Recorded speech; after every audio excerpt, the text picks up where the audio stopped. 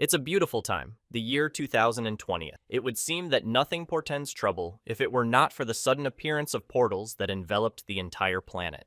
What it was and where it led to remained a mystery. In order to solve it, it was decided to send troops there, which later did not return. The authorities had already resigned themselves to the fact that they would not be able to achieve the truth, as one of the unfortunate days, something frightening began to emerge from the portal. A horde of monsters, previously known only from books, began to flicker into existence, covering not only the earth, but also the sky. Everyone who was in their path could not survive. Humanity simply wouldn't stand a chance if it weren't for patrons creating hunters. Only these unique people were able to strike back at the evil that held every earthling in fear. Plaques appeared above the would-be hunters, saying that the patrons had chosen them, endowing them with special powers that could be pumped up over time. Until recently, ordinary, unremarkable people became real heroes, with incredible strength, capable of taking down any giant. Among them all, there was one distinguished by his unique skill player, the Demon King, with his immortal army and ability to control fire.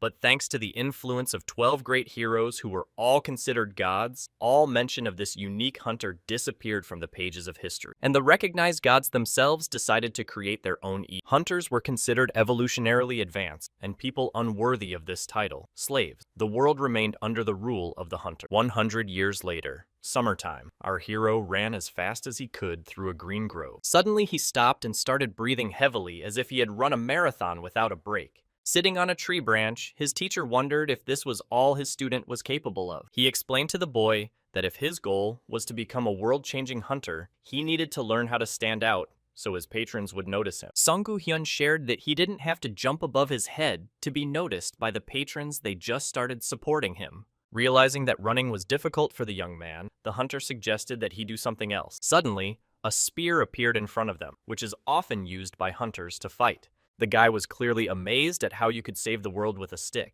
His mentor reassured himself that the young man did not understand many things, but he was sure that soon he would become a real hunter. The young man immediately remembered the book given to him by Sung Hyun that described the crimes committed by the hunter. Then he finally gave up. To the teacher, the idea that his student would never become a hunter seemed so silly that he decided to get through to him by slapping him. It wasn't out of spite, but to remind him not to give up. And when it came to the book, he asked if our hero still had it.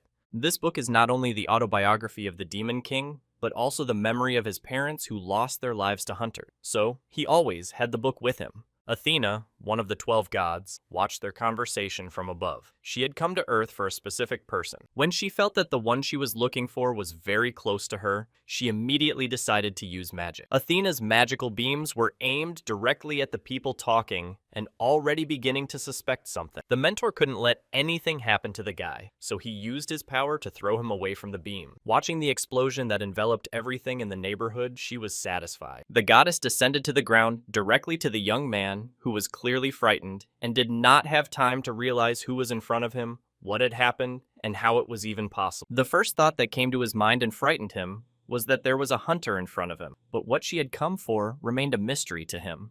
Before he could guess who the girl in front of him was, he unconsciously bowed to her. She had succeeded in subduing him. Suddenly, several ambassadors appeared in front of her, praising her and worshipping her as well, clearly showing that she was above their rank. Then our hero realized that in front of him is the Queen of Eden herself, the owner of the highest rank. Meanwhile, she was only concerned about where Song Gu-hyun had gone. She clearly gave orders to her subordinates to find him and bring him to her. Like zombies, the men obeyed her unconditionally. Their eyes shone so brightly that it was clear their minds had long belonged to her. Suddenly, her gaze fell on a guy worshipping her majesty. When she scanned him, she realized that he was just an ordinary man with no power. At that moment, the young man's heart was pounding like never before, for he was holding a book that by the will of the 12 gods should not exist. How relieved he was when Athena, deciding he was a common slave, turned around and was about to leave. The young man exhaled, thinking that the girl had really decided to leave him alone. He was willing to accept that he was a slave as long as he wasn't touched. But as soon as the young man raised his head, the goddess was right in front of him looking down at him. The boy immediately shuddered at the mention of a slight tinge of magic from him. He guessed she was attracted to the book.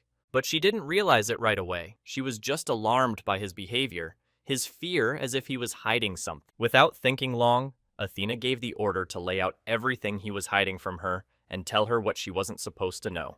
Without wanting to, But unable to resist, he took the book out of his jacket and handed it to her. He realized that if she had it, it would be the end of everything. Sweat poured down his face. He realized that his life and the life of all mankind depended directly on this book. Anything that did not please Eden would be erased. Athena used magic to get her hands on the book, and as soon as it flew into her hands, the forest was filled with laughter. It was what she was looking for. But before she could grab the book, she was distracted. It was Hyung. With a swift kick, he managed to throw her away so far that he could buy time to talk.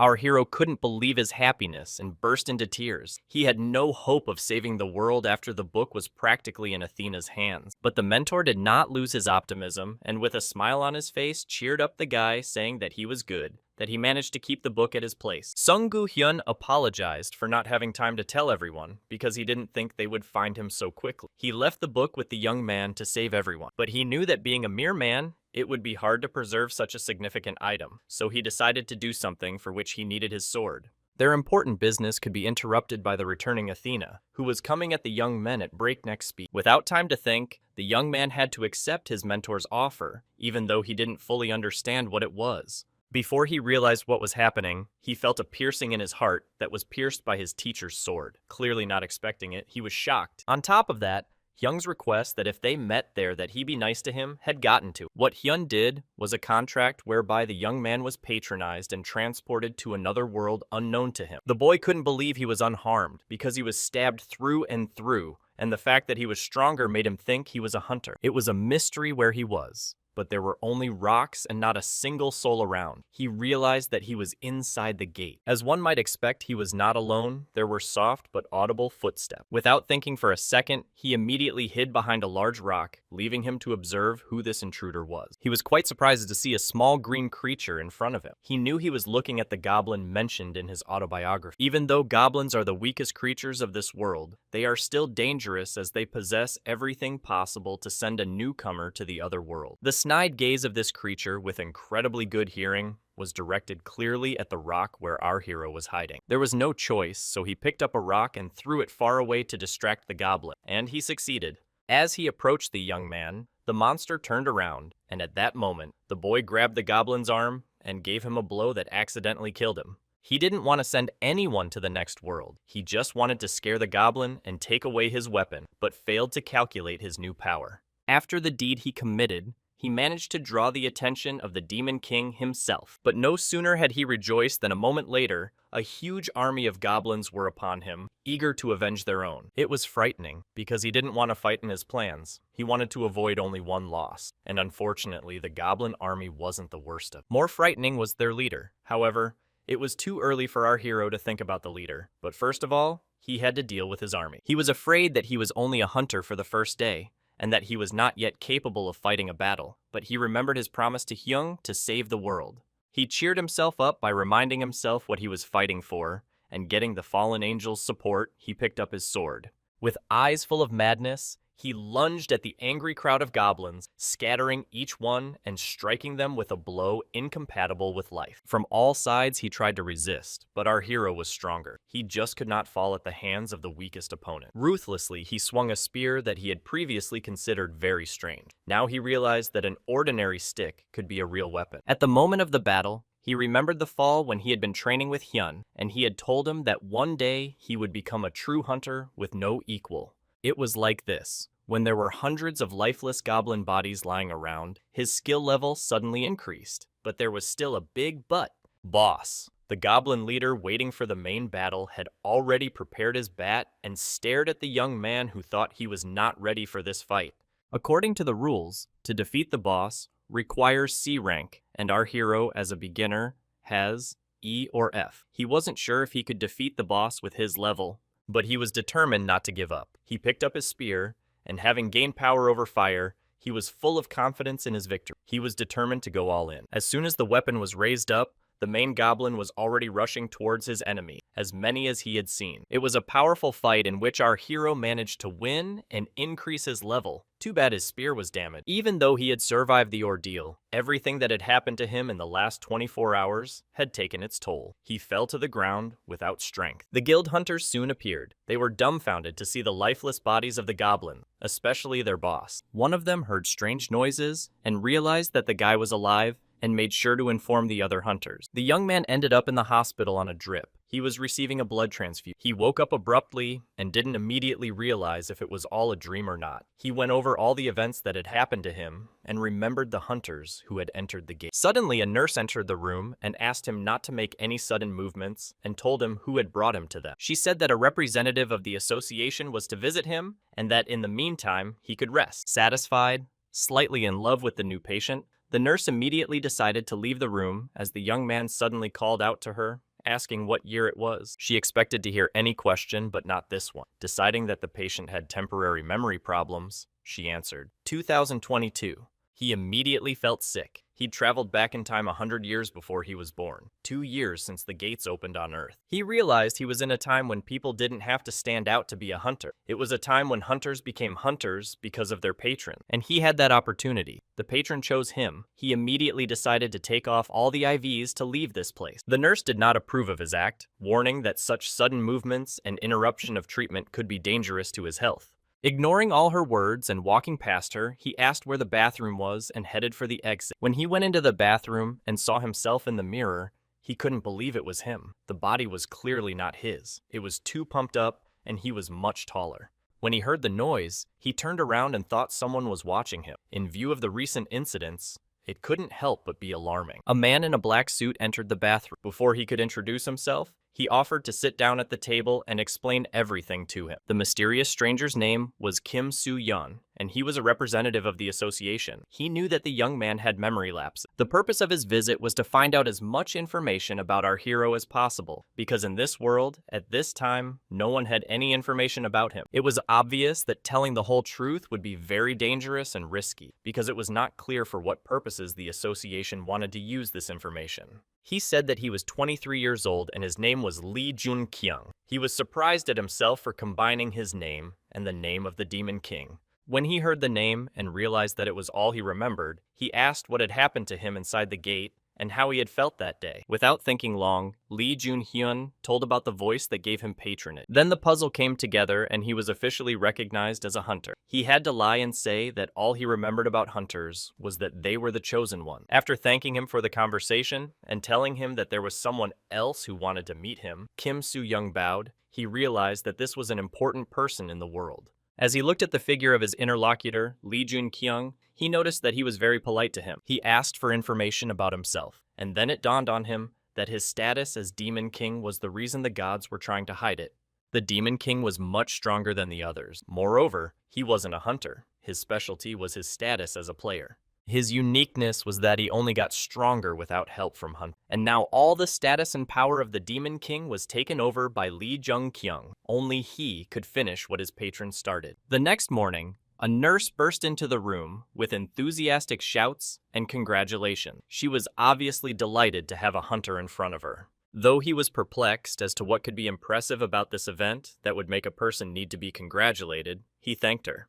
She saw hunters as people who had won the lottery because even newcomers could get rich without going underground. A new world on Earth was opening up to them. A hunter could choose a career as a blacksmith, creating magical items using the influence of mana. The hunter could choose a career as a blacksmith, creating magic items using the influence of mana. Or there was the possibility of becoming the bodyguard of some important person. Every rich man dreamed of hiring such a bulky man to protect him. Hearing the weak arguments that the girl thought would make him jump to the ceiling with joy, he was a little disappointed.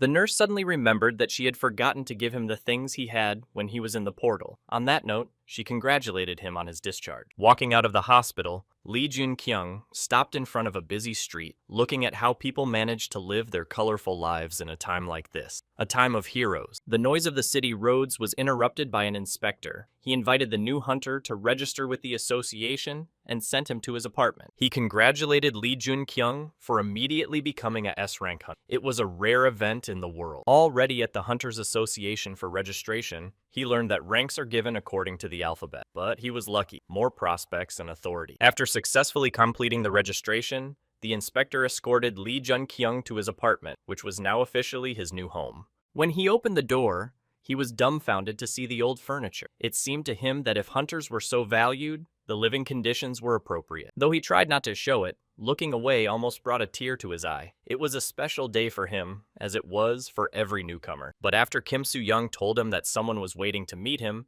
he came to his senses again. He was afraid that there were those who knew he was from the future. Not expecting to get such a reaction, the inspector tensed up, stating that the head of the Major League Guild that had saved him was waiting for him. Even though he had the option to refuse, Lee Jun-kyung decided to accept the invitation to meet. He was very curious to get a glimpse of such an important person. Guild leader Yo Song-gu was very happy to meet the new hunter, even though he didn't understand his reaction. Lee Jun-kyung was surprised to see his teacher from the future standing in front of him. He was surprised and happy at the same time because he had never expected to see his own face. Yeo Sung-gu had no idea what such a reaction could be from as he gazed at his bald head with delight. He was embarrassed because he knew how stupid it might look, but he couldn't help it. His happiness was overwhelming. The face seemed familiar to Yoo Seong-gu as well. He began to doubt that they didn't know each other. He thought they might have crossed paths somewhere before. The memories of his mentor flashed before Lee Jun-kyung's eyes. He bowed and thanked his mentor for saving him. Looking at him, and knowing the truth, Lee Jun-kyung saw him as more than just the current leader of the Hunters Association. He realized that Heimdall was a forgotten hero. In bed that evening, he couldn't sleep. He kept thinking that the body he had now didn't belong to him, even though the distinctive signs said otherwise. Looking over his status again, images of the Demon King flashed before his eyes. He guessed that his powers had been given to him by a fallen angel. He realized he'd been given a chance.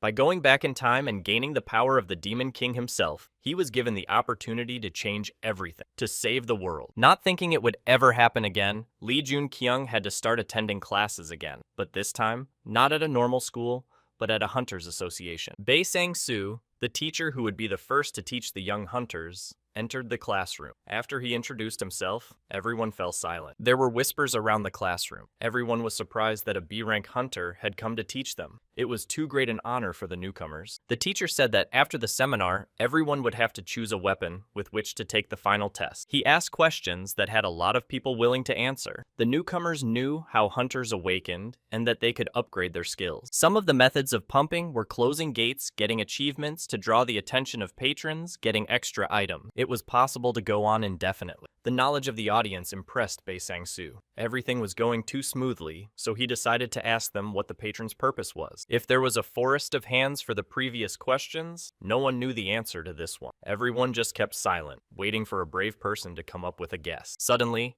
the teacher's gaze was drawn to Lee Jun-kyung, who was sitting quietly without even trying to answer anything. He asked for his answer to his question. It was obvious that he had no desire to be liked or to stand out. That's why I wanted to hear his opinion, because he acted as if he knew everything. Lee Jun-kyung suggested that the patrons were just having fun. His answer caused most of the audience to laugh. Such a thought seemed silly to everyone. Bae Sang-soo immediately broke out in a sweat. But he didn't expect to hear such an answer. He asked him to clarify what the hunter meant by entertainment. Then he assumed the patrons were the people who chose the characters to pass the trials. It's just a pleasure for them, a game. The Demon King believed that the patrons regarded our world as a mere game in which they could find a player, and for that, he paid the price. The time of the seminar had passed and now it was time to practice. The girl chose a weapon in the form of a sword for the test. For the test mission, it was necessary to fight a goblin, but it didn't matter if she defeated him or not. The final decision was up to the teacher. After announcing that the goblin was brainwashed and incapable of sending anyone to the next world or injuring anyone, he announced the start of the test. It was a powerful start. The speed of the girl and the hungry goblin was simply unfathomable. The battle seemed promising, but it wasn't to be. She decided to perform a dangerous maneuver and turned away, giving the goblin a crushing blow that meant the end. The end of a successfully passed test. She earned praise from Bae Sang-soo himself, who was impressed with the way she managed to win. The last contestant was Lee Jun-kyung, who chose a spear and shield as his weapons. Even from the future, it seemed to be the best choice for him. He realized that in order to continue attending classes and not get kicked out of the association, he had to pass the test and prove himself. That has its advantage. Before starting, The teacher warned that all the goblins had run out, and the last hunter would have to fight another opponent. All that's needed is consent. A tougher opponent, but just as brainwashed. As long as the B-rank hunter is around, nothing should have happened to anyone. Bei Sang-soo was impressed with his response to the seminar, so he had high stakes for this battle. With great pleasure, he announced the beginning. Expecting to see a kobold that was not much different from a goblin, he was shocked. In front of Lee Jun-kyung was a real orc. It was known that only C-rank hunters could defeat him because his strength was equal to that of 2 grown men. The rest of us just recoiled from the screen. The teacher explained that Lee Jun-kyung had awakened with a C rank and had managed to defeat the enemies in the D rank gate. That's why the rules were tightened. The orc decided to attack immediately without relying on any tactic. The hunter managed to hurt him by simply thrusting his spear in front of him. This action simply could not help but anger the orc, who did not hesitate to instantly grab the spear that flew at him. Lee Jun-kyung was very frightened when he realized that his spear was stuck in the orc and the orc was holding it. This caused a momentary panic as only the shield was left. The shield came in handy. He managed to repel a powerful blow of the enemy, which could have led to the complete end of the battle and possible loss. While the others were frantically looking at the test, Bei Sang-soo was admiring. Not everyone could overcome such a difficult opponent. The monster was much stronger than it seemed to be slightly underestimated. The teacher was about to intervene, thinking that this was about to end badly. But Lee Jun-kyung's agility saved him from the orc's frantic attacks. He jumped from side to side, dodging each of his blows. Fury awakened in our hero, unleashing his fiery abilities and inflaming his shield to the point where his opponent's head just couldn't take it. The other hunters watching him through the screen were shocked to say the least. They couldn't believe that he was just as new as they were. Bei Sang-soo was puzzled as to how this was possible. A newly awakened hunter could not have such skills and not cast spells. Lee Jun-kyung had increased his level and pumped up his fire skill, but unfortunately his shield strength had dropped to 0. The satisfied teacher looked at the hunter, who had just passed the test, with the thought that such a person was obliged to join their association. There was no admiration or joy on Lee Jun-kyung's face. He didn't fully realize what had happened because his strength had increased in the moment. All he cared about at that moment was that he had lost his weapon again. The power over fire was such a powerful skill that it was simply turning to ash. After class, he decided to meet Kim Soo-young and Yoo Sung-gu. He asked them to spend time together at his apartment. It was a sort of housewarming party where they talked for a while and had a good time. Then he found out that Kim Soo-young had been appointed as his mentor. Yeo Sung-gu decided not to miss the moment to remind him of his offer to join their guild. He felt that this hunter was not something he should miss. There was a sense of tension at the table, as such an offer is very valuable, and refusing it could lead to further misunderstanding. What many people dream of, and what Kim Soo-yeon was afraid of, happened. Lee Jun-kyung decided not to join the best guild in Korea after all. This caused a flurry of indignation on the part of the leader. It seemed to him that there was no reason why one should voluntarily give up such a chance. After thinking it over,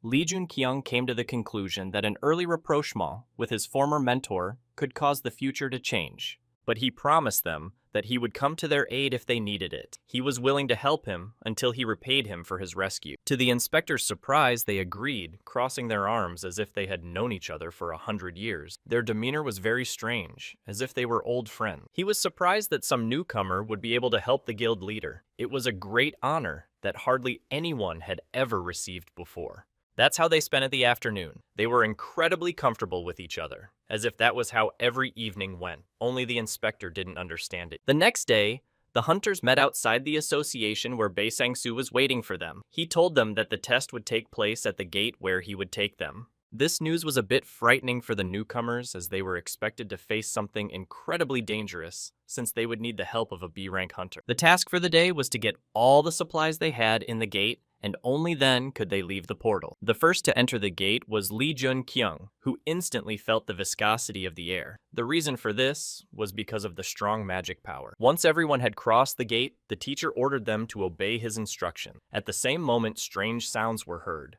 As you might expect, it was a mob of hungry goblins eager to attack anyone entering the portal. Bei Sang-soo gave clear orders on who should go into battle and when. The first to go were numbers 1 and 3, who prepared their weapons. They deftly dealt with several goblins that were coming at them. They confidently swung their spears and threw the annoying monsters aside. Next in line were numbers 8 and 16. They certainly did not disappoint either and completed their task. The next order caused everyone to look at each other. The teacher wanted to send one Lee Jun-kyung, who could do the task alone, to the battle. As one would expect in a moment, hundreds of lifeless goblin bodies lay before the hunter. It was a phenomenal sight. One by one, he defeated his enemy, tossing them aside every now and then. He had already passed the stage of not requiring any special effort. It seemed simple only to him. The others were beginning to doubt for the umpteenth time that he was a novice and not an experienced hunter of high rank. Bei Sansu looked at him with the same thoughts, equating the newcomer to himself. He realized that such a genius could not be missed. Then they continued on their way as if nothing had happened. Their main goal was to find supplies, so there was no time to stop and waste. Bei Sansu immediately warned them that they would soon reach the boss, so one must always be wary. Before the main battle for the day,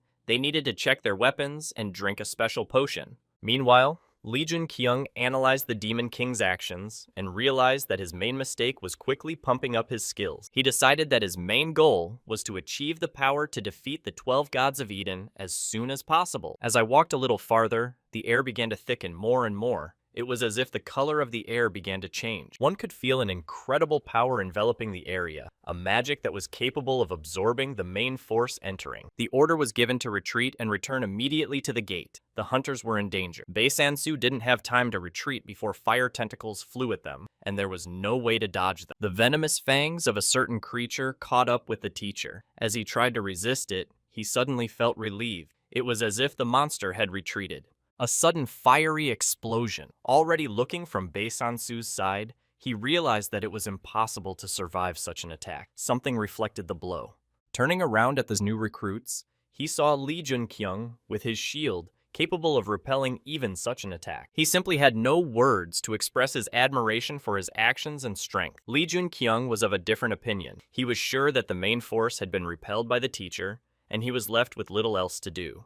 Suddenly, a goblin sorcerer appeared in front of them. The young hunter had no choice but to confront him, for he had been given an order from a fallen angel. The crowd of hunters were frightened because the goblin sorcerer could easily handle a B-rank hunter they couldn't handle. Ready for battle, Bei Sansu sent all the newcomers out of the portal and summoned the association for help. Even the teacher wasn't confident in his strength that much. Suddenly, Lee Jun-kyung volunteered for the battle against the goblin sorcerer. He felt his duty to the fallen angel. The teacher tried to ground him by explaining that this monster was not as simple as the previous one. Its abilities are based on magic, not physical strength. But Lee Jun-kyung, showing his knowledge of this opponent, said that he knew how he could be defeated.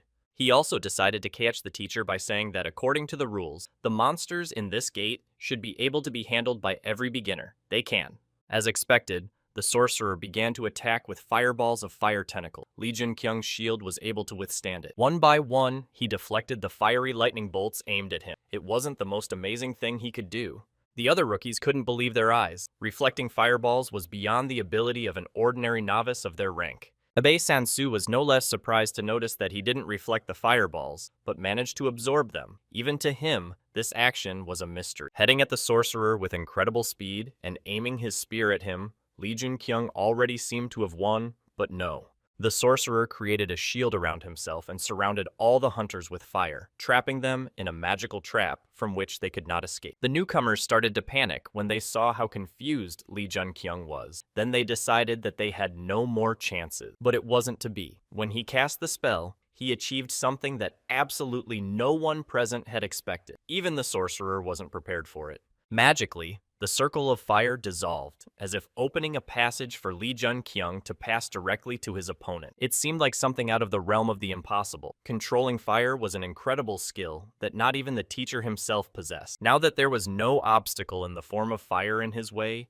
he could safely reach his enemy. He had all his trump cards. Realizing this, the goblin sorcerer began frantically trying to think of something else. He had to conjure something to prevent the hunter from reaching him. But he didn't have time. He gathered all his power into his fiery spear and squinted his eyes at the enemy, overpowering him so that the flaming parts shrouded the ground around him. Applause and enthusiastic voices could be heard behind him. Having accomplished the mission, he became a super rookie among his own. But it wasn't the joy of his colleagues that soothed him. It was the fact that the fallen angel had become his true patron from that moment on, giving him a new skill, summoning a familiar. In the evening, Bei Sansu decided to report this event to the president of the association himself. Such a phenomenon could not be ignored.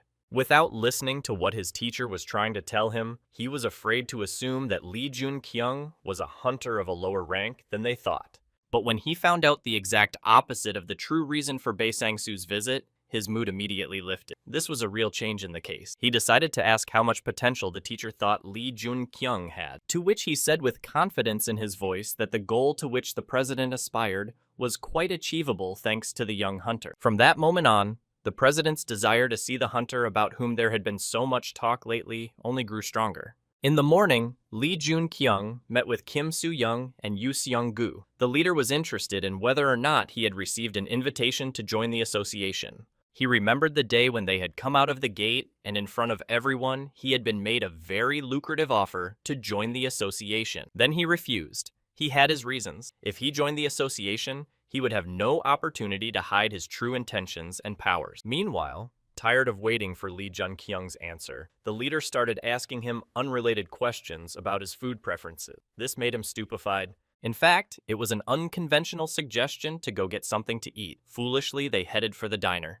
After the meeting, Lee Jun-kyung decided to take a shower while gradually immersing himself in his own thoughts that kept him busy. Remembering all his battles, he decided to check his status update. He was amazed that he now had the ability to summon a familiar. He was curious that if he had the same abilities as the Demon King did, that mean the familiars would be just as good as his. After gathering his thoughts and having only one chance, he decided to test his new skill and try to summon a familiar. His body felt as if it was infused with power. The next morning, an inspector came to his apartment with the happy news that he was the talk of the town. All the networks were filled with his persona. But Lee Jun-kyung wasn't happy about the news at all. As he wondered how he had managed to defeat the sorcerer, he thought about something else. Did getting on the front page but not divulging his personal information mean that he wasn't already known anywhere else? Kim Soo-yeon was wary of the hunter's reaction. He was expecting positive emotions because he was a rookie hunter who managed to get on the main news. Suddenly, Lee Jun-kyung gave out something the inspector didn't expect to hear. He expressed his intention to participate in the dungeon cleanup, and so his will was accomplished in an instant. Already that day, he managed to get into the gate and defeat hundreds of goblins. After defeating countless monsters, he received a notification that his level had increased. It wasn't enough for him. He just stared at his bracelet, waiting for his familiars to show up. He had no idea what it would take. The hundreds of souls he'd sent to the afterlife weren't enough for the devourer. Perhaps the familiar was so powerful that it wasn't enough. And then the thought struck him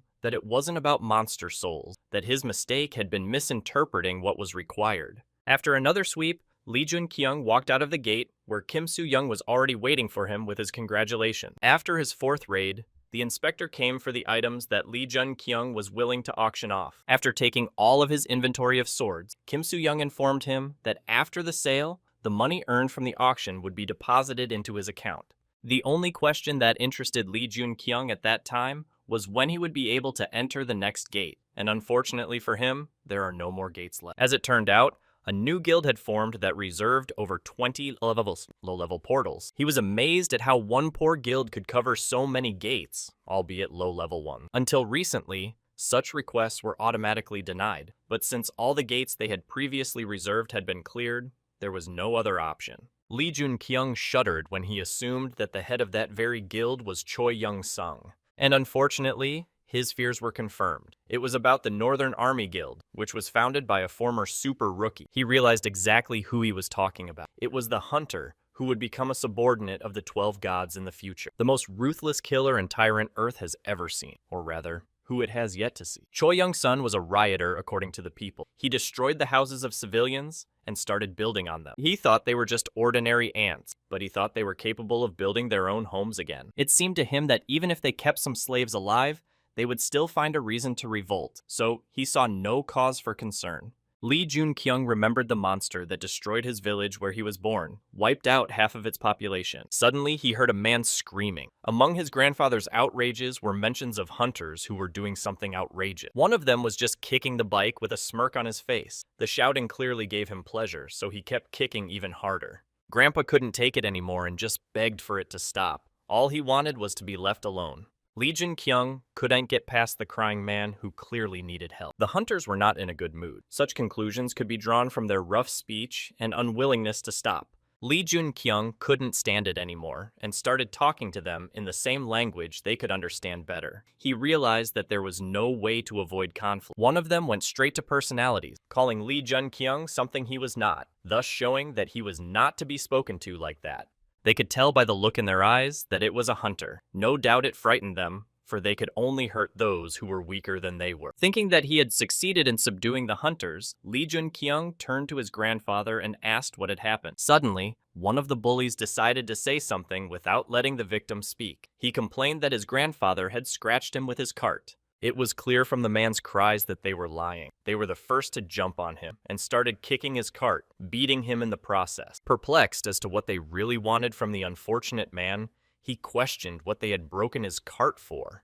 Their only argument was that every hunter who felt threatened by someone automatically considered them an enemy, and an attack even more so. Gradually, the hunter brought up the fact that if Lee Jun-kyung didn't get away from them, they would take it as a threat from him. But Lee Jun-kyung made it look like they weren't the ones letting him leave peacefully, but he was letting them go. Such a statement simply enraged one of them. Enraged, he threw himself at the young man. But he obviously didn't know who he was up against. Immediately, Lee Jun-kyung clamped his arm, thus preventing him from hurting himself. Then, thanks to his extraordinary strength, he easily threw the boy behind his back. With a face full of calm, he began to move away from him. The second hunter was waiting for him. Unlike the first hunter, he decided to use his sword to defeat his opponent for sure. Lee Jun-kyung realized that he was afraid of him. The bully knew that he was not a member of any guild, so he had nothing to lose by pulling out a weapon. And since he decided to attack by calling Lee Jun-kyung trash and elevating himself above him, he decided to just strike back, which literally knocked him out. As he looked at the hunters lying amongst the debris, he would make sarcastic jokes about them. A little while later, the association arrived to arrest the hunters, who were very unhappy with their detention, and Lee Jun-kyung was thanked for his kindness. That being a hunter, he didn't pass by and help the poor man. Kim Soo-young was glad that he had proved himself. He knew that they would be punished severely for such a crime, especially since there was a witness. Realizing that Lee Jun-kyung was now thinking about the safety of the injured man, he hurriedly reassured him. He believed that Grandpa was safe. The guild won't be able to take revenge on him because the association will be watching him. But the main problem that concerned Lee Jun-kyung was which guild these bullies were from. Where was there such a cruel place where such behavior was normal? And that's when the puzzle came together. They belonged to the same northern army that was mentioned earlier. It was impossible to take all the low-level gate contracts without using your people in the association. He just resented the fact that they were acting in the open without trying to hide the fact that they had some sort of rat in their association. Predictably, a few days later, the victim changed his testimony. The attackers became innocent, and the savior turned into a criminal. Even though Lee Jun-kyung knew about the outcome, he was still worried. But Kim Soo-yeon didn't let him get discouraged, and reassured him that everything would be fine anyway. The inspector was not yet as disillusioned with the association as Lee Jun-kyung, who was already realizing from the future how rotten this society was. And finally, they came to the Hunters Association to be interrogated, answering all the questions the association was interested in. He was clearly pressured during the interrogation. It was made to look as if he had reported the hunters on purpose to divert suspicion away from himself. Of course, Lee Jun-kyung didn't agree that he had perjured himself. He continued to claim that the guild members were playing foul. Then the victim entered the room. It was his words that were of great importance, for he was the only one who knew who had attacked him. The question on the part of the association was originally constructed so that the correct answer was already hidden in it, and the old man only had to confirm it. Sweat rolled down Lee Mong-soo's face, and he didn't know what to say. He realized that he was framing an innocent man anyway. But Lee Jun-kyung hurriedly calmed him down and said that he had nothing to worry about, even though he knew he was being blackmailed. Unable to even raise his eyes to look at his savior, Lee Moon-soo confirmed that the attacker was right in front of him. The satisfied association representative thanked Grandpa for his false testimony. After all, it was exactly what they needed to hear. He left the room with his head bowed low. He probably had doubts about whether he had done the right thing, but he had no choice. With a sarcastic smile, the man who was conducting the interrogation expected to hear some arguments that he was not guilty, although he realized that everything was already decided. Lee Jun-kyung didn't have any verbal proof, but he had something more important. A cell phone that recorded the entire incident verbatim. An unequivocal victory that can destroy anyone. No argument is necessary in such a case. The footage of the incident speaks for itself. After leaving the association, he realized that they knew about the false testimony and didn't do anything about it. But Lee Mong-soo would be in trouble. Along the way, he ran into Sun Gu, who was already aware of everything that had happened and was clearly not pleased. Kim Soo-young admitted that he had to call the association leader just in case. It was the only influential contact he had. Not wanting to distract them, Lee Jun-kyung hinted that he could go on ahead in case they had important things to do, and he didn't forget to thank them. Their conversation was interrupted by the sudden appearance of Lee Moon-soo. He crawled to Lee Jun-kyung on his knees to beg for forgiveness. With tears in his eyes, he shared that he had been threatened. His granddaughter could have been hurt, which he simply could not allow. Kim Soo-young was outraged that the Northern Army Guild had allowed themselves to stoop to such a low, unforgivable act. Before, Lee Mong-soo couldn't admit it because his granddaughter was still in danger, but now he had no choice but to apologize. Sung-gu calmed the kneeling grandfather by promising him that he and his granddaughter would be fine. Having been forgiven and assured of complete safety, Grandpa was able to leave with peace of mind. It's lucky that Lee Jun-kyung has developed the habit of videotaping everything, or the outcome would have been different. You had to keep an eye on what was going on here. Suddenly, a figure familiar to Lee Jun-kyung appeared nearby. It was heading clearly towards them. Choi Young-sun approached them immediately, noting that the head of one of the largest guilds was standing with a super rookie in the same company for a reason. Kim Soo-yeon thought that the rat from the association belonged to him. Otherwise, how else can you explain the fact that he was aware of all the events? Meanwhile, the guild leader of the Northern Army Guild decided to introduce himself to his interlocutor by shaking his hand. He reciprocated with one butt. With a warning, Sung-gu shook his hand. He said that being so arrogant would make enemies of the guild leader and the super rookie. He was puzzled to hear such words. It was a clear threat on their part, and he immediately snatched his hand away from that firm shake. But Sung-gu continued to use his own weapon. He said that he was nothing compared to them. He told him to be careful because there was danger around. Later, they went to a coffee shop where Kim Soo-young decided to speak out about the injustice of the association that only gave the offenders a ticket. This behavior of the association didn't surprise Lee Jun-kyung at all, because in the future, hunters were untouchable. He was more concerned about what happened to Lee Mong-soo. Perjury to a hunter was a felony, and luckily the video was able to prove their guilt. Lee Mong-soo was simply released with a warning. Hearing that the Northern Army had quieted down after this incident made Lee Jun-kyung suspicious. He sensed that a cold-blooded criminal wouldn't give up so easily. He asked the inspector to continue to monitor every action of the Army of the North, for fear that their leader would one day catch up with him. Lee Jun-kyung promised himself not to sit idly by. He knew that there would be retribution for the destroyed village. The next day, he arranged for Sung-gu to go to a higher-ranked gate together. He trusted him so much that he had his support. And of course he could not refuse, because he himself had the pleasure of fighting alongside such a genius. The guys from the same guild were delighted that they got to watch the battle of the super rookie himself, who they had heard a lot about. They were sprinkling compliments on Lee Jun-kyung every now and then, making him feel uncomfortable. It was unusual for him to receive so much attention. These two were the same guild members who had once rescued Lee Jun-kyung from the gate after a battle with goblins. And so, Lee Jun-kyung, along with the guild members, were already ready to enter the C-rank gate. The first in line was of course Sung-gu, since he was in charge of the super rookie, followed by everyone else. Meanwhile, in the guild of the Army of the North, there was a furious argument over the way forward after such a humiliating failure. Deputy Guild Head Choi Young-soo was infinitely angered that they had retreated so easily. After all, they had just begun to expand their field of influence. Jung and Chang shut him up by stating the need to increase their influence in the territories they already owned before conquering others. He made it clear that the recent actions committed by their guild members were unacceptable and simply out of control. Choi Young-soo didn't agree with him. He thought humans were cockroaches, undeserving of apology, who only continued to live because of the hunter. A spark slipped between the two of them. They were about to go outside the guild and settle their dispute physically rather than verbally. Their disagreement was interrupted by Young-sun. He shouted at both of them to shut up.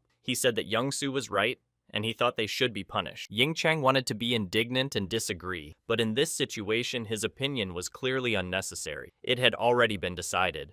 Young-sun realized who he was talking about and was of the same opinion as his deputy, so he asked them to refrain from arguing. The stage was about to be set, and they only had to wait for the signal. In the Army of the North, defeat was unacceptable. Meanwhile, at the gate, one of Sung-gu's guild members had already checked the ground for traps and eliminated them by signaling her guys. Then they followed each other in a chain and set off further exploring the area and hoping to stumble upon monsters. Suddenly, spears flew out from afar. Someone was already waiting for them and ready to attack. One of the guild members used his skill to create a shield from the earth itself. He only needed to cast a special spell. The other used a shield of fire to fend off spears flying from all sides. Jun Kyung was impressed. He was excited that one day he would also possess these skills, especially since he had seen them in a real battle. Sunggu then joined in, using fire lightning against the goblins rushing towards his men. He managed to scatter them to the sides with a single strike. This made the goblins even angrier, and unable to stop themselves, they continued to attack until their entire army fell. After the fight, he inquired directly to Jun Kyung. He thought that the real purpose of their visit was just to show him their skills and ability. It was true. He was so enamored of their power and words that he wanted to see what they were like in action, and that's what he got to see. One of the guild members mentioned that they would also like to see what the super rookie that had been talked about so much everywhere was capable of. And he didn't mind at all. A new batch of goblins had just arrived, eager to avenge their own. The goblins came from everywhere, not knowing or fully understanding what awaited them. Gathering all their weapons, they rushed into battle. Silently, Lee Jun Kyung managed to activate the fire on his spear. Then he was able to put down the entire army with practically one swing. The guild, on the other hand, was shocked by the skills of a newcomer who had only studied high-level skills and had already learned how to use them without words. Just goblins flying in all directions, or rather, just parts of them. With dexterity, he separated their arms, depriving them of the opportunity to fight. When the dungeon was cleared of goblins, they came out of the gate discussing what had happened. Everyone shared their impression. The fun didn't last long. The head of the guild was immediately condemned for foolishness and for hiding such a talent that needed to be recruited immediately. Without wasting time, Songgu reminded Lee Jun Kyung of his offer to join their guild again, all the more reason for him to see their power for himself. He realized that Songgu saw something in him that the others didn't. He could sense his inner nature and abilities. He had never seen such abilities before. The guild leader knew that the Northern Army would not rest and would come to Lee Jun Kyung, so he offered to join them. He would be 100% safe with. Moreover, he made a surprising proposal to him, to join the guild by taking his place, to join them immediately as their head. The guild was more shocked than Lee Jun Kyung. The news was so surprising to them since no one had ever encountered such a thing before. As much as he didn't want to accept it, even though it was enough for him to remain a regular deputy, he refused. It was too early for him to get close to Sunggu, but the guild leader wasn't upset by his refusal. He understood. He knew he had his own intentions far grander than this. Suddenly, he received a notification on his phone that the Hunters Association needed his help, and the help of hundreds of hunters as well as the Army of the North. Sunggu thought this seemed suspicious. The Army of the North was the largest guild currently in existence. It was unclear for what purpose they needed help. The concerns seemed quite real already. Choi Young-sun was using the association for his own purposes, and they definitely needed his help. Meanwhile, Young-in Chang was in the association building sitting on a comfortable chair. A message was sent to him from the association's phone. He thought back to when Choi Young-sun and Choi Young-soo were still friends. They weren't so cruel. Times have changed, and so have they. He changed everyone. They stopped respecting people and were willing to remove the hunters who undermined the guild's authority. Ying Chang was torn between morality and friendship. When the invited guest finally appeared in the association, Ying Chang was not prepared to be ceremonious with him. However, the fact that he came alone embarrassed him. As strange as it was, he decided to help Jun Kyung and asked him to reject the message he received about mobilizing hunters. But the latter was quite surprised at such a proposal, because it seemed that he was supposed to be on the side of the enemies and help them.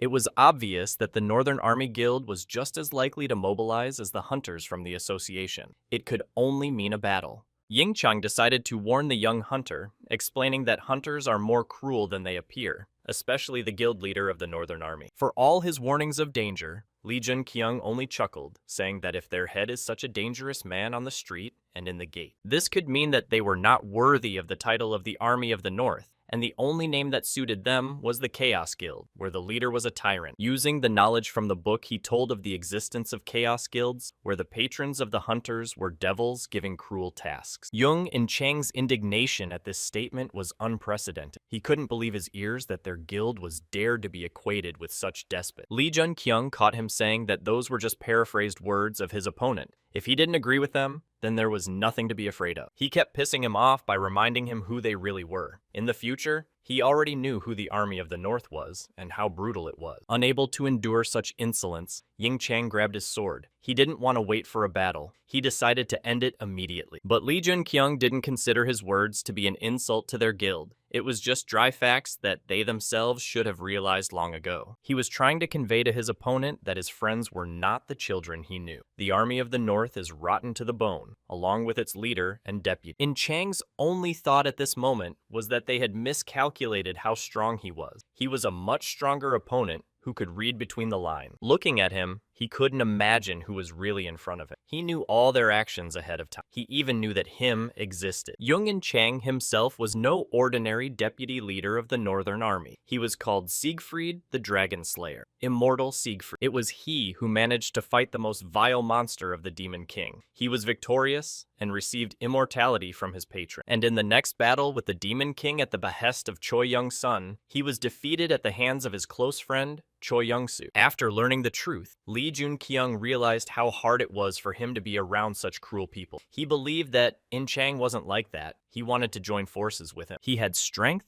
special skills, but he was the only thing that kept the army of the North together. His moral principles, lurking somewhere in the depths of his soul, attracted Li Junqiang. Their paths parted temporarily. Junqiang continued to do his job of clearing the dungeons of monsters. Another victory was the Land of the Dead.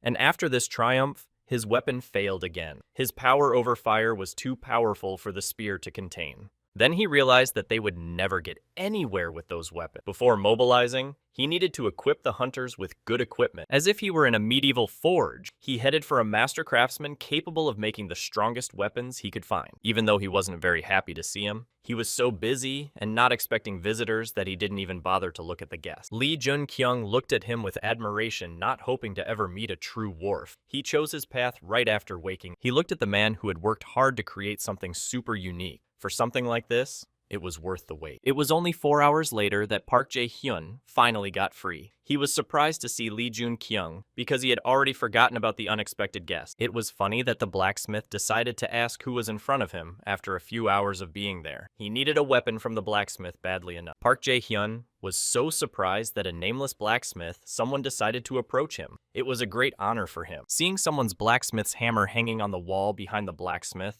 Li Junqiang began to wonder if he was the only one there or if there were other masters. Indeed, behind Park Jae-hyun was a huge hammer that clearly belonged to a very famous blacksmith. It would be very useful.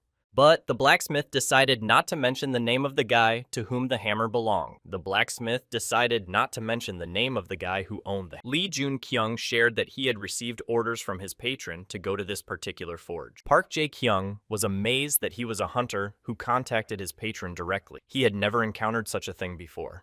But Li Junqiang knew that the blacksmith had no choice. He was just as dependent on his patron, who interfered directly into his life time and time again. A blacksmith named Park Jae-hyun was mentioned in the Demon King's autobiography. Moreover, he was the one who equipped him with weapons. The book also said that over time, the blacksmith began to supply weapons only to the 12 gods. If he hadn't changed sides, the story would have been different.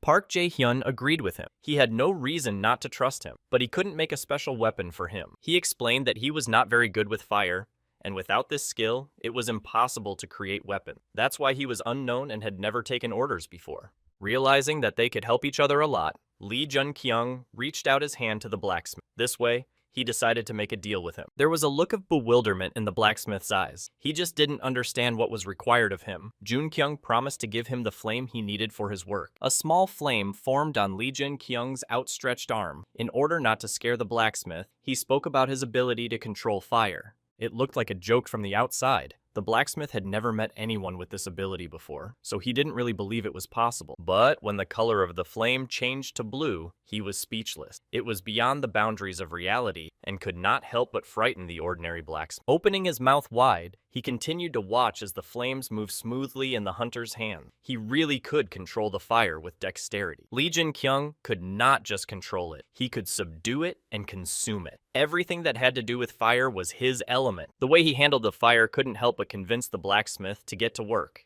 A week later, the blacksmith managed to recreate the magnificent weapon he would create for the 12 gods in the future. But right now, it was in Li Junqiang's hand. When he saw it, he couldn't look at it. It was hard to realize that in his hands was the thing that made the demon god fight and the thing that made him disappear. Park Jae-hyun shared that he was able to incorporate the fire control ability into the spear, but it's not enough for one blacksmith to create a shield. It's too much work. As unpleasant as it was to realize, the spear was all this blacksmith was capable of. It was as if he didn't realize that this creation already deserved praise. Lee Jun-kyung didn't blame him for not being able to create a shield. He knew that to create something bigger, he needed the intervention of a patron. He knew there were weapons that could be upgraded over time. If he had one, he wouldn't have to change it all the time. After learning that the spear was still unfinished, Lee Jun-kyung was very surprised. He considered this masterpiece to be a full-fledged weapon ready for battle. In order for the spear to not remain low level, it needed to be pumped. For that, another person was needed. Lee Jun-kyung would have to come back. He bowed and thanked the blacksmith and hurried away. He knew that the blacksmith knew what was best and would do what was necessary. Suddenly, the blacksmith's gaze caught the bracelet on Lee Jun-kyung's arm. He was scared out of his mind because he knew what it was for.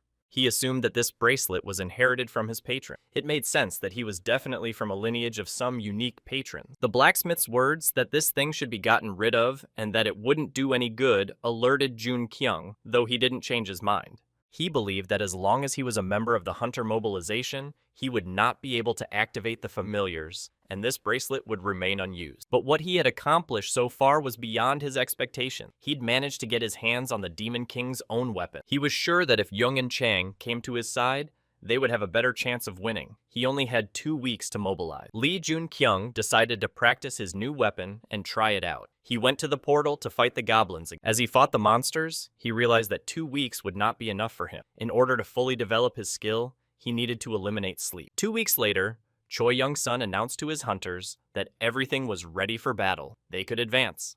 The day has come was the Army of the North decided to remind of its existence and finally come out of the shadows by subjugating other territory. The satisfied guild members shrieked words of praise. They were driven to glorify their guild of the Army of the North throughout Korea. Confidently, the guild leader stood on the pedestal, satisfied with how he had managed to charge his army. This was what he had been working towards for so many years. Choi Young-sun became a true A-rank hunter who could shake the world. He was ready to remind everyone who the Army of the North was. He was not alone. He had the support of his members everywhere. Guild members. With their support, he was 100% confident of his victory. His main goal was to become king, to become a world-famous person who would be obeyed by every hunter. Meanwhile, Kim Soo-young tried to dissuade Lee Jun-kyung from joining the battle with the Army of the North. According to him, they were more vicious than they seemed.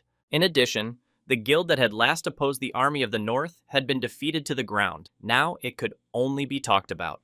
Suddenly, they saw something on the road that confused Kim Soo-young. It was the handiwork of the North's army. There was no doubt about it. Soo-young lost his balance on the road and became confused, and was unable to control the car, causing an accident. He slumped against the steering wheel, barely containing his emotion. They'd almost died, and it was all the fault of one guild. Unable to control his rage, he reminded Lee Jun-kyung of who he wanted to go up against. He was too important a person for the association to take such a risk. For all his pleas not to go there, Jun-kyung decided to answer in his own words. Nothing is more important than his own life. Hoping that he had managed to talk some sense into the hunter, he glanced at him, confirming what he had said earlier. He believed it would help. Lee Jun-kyung was well aware of the value of his life. He promised not to take part in the mobilization, hoping for the best. His plan was to make his opponents recognize the fact that life is the most precious thing a person can have. What baffled everyone on the road and every person passing by was a portal forming right over the ocean. In honor of such a sensational event, journalists gathered everywhere and were happy to inform the people about the current news directly from the scene.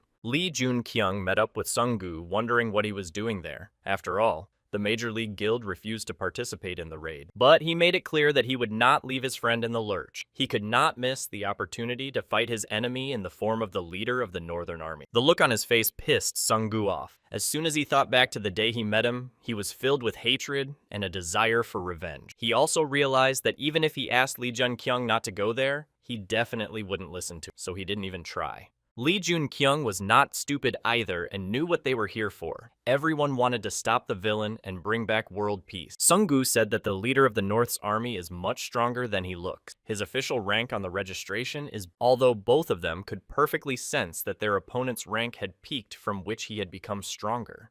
The Supreme Guild leader believed that the super rookie had some kind of brilliant plan, otherwise he wouldn't have gone about this matter with such confidence. He gave his word to stay on the bench and wait for Lee Jun-kyung to return. He knew that if he didn't come out of the gate, his revenge would be terrible. As soon as they had finished, the raid was announced. Everyone was asked to finish their preparations and assemble.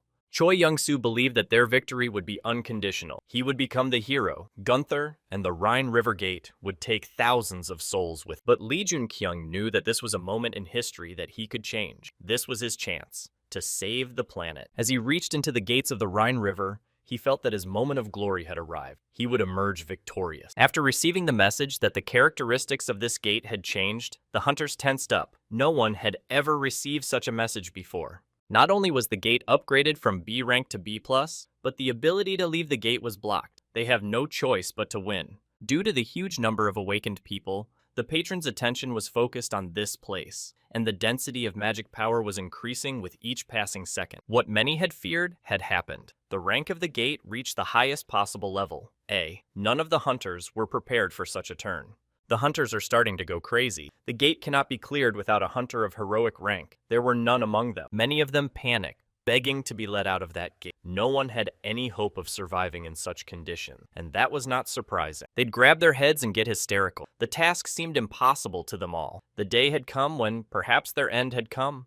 Watching all this chaos, Lee Jun-kyung was not surprised. He understood the reaction of the hunters, not willing to die so soon. Everything went according to Choi Young-sun's plan. He and his brother watched the scene. They knew they were doing the right thing to win. He ordered the hunters to calm down. He acted as if he didn't know what was going on, citing the fact that the gate had not been fully explored. He gave hope to the people, saying that they should not despair. He was ready to help them in the cleanup, fighting alongside all those standing there. Having gained the power of the ruler of the current, thanks to which any orders do not go unheeded, he forbade his hunters to advance. According to him, the wave of this gate was going to last for a very long time. The guild forces of the Northern Army had to be kept at maximum strength.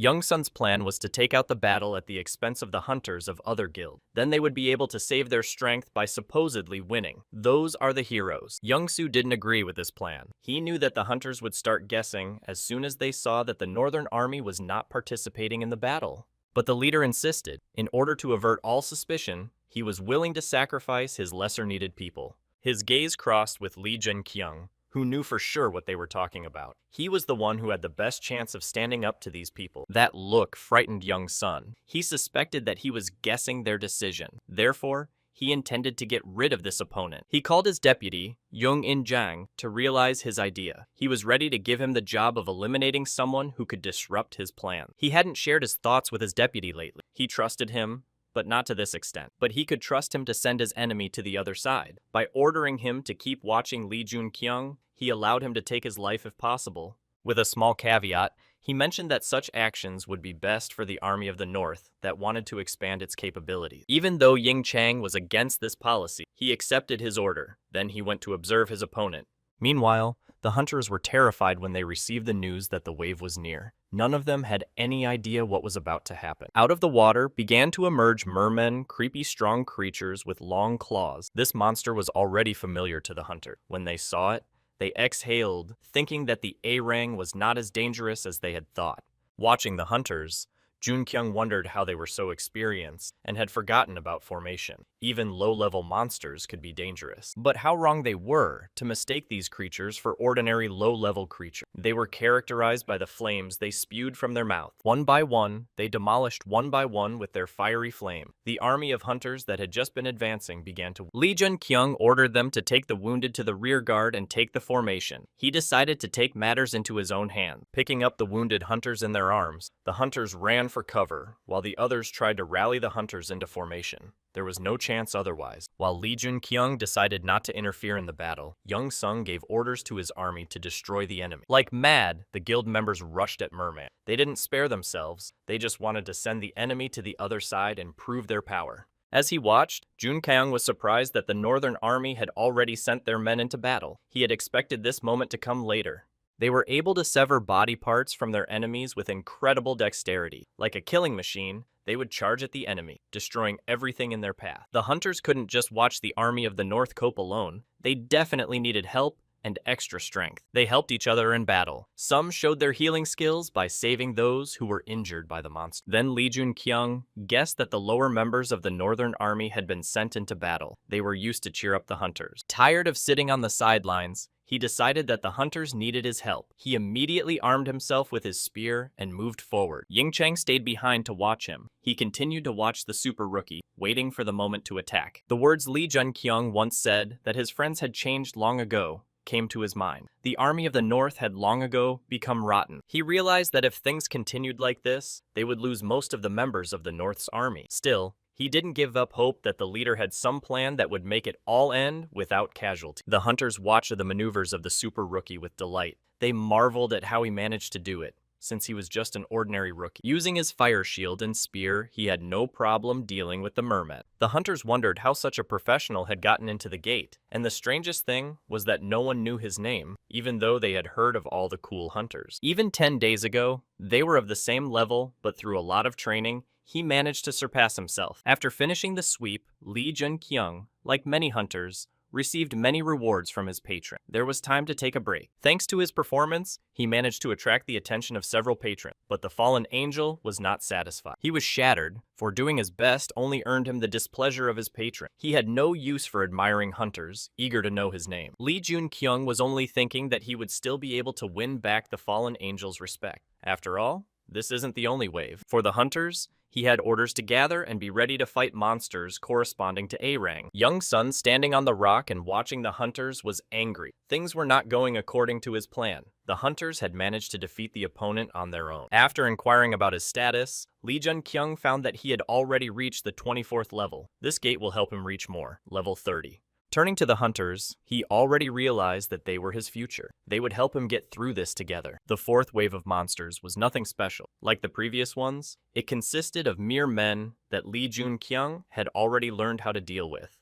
During the break, the hunters simply fell to the ground. Such a large number of sweeps in a day could exhaust anyone. Hearing the talk that their army had been reduced by 4 men, Lee Jun-kyung was disappointed. His plan was to leave the gate without a single casualty. Looking at the leaders of the army of the North, he was indignant. He didn't understand the reason why, after 4 mopped-up waves, they still hadn't joined. His words hurt them. They didn't want to admit the fact that they just wanted to sit on the sidelines until a certain point, sacrificing the weak. Lee Jun-kyung couldn't hold it in anymore. He admitted that he was aware of their plan. He knew that they were aiming to keep their strength until the end. He urged them to fight and not sit back while other hunters sacrificed their lives for the good of all mankind. Young-soo felt the injustice to the others. The leader began to realize that his plan was falling apart when the army volunteered to fight. He now realized that the plan had come to an end. The low-level members of the Northern Army began to suspect something. Choi Young-sun felt cheated. He had acted for his own ends by using the leader's hands. It was very sneaky of him. Even though he knew there was no more plan, he failed. He decided to see what would happen next. After all, there was no turning back.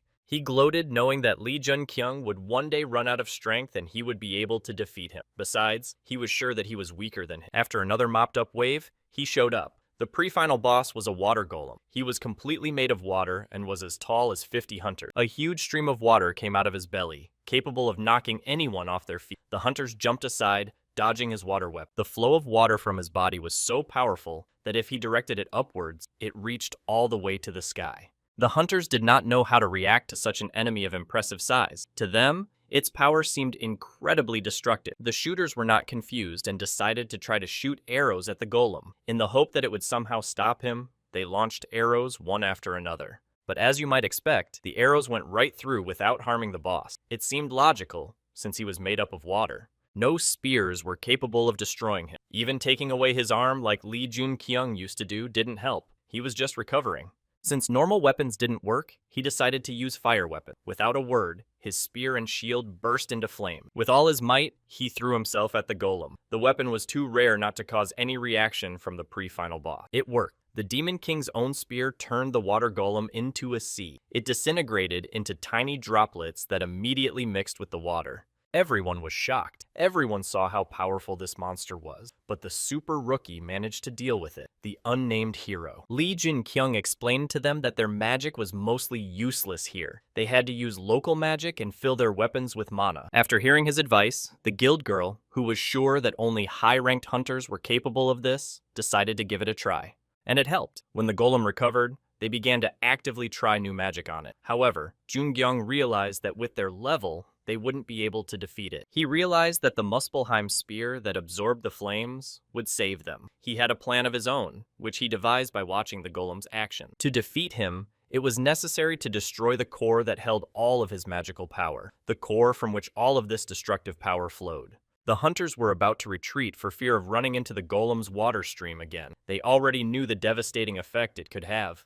Lee Jun-kyung heard a voice. It advised him to advance since the core had just been opened, and it was his only chance to end everything. Right in the heart of the golem, a huge hole was formed that could swallow everything around it. Lee Jun-kyung didn't miss this opportunity to defeat the boss. He aimed his spear at the place where the golem had all its magic coming from. With its magical powers gone, it simply disintegrated. He also managed to discover a new ability. Now his spear could return to him without any effort, like a boomerang. Very convenient. It was only after many trials that the hunters remembered who was in front of them. They had heard of the super newcomer before, but had never seen him before. They were glad as they felt the support of the A-Rang hunter. Now they believed that they had a chance for salvation. And all he was happy about was the thought that he had once again received several honors and the opportunity to have several patrons at once. Though he managed to make the fallen angel smile again after the thought of a few patrons, all immediately turned away from him. Young Sun couldn't understand how a super rookie could rise above B rank in such a short period of time. It was unbelievable.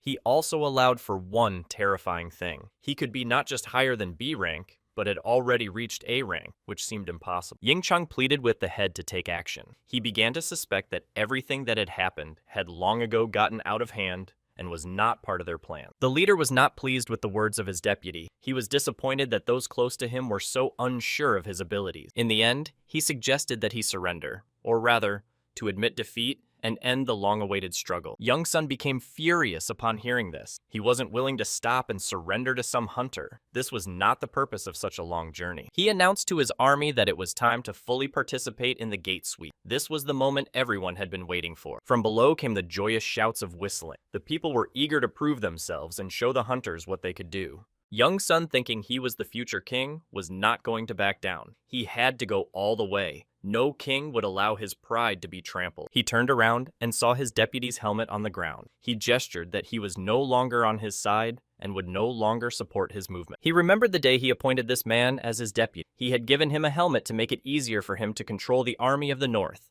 Enraged, he kicked the helmet lying on the ground. He took it as a challenge where the dog dared to let loose and bite his master. Bite the hand that gave him life? By announcing his resignation from the guild, he automatically turned the army of the north against him. The hour of vengeance was at hand. Meanwhile, the members of the northern army were fighting with the mermen with self-satisfaction, repeating how strong they were, and then Lee Jun-kyung came into play. The forces of the army of the north were nowhere near his equal in strength. The hunters were proud that he was for them, and a super newcomer was their advantage. Using his fire weapon, he demolished one by one. With so many waves cleared, it was a familiar action for him. When he stopped to catch his breath, he received a notification that his level had increased again. With this endless stream of monsters, no wonder. As he stood and pondered the fact that his strength was regenerating from the battles, instead of being lost behind him, stood a merman ready to attack. But the warning saved him. He heard a shout that someone was behind him, so he reacted in time to deflect the blow.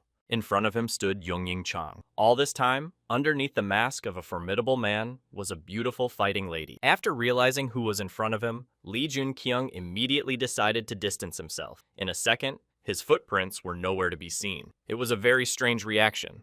The girl stayed where she was. She was so upset to think that he was disappointed in her. She couldn't think of anything else to do with such an outburst. Ying Chang quickly pulled herself together and made the decision to protect the hunters, no matter what it cost her. She was ready to push her limit. Angry at the army of the north, she rushed into battle. She was clearly determined to express her resolve in the name of justice. Hiller, one of the high guild members, fell to the ground. The other tried to bring him back to his senses, but it was useless. He wouldn't even open his eyes. He asked for help from the others, hoping that someone still had potions left. He was ready to repay them 100-fold once they were out of the gate. Lee Jun-kyung called it a true hell. At the time they entered the gate, there were 111 of them. In that time, they had lost half of them. In Chang was already distracted by her conversation with Jun-kyung when she heard a lot of nasty things. Everyone thought she was a traitor who was not worthy of respect, a liar.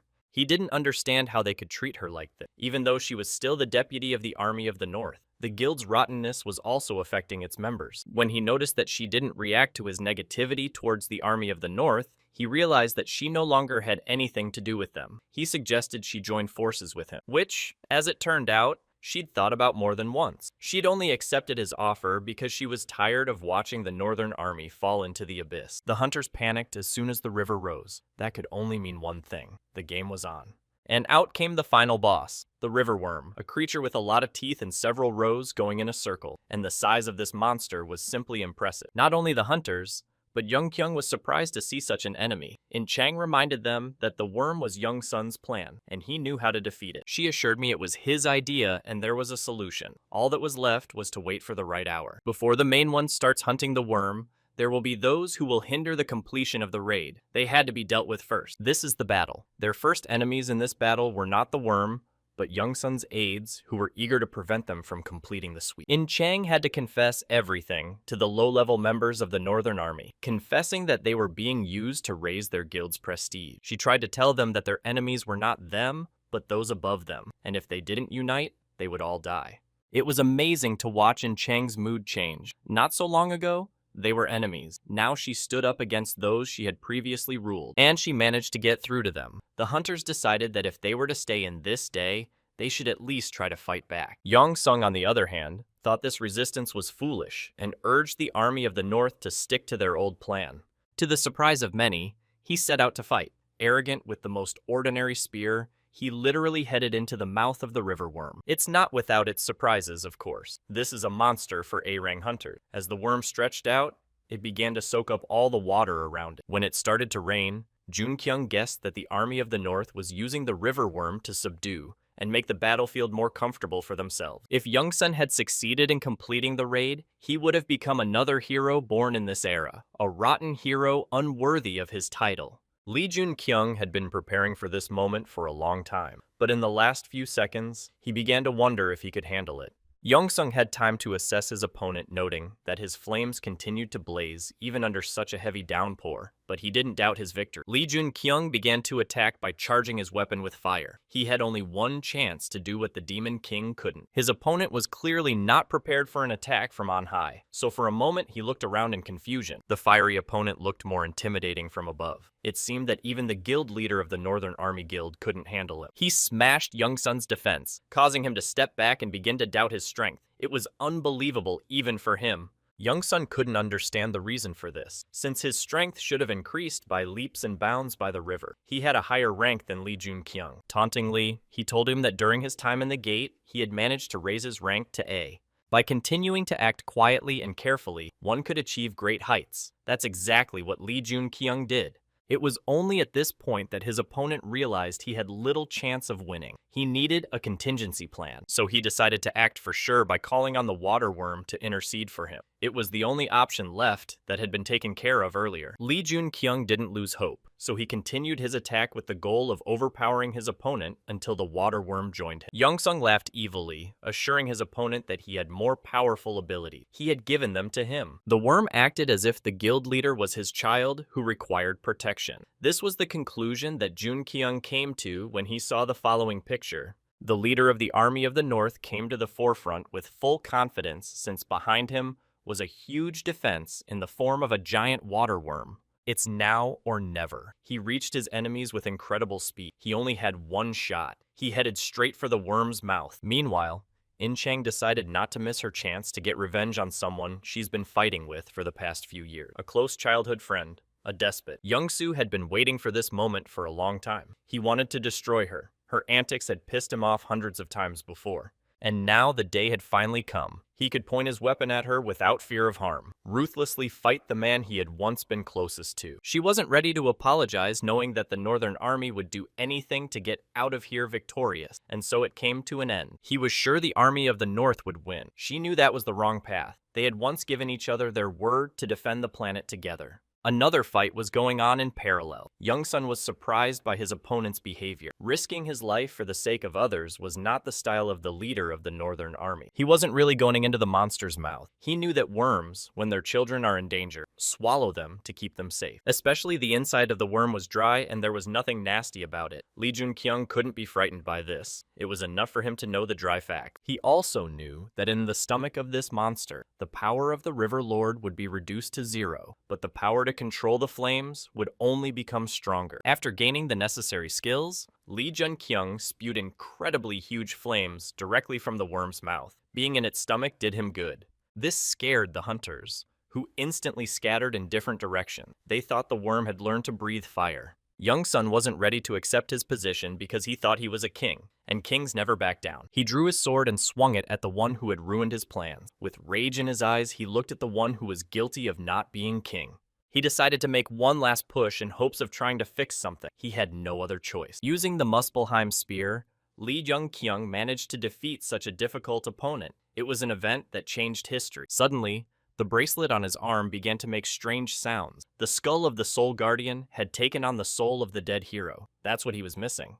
And then his hunch was confirmed. The bracelet required the souls not of monsters, but of human, strong men, those who had already achieved the rank of hero or the highest rank. Suddenly, he was notified that the patron, Lord of the Rivers, had been overthrown by a fallen angel, and all support for him had been suspended. A black raven with red eyes formed in front of Lee Jun-kyung's eyes out of nowhere. It demanded an answer from the super rookie to Young Sun's question. Lee Jun-kyung kept consoling himself that he was following the path of the Demon King, and everything he does is for the good of mankind. Without expecting it, he called the name of Agriel, a fallen angel with powers surpassing Lucifer himself. Having heard an interesting though unexpected answer, the raven hurried away, but promised to return to him soon. As if caught in a funnel in the sky, the raven disappeared, promising to report everything it saw to its master. Meanwhile, Lee Jun-kyung got many achievements again, including for defeating the water worm. The hunters were once again surprised by the fall of another monster at the hands of a super rookie. Everything he did seemed incredible to them. He stood with his spear and shield against the falling river worm, utterly devastated. He didn't know what else he had to endure. The guild members continued to praise him, unable to believe their happiness, because now they would be able to leave the gate and return home. He still had to fight Young-soo, who had been fighting in Chang all this time. She called out to him so that he could defend himself.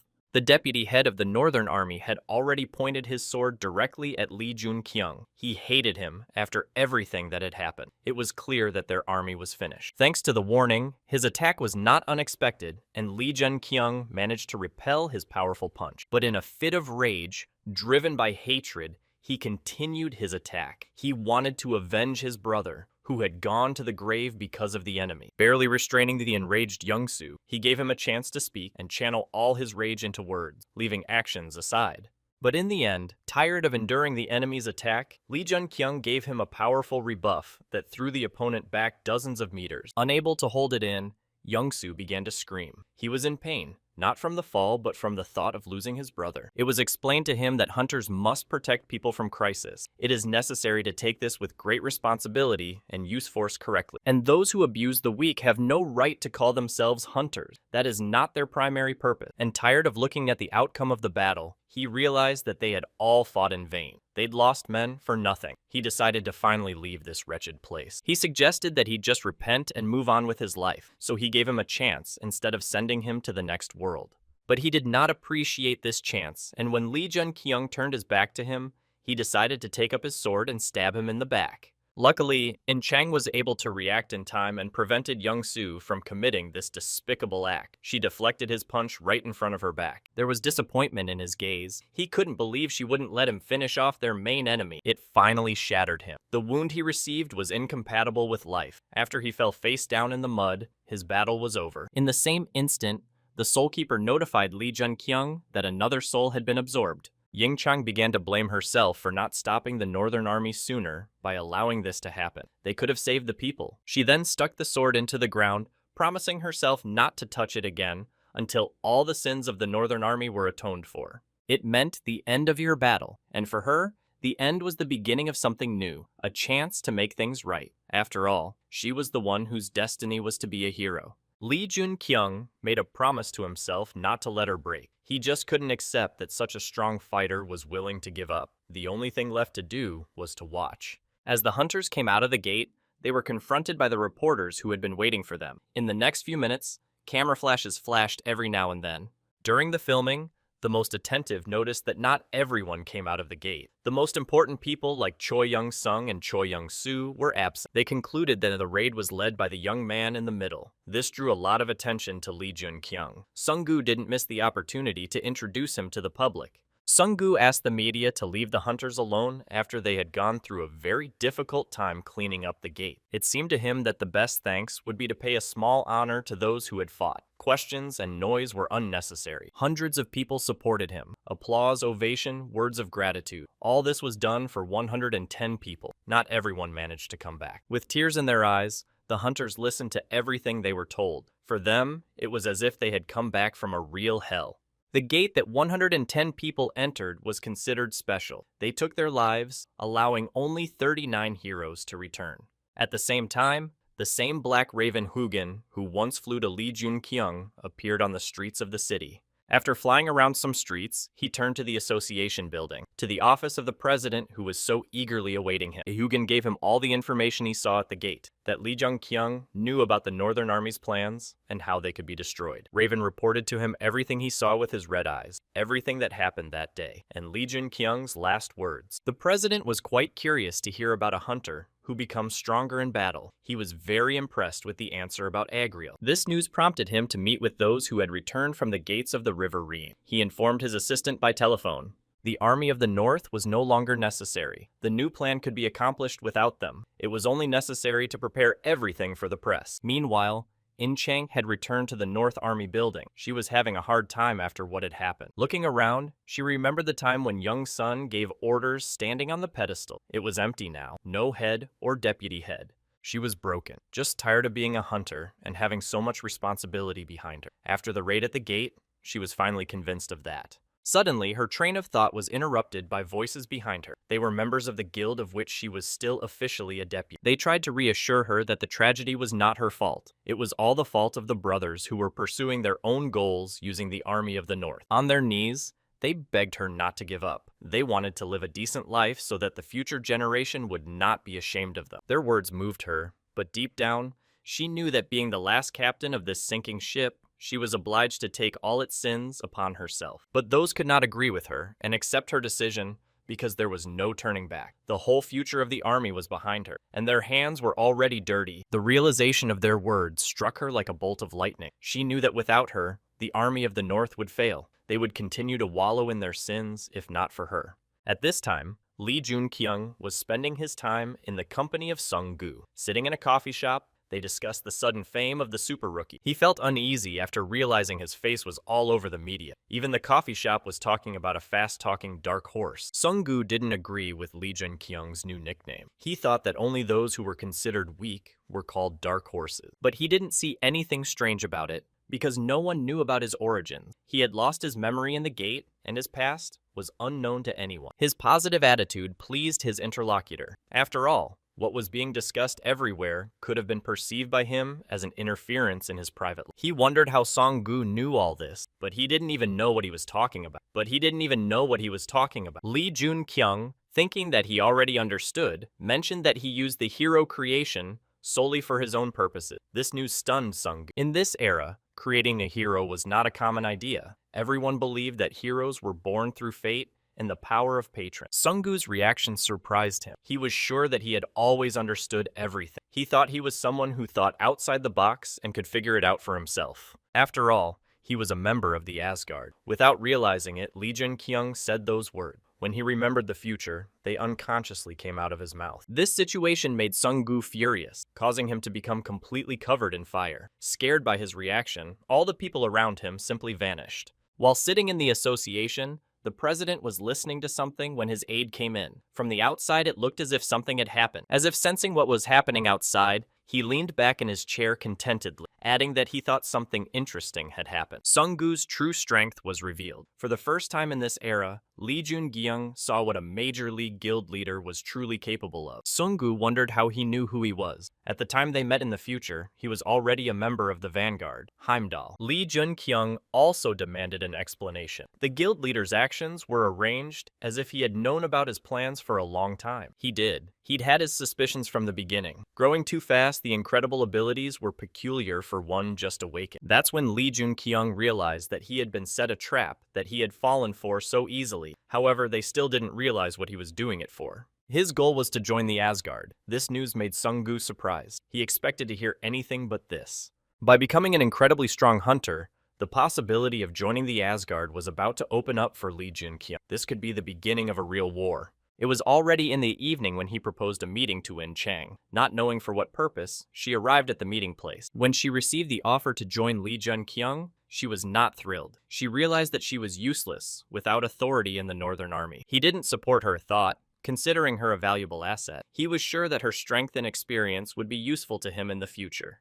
Angry that everyone thought they knew everything about her, she decided to speak out. She knew the Northern Army was trash, so she thought she was part of it. Lee Jun-kyung didn't react in any way to her cries. He knew that she had a lot of resentment inside her. He decided to support her and asked her what had happened to her. Then she shared that she didn't know about the actions of the Army of the North. They obeyed the orders of the guild leader, who left her in the dark. He was angry to hear those words. Hundreds of people were suffering. Innocent, defenseless people who didn't realize what they were doing by obeying a despot. She sat down on the ground, wrapped her arms around her knees. She wanted to sob with realization. Then she remembered the situation with the hunters and the old man. She admitted that the Northern Army always took out those who stood in their way. Young Sun saw ordinary people as nothing more than cockroaches. I felt sorry for her. For someone so upright, everything she'd been through was too much of a burden. But he couldn't lose a dragon slayer like that. He was curious how she would cope if situations like this continued to happen. After all, she had promised to make things right if she could go back in time.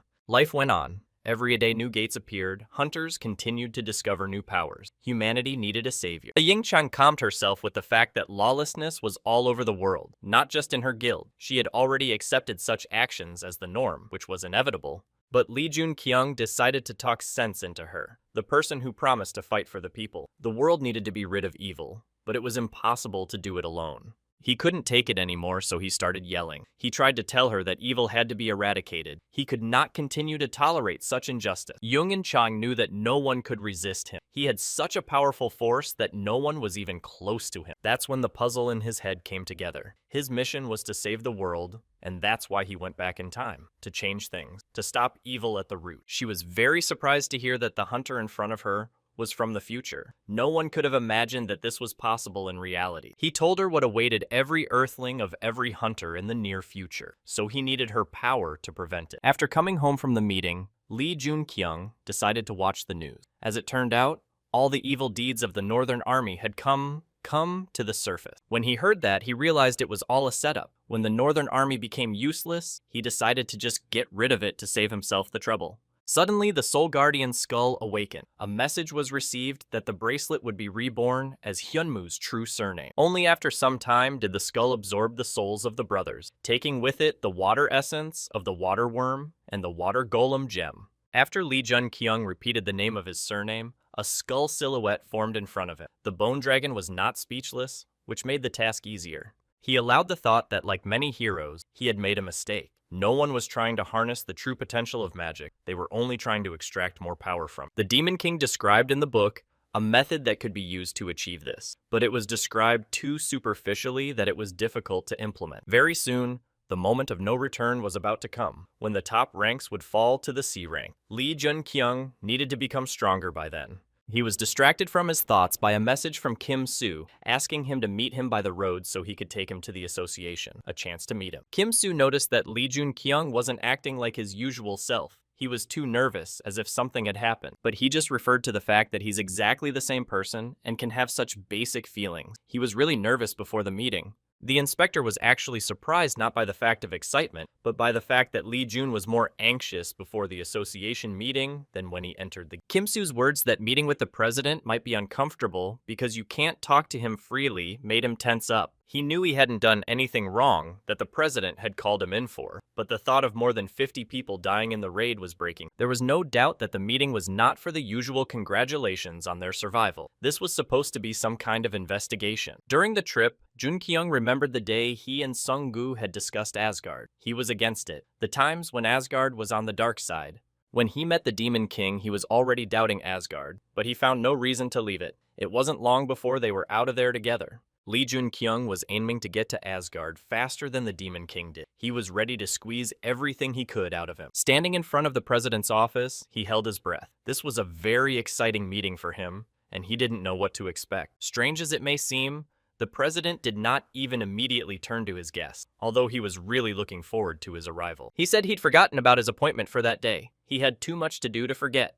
Without being modest, he reminded that he held a high position doing a lot for the Hunters Association. His name was Jang Hyo-jin. From the Demon King's biography, Jun Kyung knew a lot about him, so he decided not to be coy about it, but to reveal all the cards and find out who was in front of him. He knew that Lee Jun-kyung was suspicious of his support for the Northern Army. These obvious facts no longer needed to be explained. It was a waste of time, but he looked at him with a complete lack of understanding of what he wanted to hear. The two strong hunters looked at each other, waiting for something. Remembering the advice to not trust Odin's words since they were all lies, Lee Jun-kyung smiled smugly and agreed. The president was very bored watching his interlocutor, who did not seek to keep the conversation going. He sensed a huge difference between them. He took his hands of the records and voiced out all of Lee Jun-kyung's accomplishments over the past 2 months. All of his victories were tracked. All of his ups and downs. Burning the records in his hands with anger, Jang Hyo-jin recognized that the speed of his pumping was simply unimaginable, and he was definitely enjoying it. But he didn't like the fact that Jung Kyung had dared to go overboard and send the leader of the North's army, Choi Yong-seong, whom he had personally raised, into the world. Lee Jun-kyung made it clear right away that there was a reason. His life was in danger, and he was to blame. He guessed who the Raven belonged to. The arrogance of his opponent had enraged the president. The man standing in front of him destroyed their plans, destroyed a part of him that he had nurtured since childhood. Not wishing to continue this topic, the super newcomer, as it had been suggested earlier,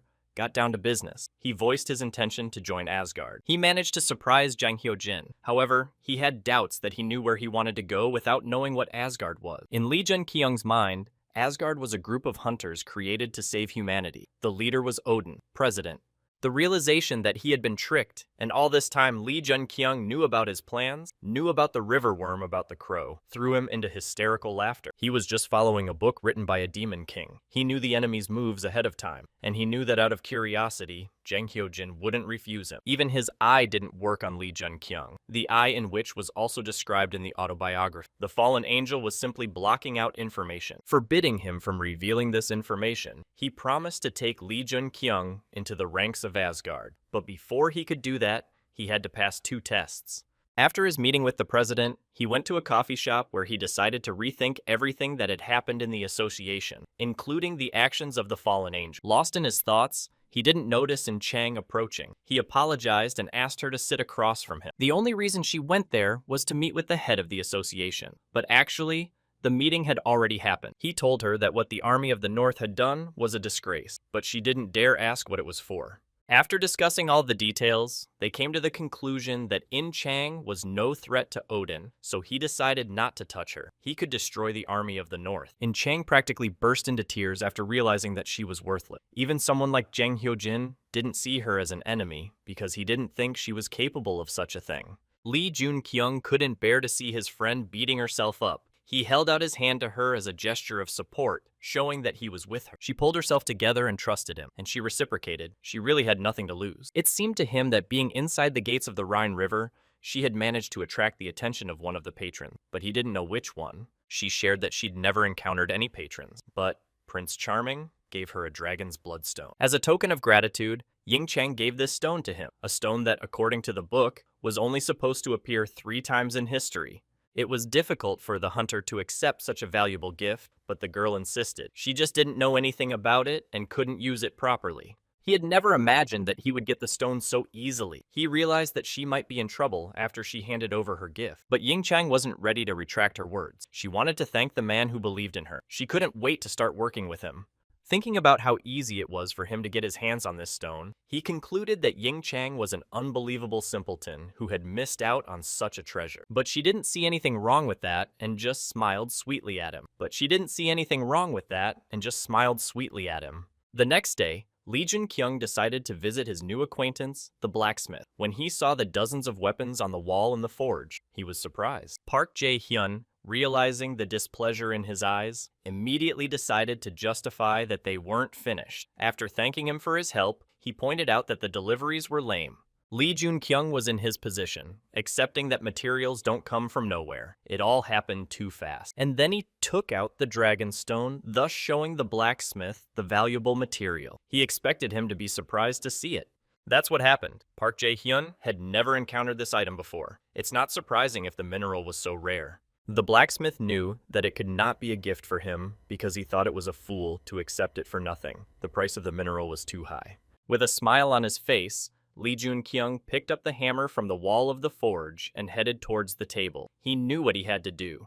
Park Jae-hyun didn't appreciate his movement. He looked at him with a puzzled look. Fearing that the hunter was up to something bad, he tried to stop him. Swinging with all his might, Jun-kyung swung the hammer straight at the stone lying on the table. The blacksmith, unable to believe his eyes, screamed at him, begging him to stop what he was doing, but nothing could stop him. The stone split in two, but nothing magical happened, and nothing bad happened either. Lee Jun-kyung knew what he was doing. Park Jae-hyun looked at the collapsed stone, both parts of which looked like 2 drops of water. With enough blood inside the stone, it could be regenerated. One piece could be placed in a Muspelheim spear.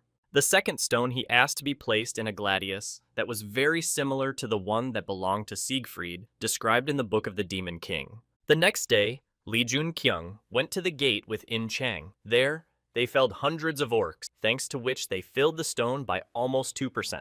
Ying Chang was delighted with her new weapon, the gladius. She liked it so much that it seemed to merge with her hand. It was as if they had become one, and he didn't doubt Park Jae-hyun's skill, who couldn't be compared to any other blacksmith. She never once regretted putting the stone in the right hands. After all, only he would know how to use it in the right place. From the side, an incredibly huge orc was watching him. A little while later, he pointed his giant bat at them. Thanks to his skills, Lee Jun-kyung managed to avoid being hit. He instantly jumped to the side. Slowly, he started walking towards where he had been talking to In Chang a minute ago. He didn't know where she had gone, but he hoped she was okay. She, on the other hand, had no dodging ability and was able to defend herself with her sword. Holding it above her, she managed to keep the ogre from crushing her. Siegfried's sword was capable of fighting back even a dragon, deflecting all of its attacks. The ogre was surprised to see the man using pure power to strike back. As she flew up, she was able to defeat the ogre with a single strike of this unusual sword. So incredible was its power.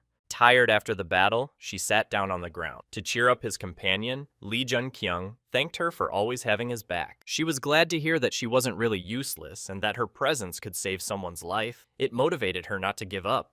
He also reminded her that they would need to go there in 2 days. Soon, there was no time to waste. The next 2 days were to be spent fighting battles in which they could pump up their teamwork. That way, their chance of surviving in the future would be higher. After 2 days, it was time for the test from Odin. He and Ying Chang did their best by taking their time to the max. It's just a pity Siegfried hasn't shown up yet. Suddenly, there was a knock at the door. It was nighttime, and he didn't seem to be expecting anyone. It was Sun Gu, who had decided to visit him the night before the test. He came to him with a warning not to go to the test. He was sure that this place was going to be more dangerous than the Rhine River. He could have died there. He also added that he thought a lot about why Lee Jun-kyung wanted to join Asgard, how he knew about him, and what his intentions were. But he decided to trust him. Lee Jun-kyung was surprised that Sun Gu had complete trust in him. Unlike him, he couldn't remember anything. The satisfied top-ranked guild leader decided not to comment on his thoughts. He simply referred to what his intuition told him. As he was about to leave, Sun Gu reminded him again not to go to the test. He thought that Odin would accept the hunter into Asgard as it was. But after thanking him for his concern, Lee Jun-kyung promised to return from the test by all means alive. He still had things to do on Earth. The next day, he and In Chang met with Kim Soo, who was to escort them to the mission.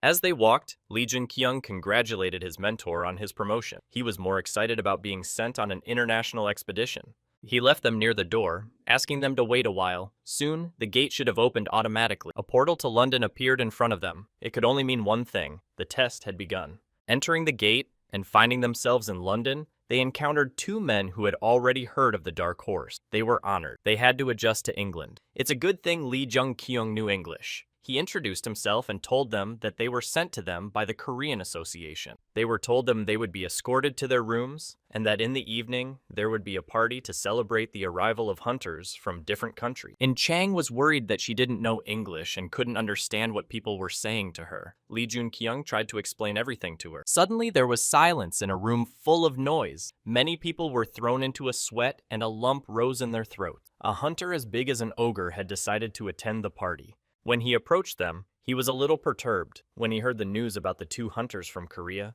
he expected to see two fools, but in fact they were ordinary lovebirds. He was clearly trying to get on Lee Jun-kyung's nerves. He was making up all sorts of insults to hurt the Korean Association hunter. From the frightened faces of the others and her companion, Ying Chang realized that the bulky man was talking about something bad. She could only rely on the reactions of the others. In addition to Asgard, there were several hunter-led organizations around the world. The defense of mankind had taken a back seat to the struggle for power. While Lee Jun-kyung was distracted by his thoughts, the giant continued to press him for answers to his tricky question. He didn't like being ignored. A trickle of sweat ran down his face as he realized he'd have to answer after all. This hunter didn't fit in with the rest of the place. Based on the book, after the Rhine River Gate, Gunther was waiting for the Battle of the Dungeon. But Lee Jung-kyung destroyed Young Xian, changing the course of history. Gunther was gone. The sudden torrent of insults stopped. A voice behind him stopped the bully, ordering him to back away from the newly arrived hunter. A blonde-haired guy entered the hall, clearly having considerable respect there. Otherwise, he wouldn't have been able to shut the giant up. He expressed his pleasure to meet such a famous hunter. The Dark Horse was being talked about not only in Korea, but also in England. Demetrius was outraged when he learned of the hunter's nickname. He thought he was incapable of even striking a blow, much less reaching such heights. After watching them, Lee Jun-kyung realized that the man George had just entered was the Odysseus, who had died at the hands of his friend Hercules in the future. They shook hands with equal admiration for each other. They shook hands, admiring each other equally. When Demetrius was asked to apologize to the guests, he was very happy to realize that he could do it by simply shaking hands, or not just shaking hands. After introducing himself and extending his hand to Lee Jun-kyung, he asked him to explain what he meant by saying that he had heard about his homeland of Greece. Ying Chang intervened, and although she didn't understand their speech, she knew that shaking hands with the giant would do no good. The insolence infuriated Demetrius. He turned his anger on the girl, scaring his partner George. But what surprised him was that Ying Chang was able to contain Hercules' brute strength, and that made Demetrius even angrier. When he was tired of enduring it, he was able to throw her aside with one powerful blow. It was all in fun for him. So he had nothing but laughter at this situation, though he was impressed to learn that more than one unique person had arrived. George decided to take the hit, and making a deep bow, he apologized for Demetrius's behavior. He promised that they would see each other again later. After they left, Ying Chang remained depressed. She was afraid that they would have to defeat an opponent like the one they had just faced. Yes, it was. Hercules was a dangerous opponent who was simply impossible to defeat, and they didn't stand a chance. But thanks to the book, Lee Jun-kyung knew Demetrius's weak spot. He could be defeated, but only under certain circumstances. While the other members of the secret organizations were getting to know each other, they were gathering the necessary information about each other. The Dark Horses were not involved. The escort was surprised that the hunters volunteered to mop up the gate even though they were overseas. They wanted to keep practicing and strengthening their skills. They cited the fact that tourist activities could be done at any time, but you can't always participate in the cleanup. Lee Jun-kyung was determined to stay in the gate until they got what they needed, even if another portal was needed. They agreed to proceed with their special plan. In Chang was required to repeat the same things she had done at the Korean Gate, training with an emphasis on defense. He was worried that with his current skills, he was unable to resist Hercules, but Ying Chang with her abilities could help. She was very surprised when Lee Jun-kyung started to move away. She was sure that they would move together and not separate, but not this time. He asked her to wait for him on the spot and warned her that she would understand in time. On that note, he left, and she had time to think. Just a few weeks ago, she was a wreck, but now, thanks to Lee Jun-kyung, she had a patron who was pleased with her actions. Before she knew it, her partner was rushing past, giving the order to start training. She was stunned, uncomprehending. Several angry, fat ogres were coming right at them. This was something beyond the Dark Horses. The dungeon boss, a two-headed ogre, was also present among the ogres. Lee Jun-kyung rushed away from them, hoping that In Chang would be able to fight them. She was so frightened that at first she refused and ran with him, but when she realized that he had taken care of her by telling her to fill her inventory with healing potions, she turned around. Immediately after In Chang rushed into the fight with the ogres, Lee Jun-kyung summoned his familiar. They needed his help. He gave him orders to help the girl in the battle, using the cure potion on her as soon as she was in danger. Hyunmoo accepted his request. Lee Young-kyung planned to go in search of the missing piece of the puzzle that was needed to defeat Hercules. But it wasn't that simple. The puzzle was in the B-rank ogre settlement. He managed to set them on fire, but they weren't the problem. A red-eyed ogre mage. That's what was truly terrifying. Even the strongest heroes tried to avoid him. Meanwhile, Sung-gu showed up at the association. He was very angry that Lee Jung-kyung was sent to London. Security tried to stop him at the entrance, explaining that his behavior was simply unacceptable within the building, especially to the president. But Jang Hyo-jin let him pass, leaving them alone together. He expected that this conversation would happen someday. The guild leader pretended not to understand what was going on and why Sung-gu had come to him. The guild leader did not believe in this spectacle. He activated the force field blocking Sung-gu's power. Jang Hyo-jin was curious if he would abide by the rules of Asgard within the association. He was insanely indignant when Sung-gu rebuked him, citing what Asgard was founded for and what rules they should have followed before. In reality, the leader of the Major League Guild understood everything perfect. He knew that he wouldn't be listened to. All his words were empty words to the president. Almost ready to destroy Sung-gu, he stopped when he learned that the reason he had come was not for Lee Jun-kyung, but for Hercules. As it turned out, Jang Hyo-jin really didn't know that Hercules was also supposed to take part in the battle. Olympus decided to break the agreement. Sung-gu was about to go to London to help Lee Jun-kyung when the president stopped him. The death of a dark horse was not in his plan. If Lee Jun-kyung was in danger, he would have been notified immediately. But the fact that Olympus did such a sneaky thing allowed Jang Hyo-jin to get away with it. Sung-gu had a bad feeling even though a pact was signed. And for good reason. Even though they didn't know it, Odin's pact had long since been broken by the fallen angel. Meanwhile, Lee Jun-kyung had found a solution to get the missing puzzle. All he had to do was to get rid of the ogre guarding it. Using fire, he managed to lure the ogre mage out of the settlement and get to the Easter egg so necessary for the battle with Hercules. The most important piece he needed to have any chance of getting out of here and into Asgard. He was glad he'd been able to find it without any trouble. All that was left was to defeat the monster behind him. The ogre mage wasn't stupid, so a moment later he returned, and he was clearly not happy to have a visit. After waiting for a second, Lee Jun-kyung rushed out, hoping that the ogre would not be able to run at such a high speed due to its mass. And he was wrong. He was running so fast he could have trampled the dark horse. That's what he was trying to do, trampling everything around him in the hope of getting hit. He would like to leave this monster for when Hercules is destroyed, but then it would be pointless. A hero doesn't put victory on hold. With his spear in hand, he headed for the ogre. Like all monsters facing Lee Jun-kyung, he stepped out. The gate was cleared.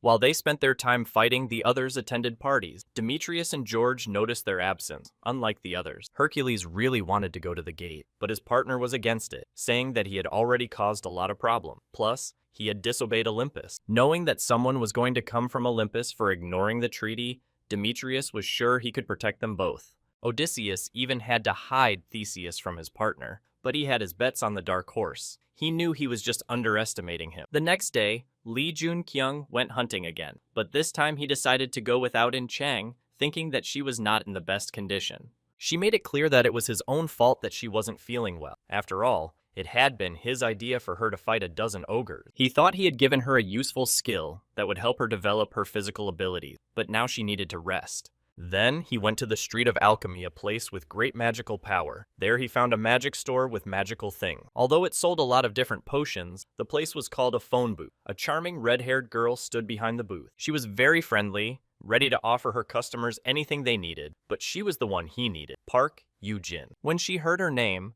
the smile on the beautiful lady's face immediately changed to a grin. She didn't like the fact that the stranger had come during the opening, and he knew her. He knew about her from a book. The younger sister of the greatest blacksmith of all time, the best alchemist. She was Hephaestus. Given that he knew that in addition to alchemy, she also practiced blacksmithing, she assumed that it came from Park Jae-hyun. A week later, she melted the red ore and coated the spear with it. She wondered who he was, what kind of mineral, why he was doing this, but all unanswered. He advised her to go back to Korea. She could find the best minerals there. Of course, it was to his advantage for the brother and sister to team up and help him. She thought Lee Jun-kyung was an arrogant person who thought he could get minerals that even Olympus didn't have, and she thought it was funny. A blue beam lit up the sky from the main building. It was so bright it lit up the neighboring houses, and there was a reason for that. All the people on the street took notice of it. Everyone turned around to look at the splendor. It meant only one thing: the raid was about to begin. There were already reporters at the site near the gate announcing the start of the raid. All hunters involved in the raid were asked to stand by. When she saw not only hunters, but also humans, Ying Chang was afraid that she would have to fight them too, but they only needed to win by clearing the gate. As soon as she was glad that the hunters didn't have a goal to harm each other, Lee Jun-kyung landed her. She was the only one who thought that way. The hunters had other goals. Demetrius was furious when he saw the people he didn't know. He didn't understand how the non-names could participate in a raid. It was absurd. He was angry at those who stared at him. He couldn't stand it any longer and went to confront them. George stopped him just in time to remind him that they weren't even in the gate yet.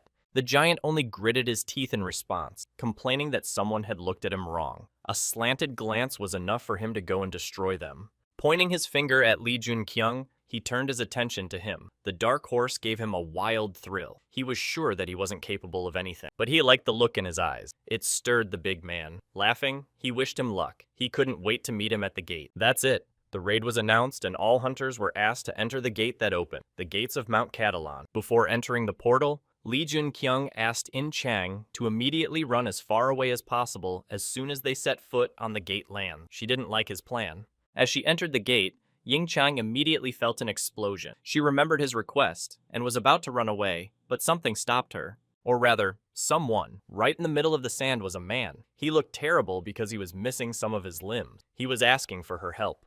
She remembered Lee Jun-kyung's words that she needed to run as far away as possible without distraction, but she couldn't. She couldn't just leave a man to die. She decided to give him a healing potion in the hope that he would get better. She wanted to know what happened, but he did not answer her. It was the end for this hunter. Looking at his lifeless body, she tried to understand what could have happened in the first minute. The next wave. Ying Chang, feeling threatened, was instantly able to repel the attack. She guessed who was responsible for all of this. Hercules' silhouette appeared amidst the flames. He was pleased. To fight someone who could at least not die after the first blow was unrealistic for him. When she saw his face, she was horrified. After all, his attack was much stronger than the ogre boss. Ying Chang seemed to have little chance of defeating him. Hercules didn't give up and continued to tease her, calling her a chicken who was rubbing up against a dark horse. He was glad he'd decided to take part in the raid after all.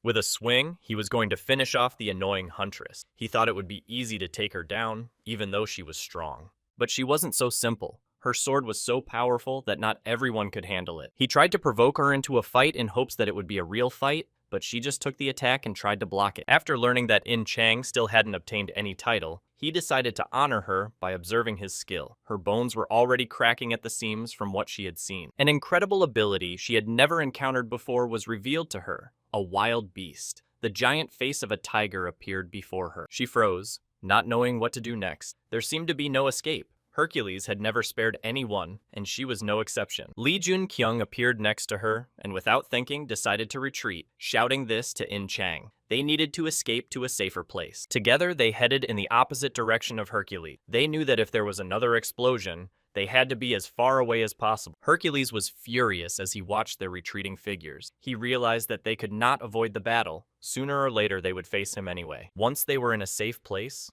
they stopped. Ying Chang shared what she had observed. She shared with him about the explosion and the hunters who had died from it. Lee Jun-kyung thought it was all a trap. Probably after entering the gate, the hunters immediately decided to attack Hercules, but that was not the case. It was then that Ying Chang realized where the warning to run away came from. The hunters knew what this prank of attacking a giant could lead to. She was glad she hadn't had a chance to experience Hercules' ability. It was scary to imagine what could have happened to her with such a powerful attack. He felt that all they had to worry about at that moment was how to survive. Surviving an A-rank gate is no easy task. Besides Hercules' hunters, there were other enemies waiting for them, like the A-rank monster. Catalan lions, that was something to be afraid of. There was help from the outside. He sent Hyunmoo on a reconnaissance mission so that he would know for sure what or who they were facing. After inspecting the surroundings, the henchman reported that no hunters had been found. Lee Jun-kyung sent him to continue watching. It was time for them to move out. Before moving on, Ying Chang decided to bid farewell to the dead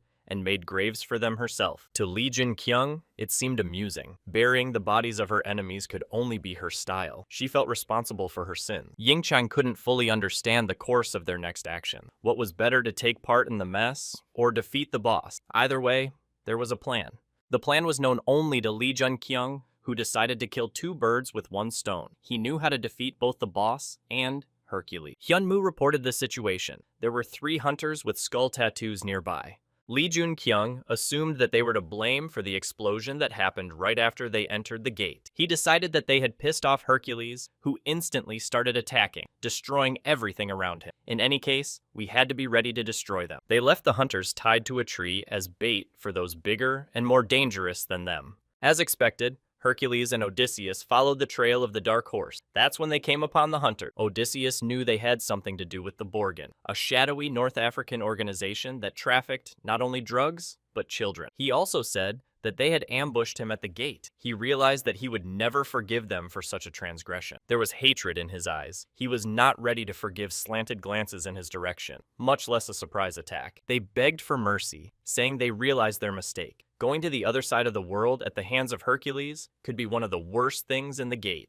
He hastened to reassure them, saying that he approved of what they had done. He himself was ready to do anything for his victory, so he did not condemn them up to a certain point, as long as they didn't break the rules. In dungeon warfare, it was forbidden to ambush the entrant. With one blow, he sent all 3 of them to the other side. After he got rid of the ill-wishers, the patron of the stomping monster approved of his action. Odysseus condemned Hercules for breaking the rules himself by not listening to Olympus and beating Theseus to a pulp. He should have punished himself. He didn't care about anything. There was only one goal for him now, to find and fight the dark horse as soon as possible. These words moved Odysseus. He did not want this to happen because he felt that it would not end well. The hunters, as it seemed to them, were ready to fight with such a terrible enemy as Hercules. They prepared their weapons and were about to attack him. It was behavior like that that prompted him to go to them. He didn't mind having fun, because he was definitely enjoying it. All the hunter's antics only amused him. With one powerful blow, Hercules could take down dozens of hunters. Odysseus didn't like the fact that his partner didn't even want to draw his weapon for the sake of decency. Hercules was incredibly violent. He fought with his bare hands to feel the crunch of the bones of each of his victims. The same thing awaited the dark horse. Meanwhile, Lee Jun-kyung and In-chang were on their way. Their main goal was to fight the boss and then take on Hercules. Along the way, they encountered people. He didn't sense any bloodlust and victory in them. They were clearly not hunters on a raid. In front of them stood several dozen people. At the head were 2 men, dressed as if they had come straight from hot country. They were clearly waiting for someone. As it turned out, the dark horse was exactly what they needed. They were quite annoyed that it had been too long since they'd shown up on the horizon. He was confused when they jumped on him with condemnation. And when he learned that they knew he'd been sent by Asgard, he was just as stunned. Suddenly, they stepped aside and began to actively discuss something. Lee Jun-kyung couldn't make out what they were saying. It was the first time he had seen these people. Introducing himself as Enev from the lands of the Nile, the man told him that they had come to help. Everyone knew that this battle was going to end in Asgard's victory. The Egyptian Nile sent people to help, because with the appearance of Hercules, the situation became very complicated, and they needed a guaranteed victory. Then he realized that the reason why Choi Young-sun was able to win was because of this. He definitely couldn't have done it alone. They offered the Dark Horses their help in the battle with the boss. It was simply impossible to deal with him alone. But Lee Jun-kyung had his own plans. He refused their help. He wanted to deal with Hercules on his own. It seemed too obvious for him to simply defeat the boss. It would mean he was acting as a puppet in Odin's hands, obeying his orders. It also seemed logical for In-chang to avoid fighting Hercules and only defeat the boss. But she decided not to contradict her partner by offering to go together. He was glad she'd backed him up and didn't fight him. They'd been through enough together for him to rely on her. After hearing Lee Jun-kyung's plan, the hunters sent by Egyptian Nile decided to stay away. No one wanted to be involved in a battle with Hercules. They thought that if they could do without it, it was better not to risk themselves and stay in one piece. They wondered how Asgard could have sent a man with such a plan. Enev told them who the boss was. He also noted that none of his men would help him in the battle with Demetrius by staying in the shadow. Once again, they were back where they started. Even though help had been sent to them, in the end, they would have to fight alone as well. Lee Jun-kyung had foreseen this outcome a long time ago. They hadn't originally counted on anyone, so it didn't stop them. The people of Egyptian Nile knew it would be hard, but they believed that Lee Jun-kyung could do it because he had succeeded many times. Rhine River Gate North, 1 Army. It seemed to Inev that due to his potential, he was not inferior to the leaders of shadowy organizations, and his companion disagreed strongly. He believed that everyone had decided to stay back to fully appreciate the Dark Horse's abilities. Everyone wanted to watch the legendary battle. Meanwhile, Li Junqiang and In Chang had already reached the boss. It was a huge-sized Catalan lion. Under its pressure, their skill level immediately dropped. But Li Junqiang wasn't so easy to give up. He did his best to resist. That's how he managed to regain his level. According to his plan, he was to concentrate on the right flank, while In Chang was already ready on the left flank. The main thing was to conserve his strength. Hyunmu didn't stay aside, promising to back them up. The familiar was right in front of Catalan's eyes. The lion was strong, but the sword that was in Ying Chang's hands was able to withstand even this kind of attack. While Catalan was distracted, Li Junqiang decided to attack him from the other side. The Muspelheim spear was going to help him with that. But the boss matched A rank, so defeating him wasn't so easy. He could control the situation from all sides. Realizing that Master wasn't doing well, Hyunmu decided to intervene. He used blue flames to distract the monster. The stream of fire was directed directly at the lion's left eye. This helped to temporarily subdue it and give the hunters time to gather. Li Junqiang decided to remind In Chang about the importance of conserving her strength, since Demetrius was going to appear immediately in Phase 2. Meanwhile, the big man was following their trail, sending the other hunters to their deaths. He was eager for the moment when he would encounter the Dark Horse. George reminded them to hold their horses, because they were going to meet him anyway. Hercules didn't like it. He couldn't take it anymore. This behavior made Odysseus think that Li Junqiang knew about the giant's ability. He could have gone mad with bloodlust, and that's why he left them for him. To make sure that everything was still under control, he asked Hercules if he was sure that he would be able to stay sane until the main battle. But he was tired of repeating that there was nothing to worry about. He was stronger now, and he couldn't lose his head in bloodlust. When he heard the noise and saw the colored flames nearby, he rejoiced. The hour had come. Odysseus had faith in him. The Dark Horse was almost in the palm of their hand. Catalan was angrier than ever, but as strange as it was, he didn't attack. He just stood there. It was strange behavior for a boss. Ying Chang thought he didn't move because they had succeeded, and how wrong they really were. It was just a transition. A huge fireball formed around the lion, which made it impossible to see anything. As soon as he slept, hundreds of Catalan lions appeared near Catalan. Watching this picture with horror, Inev noted that they had managed to deal with the first phase, but they were wasting time by not attacking him in the transition between phases. Ying Chang complained that she could feel the demonic power in her bones. She sincerely hoped that this was the case and that everything was going according to plan. It was the second phase that was written about in the book. Li Junqiang knew that, so he waited for the protagonist, and here he is. Hercules jumped into the commotion with full confidence. He knew he would find them here. He landed right in the middle of the battlefield. He found this to be quite a fun activity. However, he didn't understand why Li Junqiang was still inactive. Demetrius was more interested in dark horses than monsters. With a single swing of his hand, he destroyed a Catalan lion flying at him. He made him turn into a pile of worthless dust. Such dangerous and formidable A-rank monsters simply dissolved in his hands. They instantly became a regular black puddle that could no longer carry a threat. It was so impressive and so horrible at the same time. Li Junqiang could not even imagine the power that lurked within that huge body of Hercules, but they were about to experience it. When the second phase came, Catalan grew 2 more horns on his forehead. With them, the lion seemed even more dangerous and threatening, for his strength had increased many times over. Hercules didn't really care what was going on around him. At that moment, he saw only 2 enemies, who for some reason ran away. In Chang and Li Junqiang saw the renewed Catalan and turned to run, leaving him for Demetrius. That was their main plan. Ignoring the lion, he rushed after them. He took it as an attempt to avoid fighting him, not knowing what lay ahead. Catalan didn't wait for someone to decide to go after him, so instantly the boss went after them, practically outrunning Demetrius. When Ying Chang turned it around, she saw the enemies advancing on their tails. The only thing that surprised her was that Catalan didn't attack the giant. At that time, Li Junqiang explained to her that he was chasing after them since they had inflicted the first damage on him. Soon, he was going to attack everyone around him with his energy. The hunters who had not yet reached the main boss were not happy about the guests who ran past them and brought enemies in the form of Catalan and Hercules. Catalan, accompanied by Catalan's lions following in Chang and Li Junqiang, carried straight towards the crowd of hunters. Deciding that the boss had completely succumbed to the demonic power and had lost his mind, they were ready to take the attack. They prepared their swords and waited for the attack. Suddenly turning around, Hercules decided to defeat Catalan. He didn't need an opponent who could deprive him of the pleasure of fighting Lee Jung-kyung.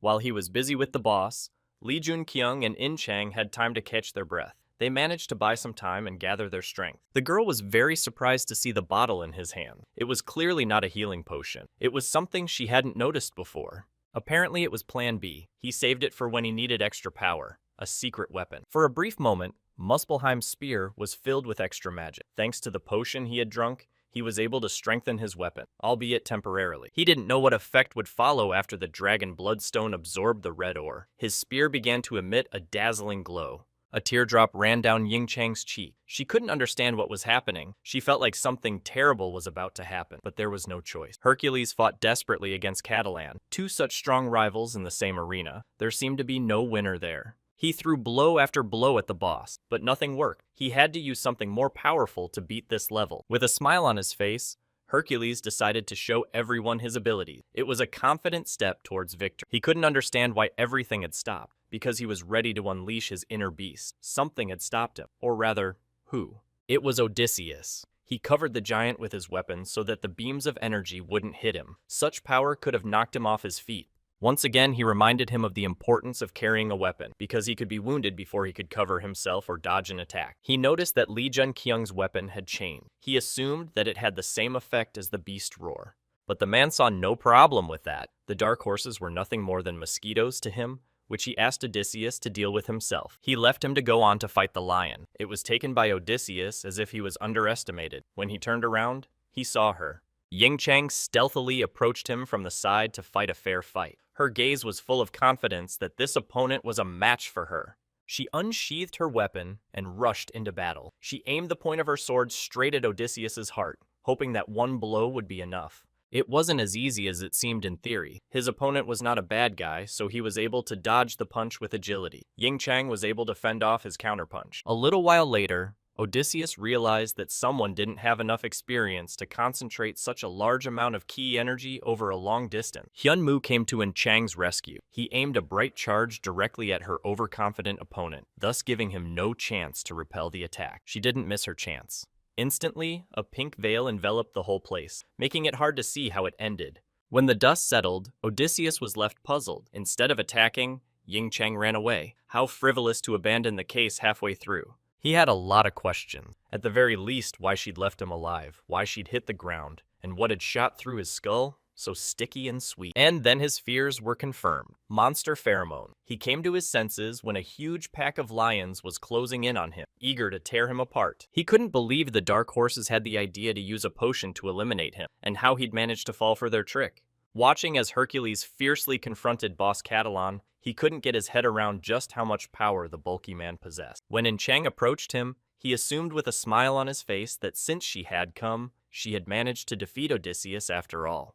Hyunmoo appeared next to her. She said that she couldn't handle him alone, so a helper flew in. She told him what kind of trap they had set for Hercules' partner. Then Lee Jung-kyung told her to hurry up before he returned. Meanwhile, Hercules did not lose his strength. Even though the battle had been going on for a long time, he was sure of his victory. For him, it was just an amusement. Lee Jun-kyung was upset to realize that Demetrius could still control himself. He hoped that he would lose control soon. They needed to go ahead with their plan. In Chang was to distract Catalan, and Lee Jun-kyung was to take on the giant. Hercules didn't need to be sent to the afterlife just to strike him while he was in berserk mode. It was time to begin. Demetrius Catalan struck again. So powerful was his arm that it threw the monster from a great height. It seemed to be the end. It was like a challenge to him. He laughed so hard that it seemed any opponent was weak to him. The power Catalan possessed was not enough for him. He looked down from the cliff to make sure the boss had been defeated, but instead of the lion, it was him that caught his eye. The dark horse, the one he'd been waiting for. Lee Jun-kyung was ready to finally take responsibility for everyone and get rid of the Hercules holding everyone in fear. Taunting such a powerful opponent, he offered to fight one-on-one, and if this was all just entertainment,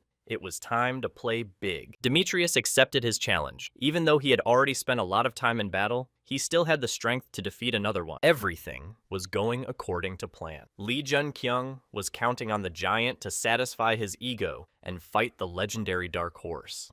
His opponent didn't appreciate the idea of using mana to fill his shield. He thought the idea was silly, and he was going to prove it to him. Inev watching from the sidelines, didn't understand why Lee Jun-kyung had decided to go against Demetrius, because the Rhino Strike couldn't even withstand his charged shield. As if following Inev's words, he actually decided to use his unique skill. Breaking through the opponent's shield, he aimed for Lee Jun-kyung.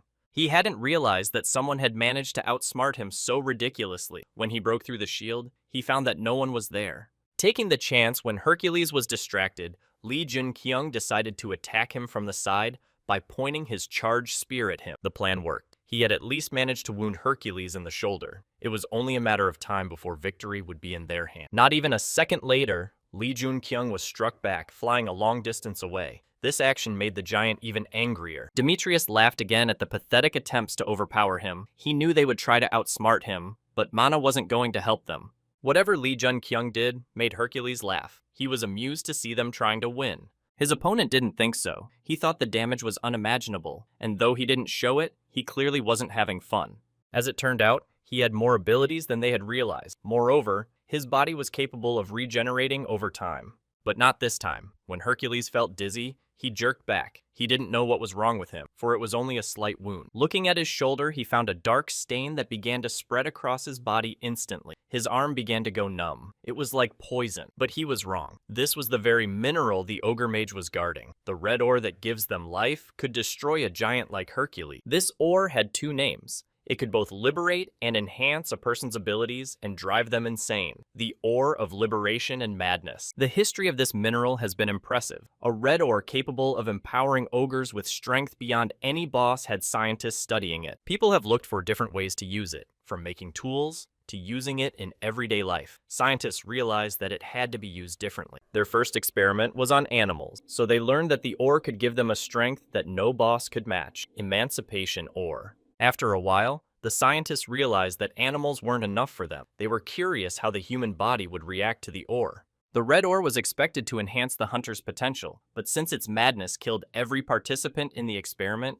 it was banned. The ore of madness. It was unimaginable. When Hercules' equilibrium was broken, Mount Catalina simply began to shake. Suddenly, a familiar voice called out behind him. Odysseus looked disapprovingly at the dark horse. He could not believe that he had decided to resort to such a measure. Even though he knew what he was doing, Odysseus was ready to fight Lee Jun-kyung. He knew how it would end, but he couldn't let it go. Lee Jun-kyung walked towards Odyssey, remembering what was described in the book. Everything was exactly as it was then. In the future, in a fit of madness, Hercules sent to the other world his partner who tried to stop him. He had no choice but to repel his opponent's attacks. He had to hold out as long as possible. He didn't want to take his life. But Odysseus had a different opinion. He was so angry that he risked his life to confront Lee Jun-kyung. What he did was unforgivable. Lee Jun-kyung didn't want to fight him. He just needed to calm him down before Hercules switched to them. Odysseus wanted his friend back. He still had a chance. But Lee Jun-kyung wouldn't let him do that without wanting history to repeat itself. He wanted to save him. But when Odysseus heard that there was a plan to fix it, he flew back. He didn't want to settle things by force. He would have been happy to do it another way.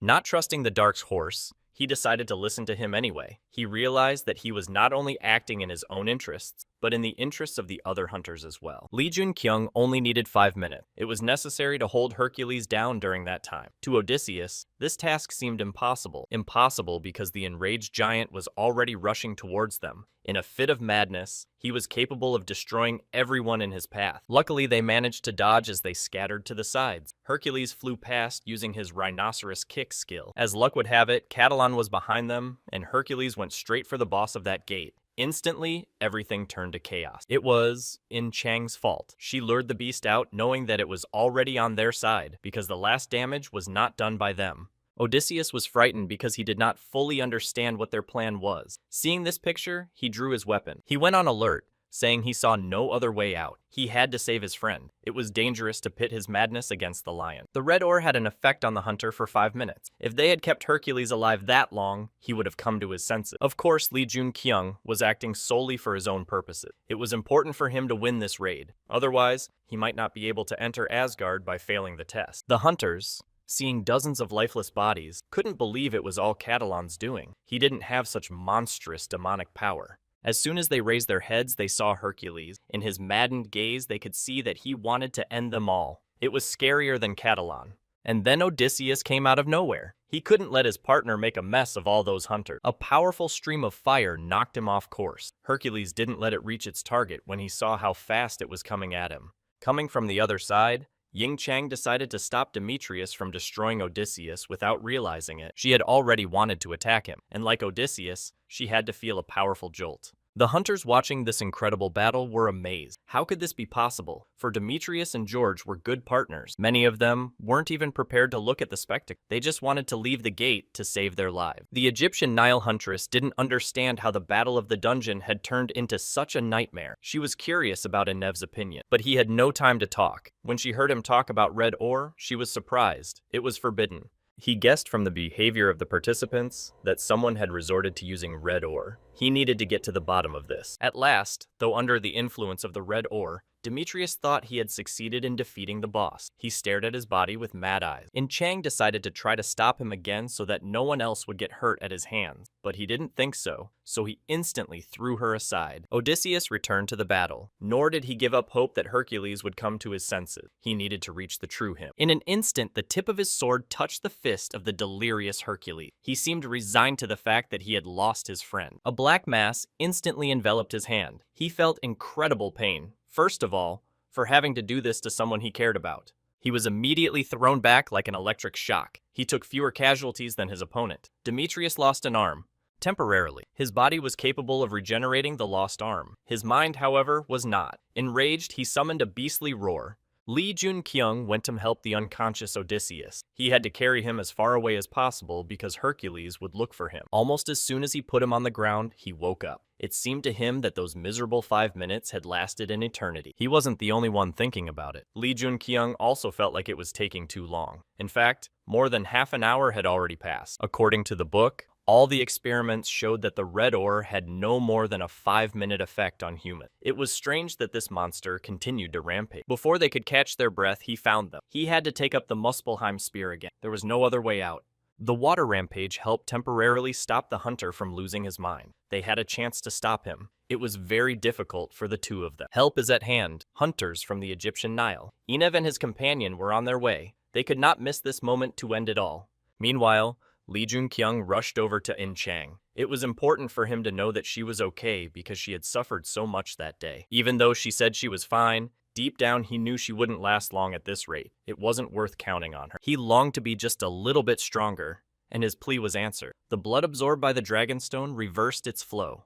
Suddenly, he had a wild urge to cough, but all that came out was a cough of black blood. He was scared out of his wits, because he had never planned to do that. With each percentage of regeneration, he was getting worse. Even Ying Chang began to suspect that something was wrong with him. Without realizing what had happened to him, she ran when she felt something wrong. It was like a demon had possessed him. Ainev was scared too, but unlike her, they understood what was wrong. He was in the same condition as Demetrius. He looked terrible. His eyes were red as if they contained red ore. It was a madness with no turning back. But he hadn't realized it yet. His mind was still with him. He continued to wonder why Demetrius hadn't come to his senses yet. At this moment, the monster who had long since lost his mind cast his insane gaze towards Lee Jun-kyung, who was also gradually losing himself. Lee Jun-kyung thought of mana and decided to try filling his body with it. Fill his legs with mana. Gathering his strength and filled with energy, he made an incredibly powerful dash towards his enemy. Ying Chang couldn't believe what he had become. She shouted after him, hoping that he would hear her and not do it. But unfortunately, he was no longer with them. Without thinking, as if his fear had vanished, he headed straight for the jaws of the Catalan, who was still alive.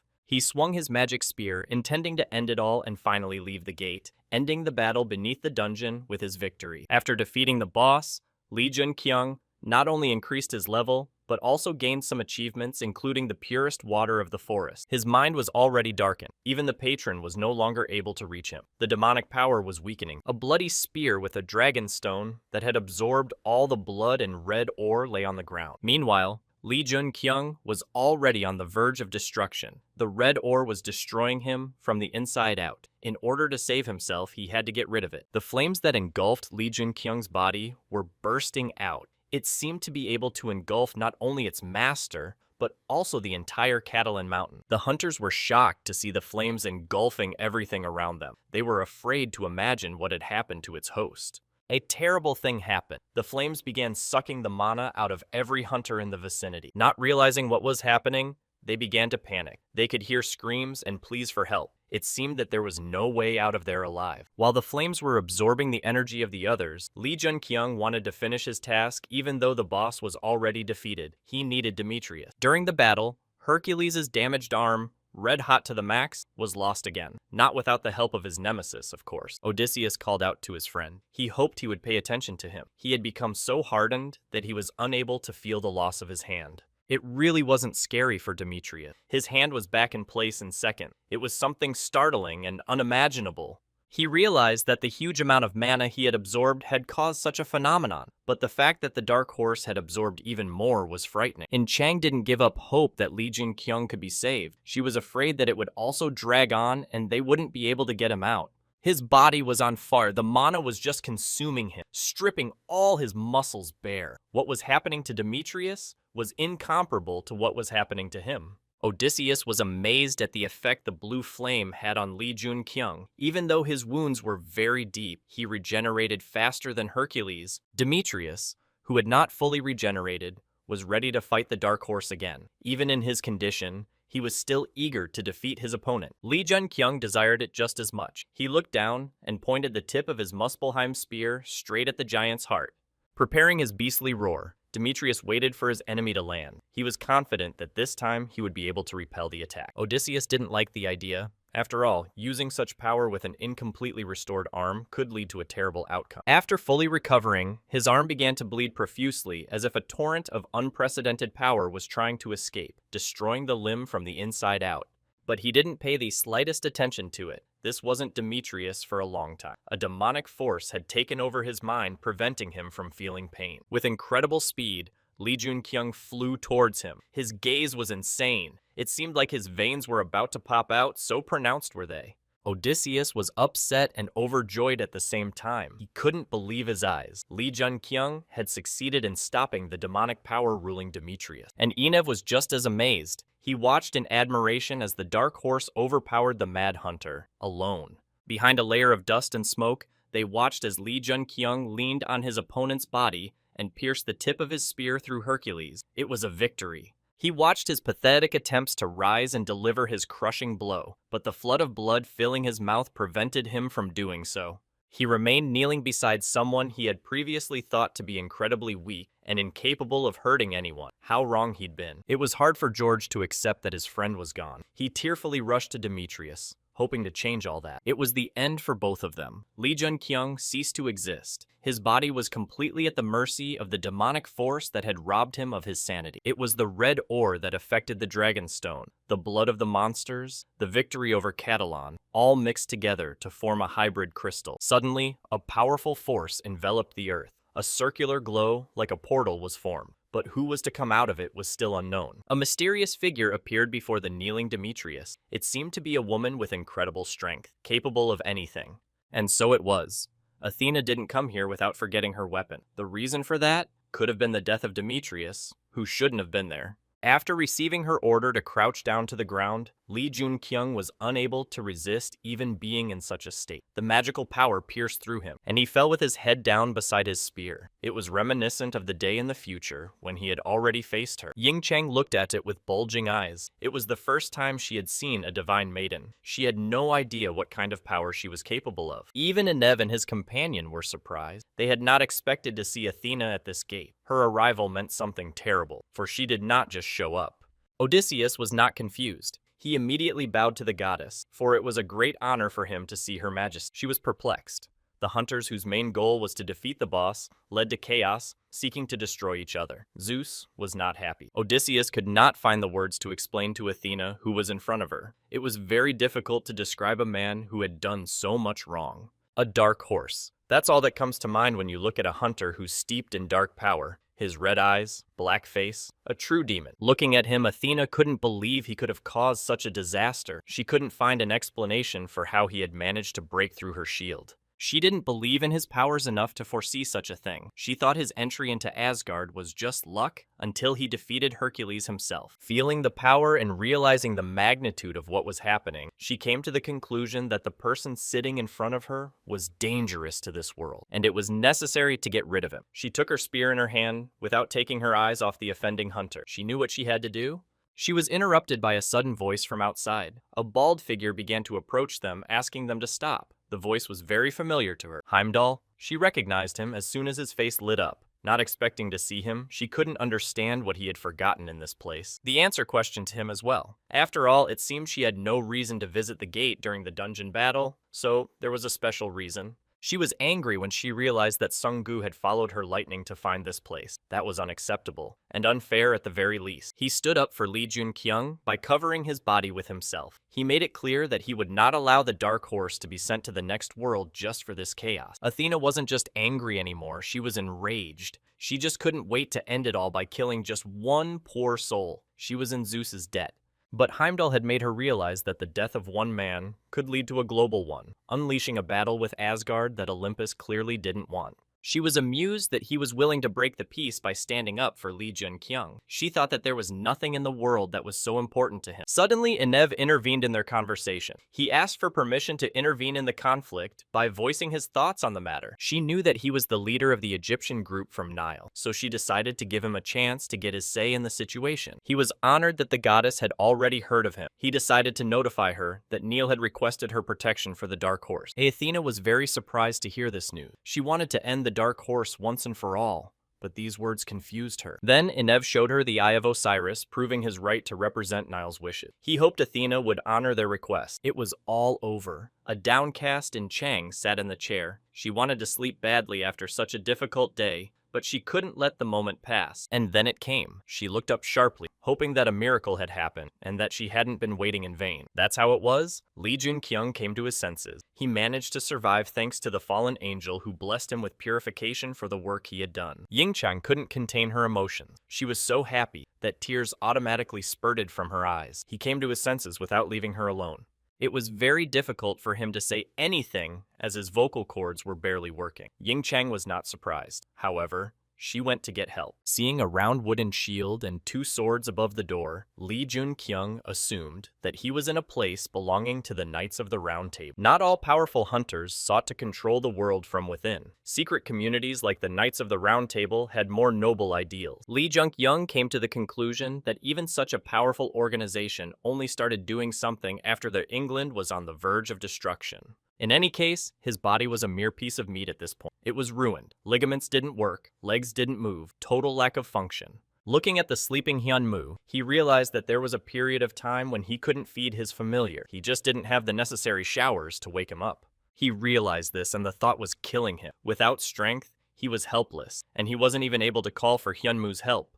Mentally, he requested information about his status, how disappointed he was to find that his level had dropped to 50. Fortunately, it wouldn't last long. A little while later, Sung-gu came to visit him. Lee Jun-kyung managed to get up to greet his old friend. He noted that his body had begun to decompose under the influence of demonic power, and because of the rarity of such a phenomenon, there was no treatment, but he could heal himself. Lee Jun-kyung was reassured by the fact that the fallen angel was on his side. After all, thanks to him and the mana flow, it wouldn't be difficult to get rid of the demonic power. Sung-gu decided not to disturb the hunter any longer, wanting him to recover as quickly as possible. They could talk about what had happened when he was better. He went to meet with the other chapters to discuss what had happened and decide what action they needed to take. Athena claimed that Lee Jun-kyung was too dangerous to society. Olympus requested a study of his skills, but Asgard was against it. They saw no reason to divulge information about their hunter, especially since what happened at the gate was entirely Olympus's responsibility. For it was he who decided to break the secret agreement with Asgard. According to it, Asgard was to emerge victorious from the battle beneath the dungeon. If they knew about Hercules' fate in the gate raid beforehand, they wouldn't have risked their hunter Lee Jun-kyung and sent him into battle. Looking at the faces of the heads present, Sung-gu said confidently that it was not their fault. It was Olympus, that he would like to hear all the explanations. But Athena continued to stand her ground, saying that Lee Jun-kyung had a very dangerous power. He had to be isolated from everyone at the very least. He managed to cover the entire Mount Catalona inside the gate with blue flames and absorb the mana of the other hunter. She'd never encountered anything like it before. She insisted that they be given the Dark Horse for research. In any case, Olympus was willing to go to battle against Asgard if that was what it took. When he heard that a conflict between Olympus and Asgard was about to begin, Sungu despaired. He sincerely hoped it would never come to this, but he gathered his thoughts and recognized that absorbing the mana of other hunters with flames was dangerous. But he didn't deny the fact that the hunters themselves were dangerous. They looked at him with disapproval, though deep down they knew there was some truth in what he said. It frightened them no less. He said that compared to the past, the hunters had become a source of terror and fear for everyone, and Olympus, in agreeing to the battle, recognized the degradation of its hunter. Athena was angry. She felt Sungu was guilty for showing up there. She felt angry every time she confronted him. There was a look of confusion in his eyes. He couldn't believe how she had the nerve to say it in front of everyone. Without letting him finish, she hoped that once this was over, she wouldn't want to see him again. He lowered his eyes to the floor, not wanting to look at her anymore. There was no turning back. Olympus had initiated the battle. Everything was leading up to it. In the evening, Lee Jun-kyung felt much better. Sitting cross-legged on the floor, he tried to feel the mana flows in his body and use them. He analyzed the mana movements in Demetrius' body during the battle. To achieve such power, he absorbed all the mana around him. Lee Jun-kyung had come to the conclusion that in battle, mana strengthened the strike, and in defense, it made it stronger. Now he needed it to recover. He was actually succeeding. Thanks to the proper use of mana, he was able to speed up his recovery exponentially. Suddenly, his mouth was filled with something unpleasant. The thick, iron-flavored consistency spewed out, staining the floor around him. The reason for this was the stone's admixture of dragon blood that his body had decided to reject. He could use his mana to heal the places damaged by it. The black ball in his back was blocking the flow of mana. He had to change its flow and redirect it in the right direction. While Lee Jun-kyung was being treated, George was practicing. He was testing his attack to become more powerful. Of course, he couldn't do it alone. Ying Chang also participated. In addition to attacking, she also learned to develop her defensive reaction by repelling each of her opponent's blows. But George wasn't thrilled with her speed. He felt that she was raising her sword too slowly in the time it would take her to get hurt. She was in shock. If her speed wasn't fast enough, she didn't understand what was required of her. She felt like she couldn't go any faster. Then she got angry and started swinging her gun around, trying to speed up. That's exactly what George meant, because the speed of humans and monsters was different. Chang, in her state of anger and adrenaline, couldn't understand a word of what her partner was saying. She wanted to achieve the desired result as soon as possible. She swung her sword as if she were about to send George to the other side of the world. He could barely dodge her attacks. It seemed perfect. Until she got punched in the face, she thought she was doing a pretty good job. She was, but in the heat of the moment, she was just oblivious to her surrounding. At that moment, she was stunned and finally came to her senses. She had to jump back before she realized what had happened. George imagined how exhausted she was, so he suggested she finish her workout. He didn't want to beat her unconscious. Ying Chang was beginning to get worried. All the while, she was tormented by the fact that she was still being useless as well. At the Catalan gate, she had failed to prove herself. She remembered taking blows instead of fighting. She thought that was why the patron had not given her any title. She felt guilty that she couldn't even save him from the demonic force that had taken over his body and mind. She wanted to, but she couldn't. Ying Chang realized that she wasn't even worthy of being called his associate until she managed to rise even an iota. She gave herself her word to do so. He could have died, and Ying Chang couldn't forgive herself for hating her own body, which she thought was talentless and incapable of doing anything. George was about to take a shower and wiped his face with a towel. Chang came up with a seemingly ordinary request. She asked to practice with her some more, at least one more round, afraid that George would refuse her on the grounds that she was tired. But no, he admired her drive to become stronger. He saw in her a reflection of himself once doubting his usefulness. He agreed to help. Afterward, he decided to visit Demetrius. Standing beside his bunk, he pondered Chang's ability. He had sensed her potential back at the gate.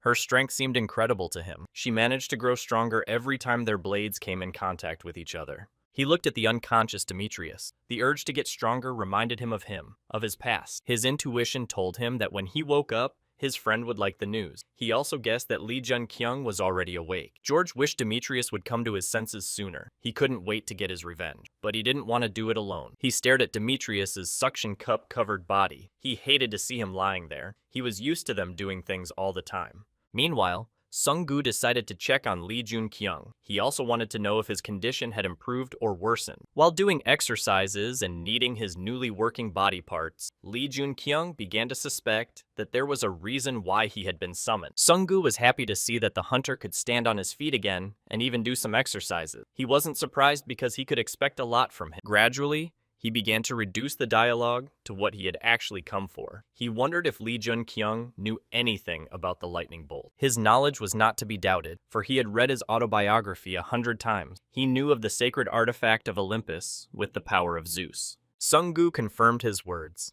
by noting that there were very few abilities in the world comparable to Zeus lightning. Such skills had always been subject to research. Lee Jun-kyung decided to catch him by mentioning Bifrost as an example of such ability, although Sung-gu had no idea that he knew about it. Dark Horse was tired of hiding the truth from everyone. At least he didn't want to leave his friend in the dark. He was determined to tell everything. The leader of the Big League Guild was experienced, so he said that the palace in London was not the place for such conversation. He advised me to follow him. Suddenly, they were transported into a fairy tale world. There's no other way to call this place. Beautiful landscape, bright colors, fountains all around. Silence and tranquility. This place was his sphere of influence, Bivrest. He decided to ask directly who his interlocutor was, assuming he was a prophet or a regressor. Not knowing exactly how to answer his question, Lee Jun-kyung decided to smooth things over and say that he had just read a book about them, about Heimdall and his friend. He said the book was about a man known as the Demon King, his autobiography. When Sung-gu heard that, he was speechless. Everything around him seemed to freeze at that instant. He was obviously expecting to hear something about him, especially after his story. He couldn't believe his words. He could not believe his words. He thought it was stupid that in the future, Lee Jun-kyung had gone to the other world at the hands of his teacher. Lee Jun-kyung was already getting annoyed that he was taking everything literally. He was sure that he had ruined him, knowing what would happen afterward. The final way he managed to convince him of his credibility was to tell him what he knew personally, about his relationship with Athena. Dark Horse even felt that Barrist was telling Sung-gu that he wasn't lying. He also hastened to add that the book wasn't finished yet. He explained that the book only described the beginning, and that the future was up to Lee Jun-kyung. Most of the information about the future had been lost. Thanks to the Bivrest, Sung-gu was sure that what he had said was true, or rather that the information would not harm him, but he was concerned about his intention. Lee Jun-kyung explained to him that he wanted to change the horrible future he was born into, and since the course of events was about to change, he needed help. He apologized for not being able to tell him everything he knew and dive into all sorts of detail. Changing the future was simply not his goal. In the evening, Lee Jun-kyung walked to his window and noticed that someone was watching him. He looked up and saw Inev standing on a tree branch in front of his window. Inev was overjoyed to find that the Dark Horse was awake. He went upstairs to confirm his hunch. Lee Jun-kyung realized that he couldn't just show up because he was risking himself by entering the territory of the Knights of the Round Table. As it turned out, he had come to request something from him. Acting strictly under orders, he did such a daring thing. He was curious. Even though Lee Jun-kyung had heard of Inev using his veto power to protect him, he still didn't see their goals in common. Kneeling down, Inev stated that his entire request was to inform him of the need to send to the Nile. Lee Jun-kyung was very surprised that he was asking him something on his knees, since they had only crossed paths a couple of times, but he still asked why they were doing it. From below, we heard shouts that an intruder had entered the territory. Before he could answer the question, Inev looked down. He realized that he had been discovered. In order not to waste time, he decided to answer very briefly. He shouted that the necessity of going to the Nile had to do with the red ore. Then he galloped on from branch to branch, worried that he was being chased. He had to escape or he would be arrested. Lee Jun-kyung stood by the window, staring at Inev as he ran away. He was deep in thought, not paying attention to the guards scurrying around the window. It seemed to him that no hunter was aware of the madness of the red ore. He remembered, however, that they had only begun to act when Hercules had gone mad.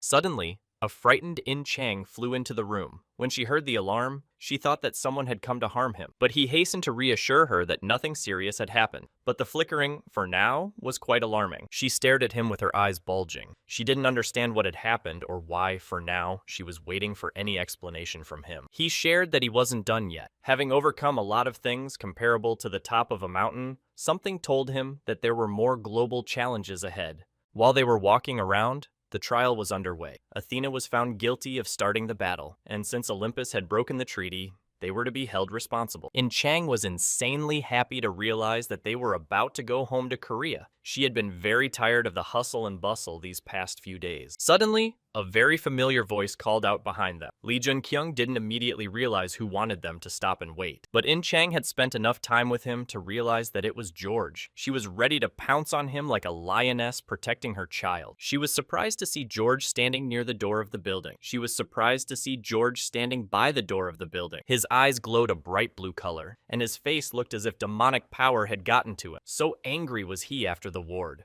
Lee Jun-kyung tried to calm her down by saying that everything was fine. He didn't understand why she was reacting so violently. He told her he didn't feel threatened by George, even though he looked hostile. He just wanted to talk to the dark horse before he left. In Chang was very worried about him for fear of missing the moment again and losing him. With tears in her eyes, she let him let George get close to her. He approached him with his fists clenched, but without the purpose of fighting. He just wanted to point out that Lee Jun-kyung had managed to defeat Demetrius. He came to this conclusion from the fact that the dark horse stood before him unharmed, while Demetrius still couldn't come to his senses. He thanked him for the invaluable experience he had gained from the whole situation. However, he warned him that next time they would win. Lee Jun-kyung is not in the habit of leaving threats aside. He hinted that he never leaves his work unfinished. This next time is no exception. With a snarl, George decided to change the subject to In Chang. He asked her to help him get a point across to her that she couldn't quite put her mind to. Pointing his finger at her, he decided to tell her to her face that she had great potential. She could become much stronger over time. He advised her that if she wanted to earn a title, she should first earn a good reputation by paying attention to her patron. She lowered the corners of her lips, as if she were unhappy with what she'd just heard. As expected, she just didn't understand what he meant. Lee Jun-kyung listened to his words and explained to her that there was no need to wait for the horse. It was time to act and become a prince. She didn't think so. After George had accomplished his mission and talked to the boys, he left, saying that they would see each other again. Before he could get out of sight, Lee Jun-kyung called out to him. It was important for him to warn him about something. With a wary look, George turned around. He didn't ignore, though he felt the urge to do so. He struck a pose that made it clear he was listening. Lee Jun-kyung only wanted to cheer up by saying that Hercules would become an even stronger monster and would definitely recover. He wanted to end on a good note. There was a look of consternation in George's eyes. He didn't seem to understand why the words were spoken. Everything was taken at face value, and there was a sense of subterfuge. To smooth things over and not leave intrigue in the air, Lee Jun-kyung explained that he would like to be on the same side as them next time. Watching their distant silhouettes, George loosened his clenched fists. He felt calmer after this conversation, but he remained concerned about the fact that Demetrius was in critical condition. He needed to be sent to Olympus immediately. Before leaving, Lee Jun-kyung decided to pass his time by throwing rocks into the pond. He threw one throw after another from the bridge. Once again, as he swung over the water, a strange glow appeared over the water. Suddenly, a girl appeared. She wondered how he had found her. He immediately guessed who she was. The book described a person named Merlin. This meeting was clearly no mere coincidence. She was surprised to hear her name. She thought he was just an ordinary man with no powers. Lee Jun-kyung decided to make a joke and say that he was the true head of the round table. It was obvious that she wouldn't believe it, even though she pretended not to know who he was. Black Horse didn't believe it. Everyone had already heard of him, so there wasn't a piece of earth where he hadn't been talked about once. She knew he was the one who had been the overly arrogant hunter who had defeated Hercules. She didn't particularly like him showing up at her door and provoking her. Suddenly, the beautiful green-eyed beauty turned into a young man with blue eyes. It was impressive, but not surprising to him. She thought that all the members of the round table were aware that she was not to be trifled with and should never be pissed off, but she still wanted to know who was in front of her. With sinister eyes, Lee Jun-kyung informed Merlin that he knew where the Excalibur was. He knew which side to approach it from. After the pond, he went to the airport where In Chang was waiting for him. She was bored sitting there by herself, so she just looked at her papers. When she saw him, she grudgingly asked where he had been for so long. She was tired of sitting in one place and waiting for him to walk around. He didn't go into details and just shared that he had an important meeting near the airport. In Chang was very dissatisfied. She waited for him for hours while he decided to meet someone. He didn't call her. During his absence, a soft pink crystal had appeared around his neck. It glittered so brightly that it couldn't help but catch his eye. In Chang didn't ignore this fact and threw a tantrum. She thought that the necklace had appeared after meeting some girl. He was so taken aback by her reaction that he didn't immediately find something to say. He was surprised that she cared so much about where and with whom he spent his time. Suddenly, she went into a furious screaming fit, claiming that she assumed he had someone in England, and more than one. Her jealousy was getting the better of her. In Chang started accusing him of being a dog. Without letting him say a word, she kept saying that she was disappointed in him. The scandal was interrupted when Sung Gu came over. He came to check if his companions were ready to go home. The plane was about to take off. Before answering his question, Lee Jun-kyung decided to ask him if he had taken care of everything that was necessary. He confirmed that everything was taken care of. Just as they were moving toward the exit to the landing strip, someone asked them to stop for a moment. Then they had to stop. Lee Jun-kyung turned around to see who they were dealing with. However, the face of the man who had called out to them was unfamiliar to him. Turns out he was Merlin's assistant. She warned the man to wait for Lee Jun-kyung at the airport and give him her message. She asked me to tell him that she expected him to pay her back for the necklace that hung around his neck. As it turned out, it wasn't that simple. As they were heading towards the boarding gate, Sung-gu decided to ask how Lee Jun-kyung knew about Merlin. He explained that he made a deal with her, promising something in return. Otherwise, he wouldn't have been able to get the necklace. Sung-gu was clearly not happy to realize that the necklace around his neck belonged to Merlin, especially after hearing the news that he almost died because of it. Lee Jun-kyung admitted that meeting them face to face was so hard for him. However, he needed the necklace and had to go through with it.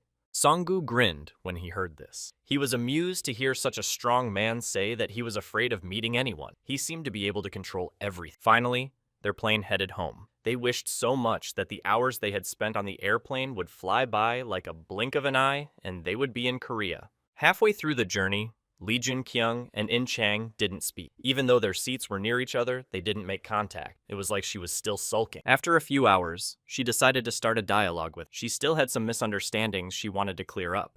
Tired of swearing, he rolled his eyes. He turned to her and asked her what she was interested in. But her question had nothing to do with the situation at the airport. She just wanted to share her thoughts about George, who was helping her at training. She imagined herself in his shoes. If Hercules did to Lee Jun-kyung what he had done to him, she wouldn't rest until she had avenged him. Ying Chang just couldn't understand how George managed to let go of the situation and treat them as if nothing had happened. Nobility of the highest order. Lee Jun-kyung referred to his intuition. He assumed that George guessed that his friend wasn't in danger, at least not to that extent. As soon as the plane landed and they entered the airport, they were immediately filmed. There were paparazzi everywhere, eager to get a shot of the dark horse. He was a legend. Lee Jun-kyung didn't understand why everyone thought he had defeated Hercules. Sung-gu explained to him that there was a rumor going around Korea that he had won the duel. Dark Horse wasn't happy that he hadn't been warned. He just wasn't prepared for the sudden influx of popularity that took him by surprise. Sung-gu wanted to surprise him. He knew that he dreamed of becoming famous and being known all over the world, and now his dream has come true. Taking a chance, Lee Jun-kyung decided not to hide from the camera lenses. It was his finest hour, when hundreds of reporters surrounded him and he started posing. Everyone cheered and screamed and squealed. All over Europe, his incredible fight was being discussed. His name was heard from every corner. It was an unimaginable success. In the evening, he decided to spend some time with In Chang. They stood on the balcony and admired the beautiful view of the starry sky.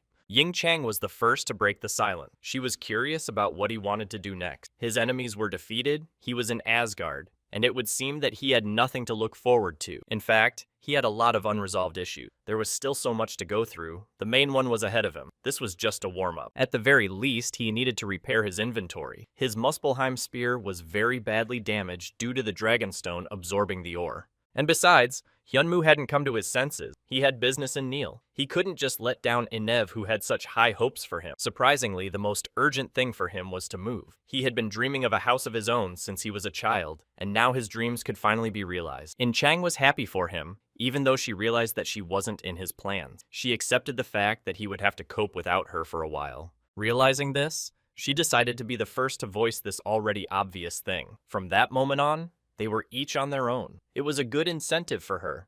It was clear from his reaction that he was surprised by her statement. He hadn't planned to leave her for a long period of time after all. She thanked him for the time he had spent mopping up the gate. It had been a pleasure working with him, but George's words about her power were firmly planted in her mind.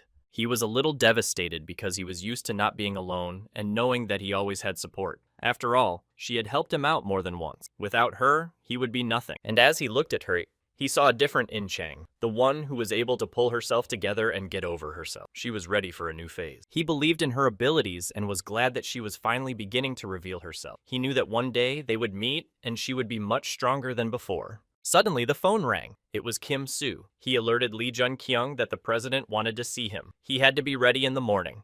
He felt as if he had been struck with a hammer. His eyes went dark and his mind went blank. Jang Hyo-jin wanted to see him. Finally, the moment had come, and he would be officially welcomed into Asgard. But he suddenly realized that he had completely forgotten to include the most important thing in his plans. Until now, he had been thinking about anything but what really mattered. Alone. It was his only major enemy at the moment. He stood on the balcony, thinking about what he should do next and what was going on with Demetrius. Meanwhile, something had happened in Olympus. A surprised George was actively on his way somewhere. It wasn't hard to guess what might have caused him to react that way. Demetrius. He'd just woken up and already started practicing. As if the training couldn't be put off until later, he waved his sore arms vigorously. George watched him and could not believe his happiness. In front of him was his close friend, the giant with whom he spent all his time. At last they met. He was just as pleased with him. Such a scary and crazy monster was standing in front of him and smiling. It was the best news he'd gotten in the last week. It was embarrassing to ask him what had happened, and when he had come to his senses, George felt uncomfortable asking these questions. And Demetrius, noticing this, decided to say directly that his defeat had not broken. Though he'd never experienced it before,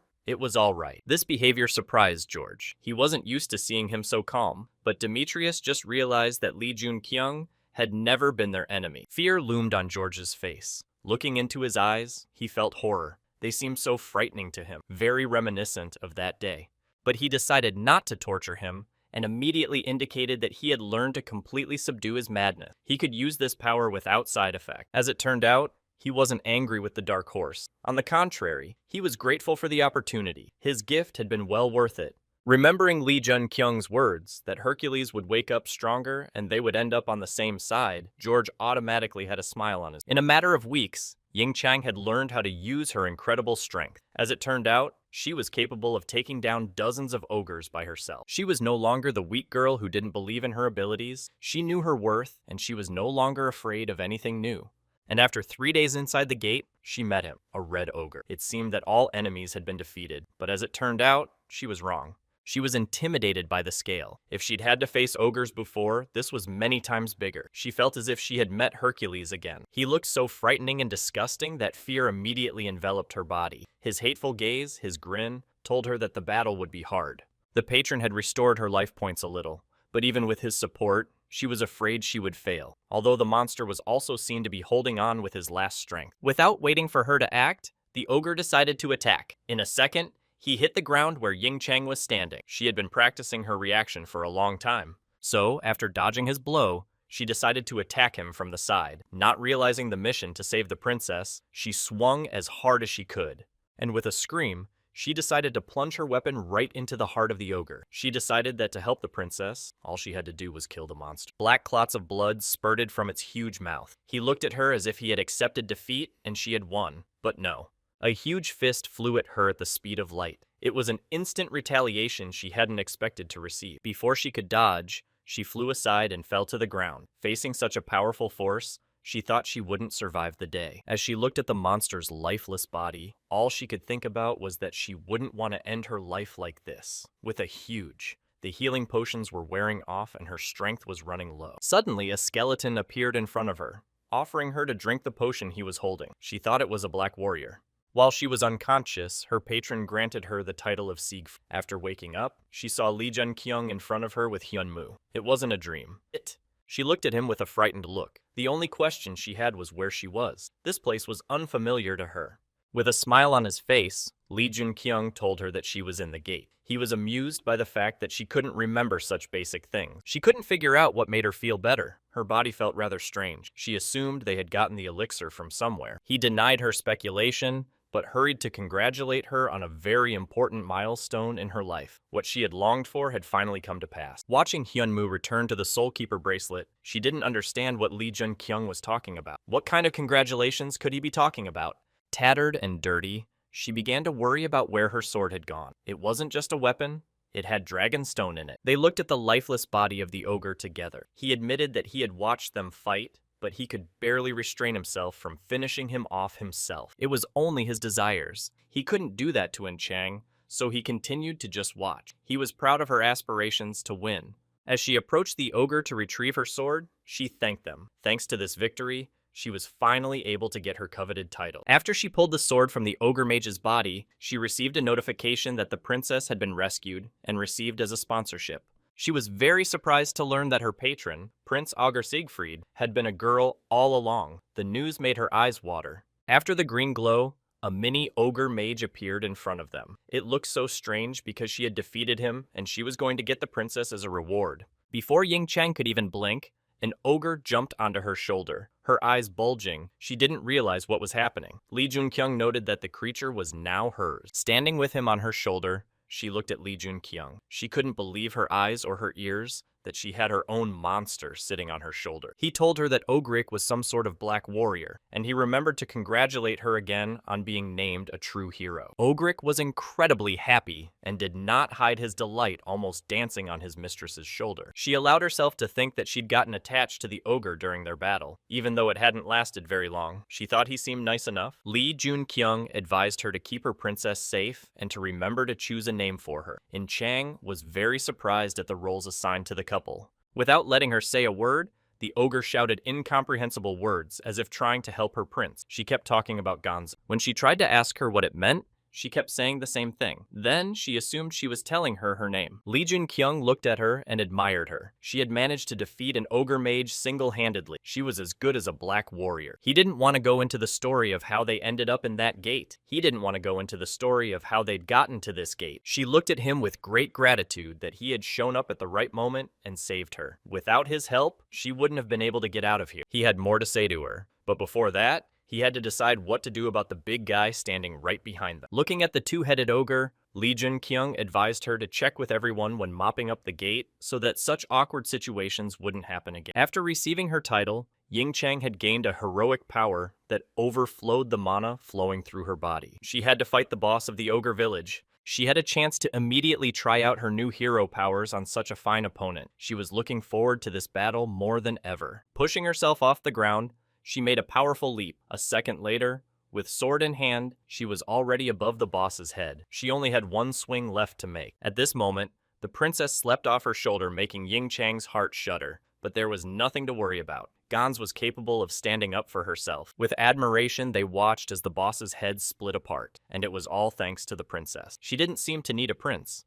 Chang decided to return to the conversation, which was interrupted by the monster that had suddenly appeared. She wondered what had brought them here. He came for her. He needed to go to China urgently, but it was not interesting to go alone, so he asked Chang to accompany him. She was very surprised to hear his proposal, but her gaze was not only surprised, but also eager to go to the end of the world with him. He told her what had happened during that time. When they returned to Korea and Odin's test was passed, he wondered if their taboo would work, but he managed to outmaneuver him thanks to Merlin's pendant. That's how he got into Asgard, the shadowy organization pulling all the strings around the world. Hyunmoo grew up with his own body. He had not yet reached the level of the evil king of the undead army, but he could control up to 7 skeletons. There was also an addition to the bracelet, another skull. It was still inactive though. It is yet to be dealt with in the future. His Muspelheim spear was restored thanks to its creator. Park Jae-hyun took the job even though he didn't want to do it. Moreover, the spear had gained the new characteristic of a demonic spear absorbing its own user. The recovery has been good for him. That's why Junkyung had to go to one of the most dangerous regions on Earth, China. Because of the gates that opened everywhere, it had become a den of monsters. And that's where you could meet him, a man capable of refining the black marble, in a place destined to become the center of an impending catastrophe. The Northern Front. It was there that countless monsters had accumulated. A huge army of monsters swarmed towards the hunters in front of them. Seeing the impending danger,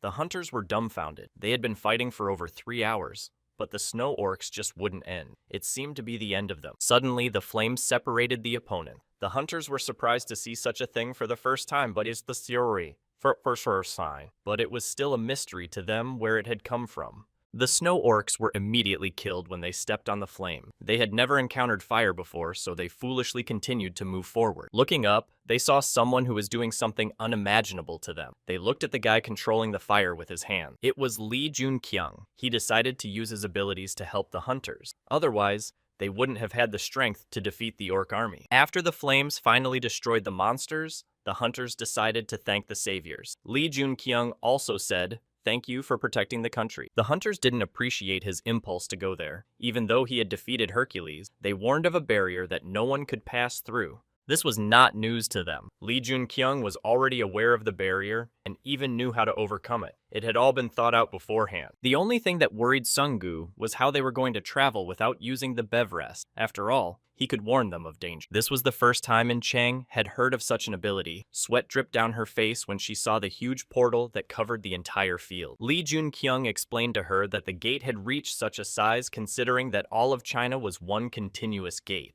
Portals were everywhere. Before they were to enter them, Song-gu asked them to distance themselves. He reached into the gate to try to sense what awaited them. All he could do was remind them that no matter what happened, there was nothing he could do to help them, so they had an incredibly big responsibility. He warned that once a month he would go to the gate in the hope that they would appear. Month after month, he would wait for their return until that day came. Lee Jun-kyung was confident that if everything went well at the gate, they wouldn't need any help, would get out on their own. The leader of the Major League Guild looked at them with pride. He hoped and believed that everything would go well and they would be fine. He watched their figures plunging through the gate. It brought a tear to his eye. He was so proud that he had managed to raise such strong heroes. Sung-gu admired a guy who could keep his word. In order not to leave the burden on them, Sung-gu decided to do his best. After entering the cold winter, Lee Jun-kyung thought that everything was happening much faster than in the original timeline. He thought it was colder. Seeing the snow orcs in front of her, Ying Chang suggested that she deal with them herself. It was a good opportunity to warm up for the battle. One by one, she sent them to the other side of the world. With a single swing of her sword,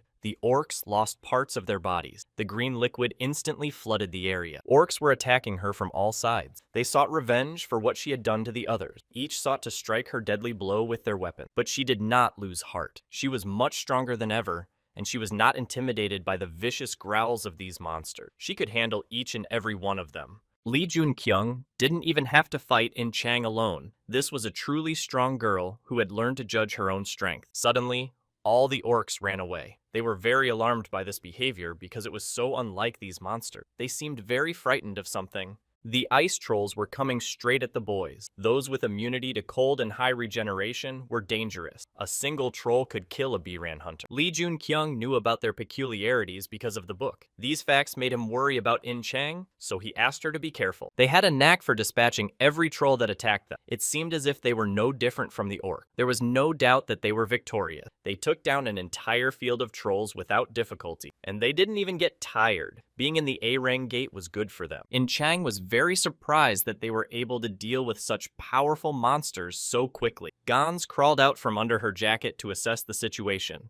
He noticed her puzzlement and picked up on the thought that had been bothering her, as if he could read her mind. It was getting harder to control the mana in this place. She also noticed that their movements and battle tactics were different from the Korean monster. Their behavior was very similar to that of humans. He didn't want to upset her, but he thought about the fact that the process of absorption by the gate was much faster than expected. Then he suggested we move on. They were walking down a snowy road. The snowstorm was so strong that it seemed like they were about to be blown away. They had to put on their hoods and face the wind. In Chang decided to ask how far they would have to go. Lee Jun-kyung suggested that it would take about a month. She was very much surprised to hear about the whole month. She even stopped, though if she had stood still for a minute, she could have been covered with ice in no time. He decided to hurry her up by telling her that the journey would take longer if they just stood still. They had to find something to continue on first. Before reaching the celestial lake at the top of Pektusan, they decided to take a short break and light a fire. At least a little warmth. Lee Jun-kyung didn't waste any time and decided to survey the surroundings first. He left In Chang alone by the lighted fire. Ying Chang and Ganzi's faces showed that they were not very happy with his idea, even though they realized that it was more correct than just walking blindly forward. A little while later, Lee Jun-kyung came from a scouting mission. He didn't come alone, but with 2 reindeer. It was on them that they traveled onward. They climbed to the top on them, but after a while they decided to stop. Ying Chang noticed that the closer they got to the top, the hotter it got. As she undressed, she noticed that they hadn't encountered any monsters the entire way to this place. With the abundance of them, it was amazing. Lee Jun-kyung explained to her that the Mountain Lord wouldn't let anyone harm her. That's why there couldn't be any monsters around. In Chang caught on to the words about the ruler he had never once spoken of. She was curious if he was human or what he was. He was discouraged. When he gave her a negative answer, he knew that the questioning would continue because she wasn't the type to give up after the first try. When he dismissed that option, she started going through the others. He just didn't know what to call this ruler, who he was. He didn't care about that. To close the subject, he indicated that she could see them for herself and understand. There were more important things to do than that. He stared at the barrier the hunters had warned them about. They'd said it was impossible to get through, but they had no other choice. At the same time, Jang Hyo-jin stood on the roof of the association pondering life after the gate appeared. As the world fell into chaos, he decided to search for Asgard. Having used his powers in the name of humanity, he realized that humans were to be left behind, and the capable hunters were the ones to be protected. He was disappointed that China didn't live up to his expectations. Climate change monsters. He had hoped that Lee Jun-kyung would be able to find what he couldn't. He was overcome with laughter when he thought of all that was happening. He was very curious about where this was going to lead, excited for something big. He was laughing so hard that he bit his tongue without realizing it. He covered his mouth with his hand and thought it was too soon to consume the dark horse. He was enjoying watching him do it. He wanted to savor it more as he slowly devoured it. It was the best appetizer for a hungry monster. Meanwhile, Lee Jun-kyung and In Chang had already climbed to the top of Baekdusan, where the nature was fabulous. Its bright colors were as impressive as if it was summer. When he saw the celestial lake, he immediately grabbed his spear. He didn't know what danger might be waiting for them in this place, so he decided to take precaution. And for good reason. A bunch of hunters stared at them with a very unfriendly attitude. They had spears in their hand. It looked like they were about to attack. In Chang also drew her weapon. She was worried that there were people living in the monster lands, and Lee Jun-kyung had not warned her if he knew about it. Looking at his frantic partner, he admitted to her that he knew about these people. They were survivors from the ancient lands of North Korea. And this news did not please the angry crowd. They did not like the fact that strangers who came from unknown places knew about them. Lee Jun-kyung didn't hesitate, so he immediately decided to say that they had to meet with the Mountain Lord. These words finally killed them. Their chief standing in front of them all gave the order to prepare for battle. They regarded the uninvited guests as intruders who posed a danger. At that moment, Lee Jun-kyung realized that there was no way to avoid the battle. They had no choice, as the crowd of hunters were very hostile. No sooner had they attacked than the head of the hunters looked puzzled to his left. Something seemed to have startled him. He was very nervous when he saw something. A girl appeared right in the clearing, waving happily to the man. She wanted to draw attention to herself to let him know that the king of the mountain was expecting them. It is known that North Korea was wiped off the face of the earth a long time ago due to failed nuclear experiment. The survivors started moving to South Korea or China.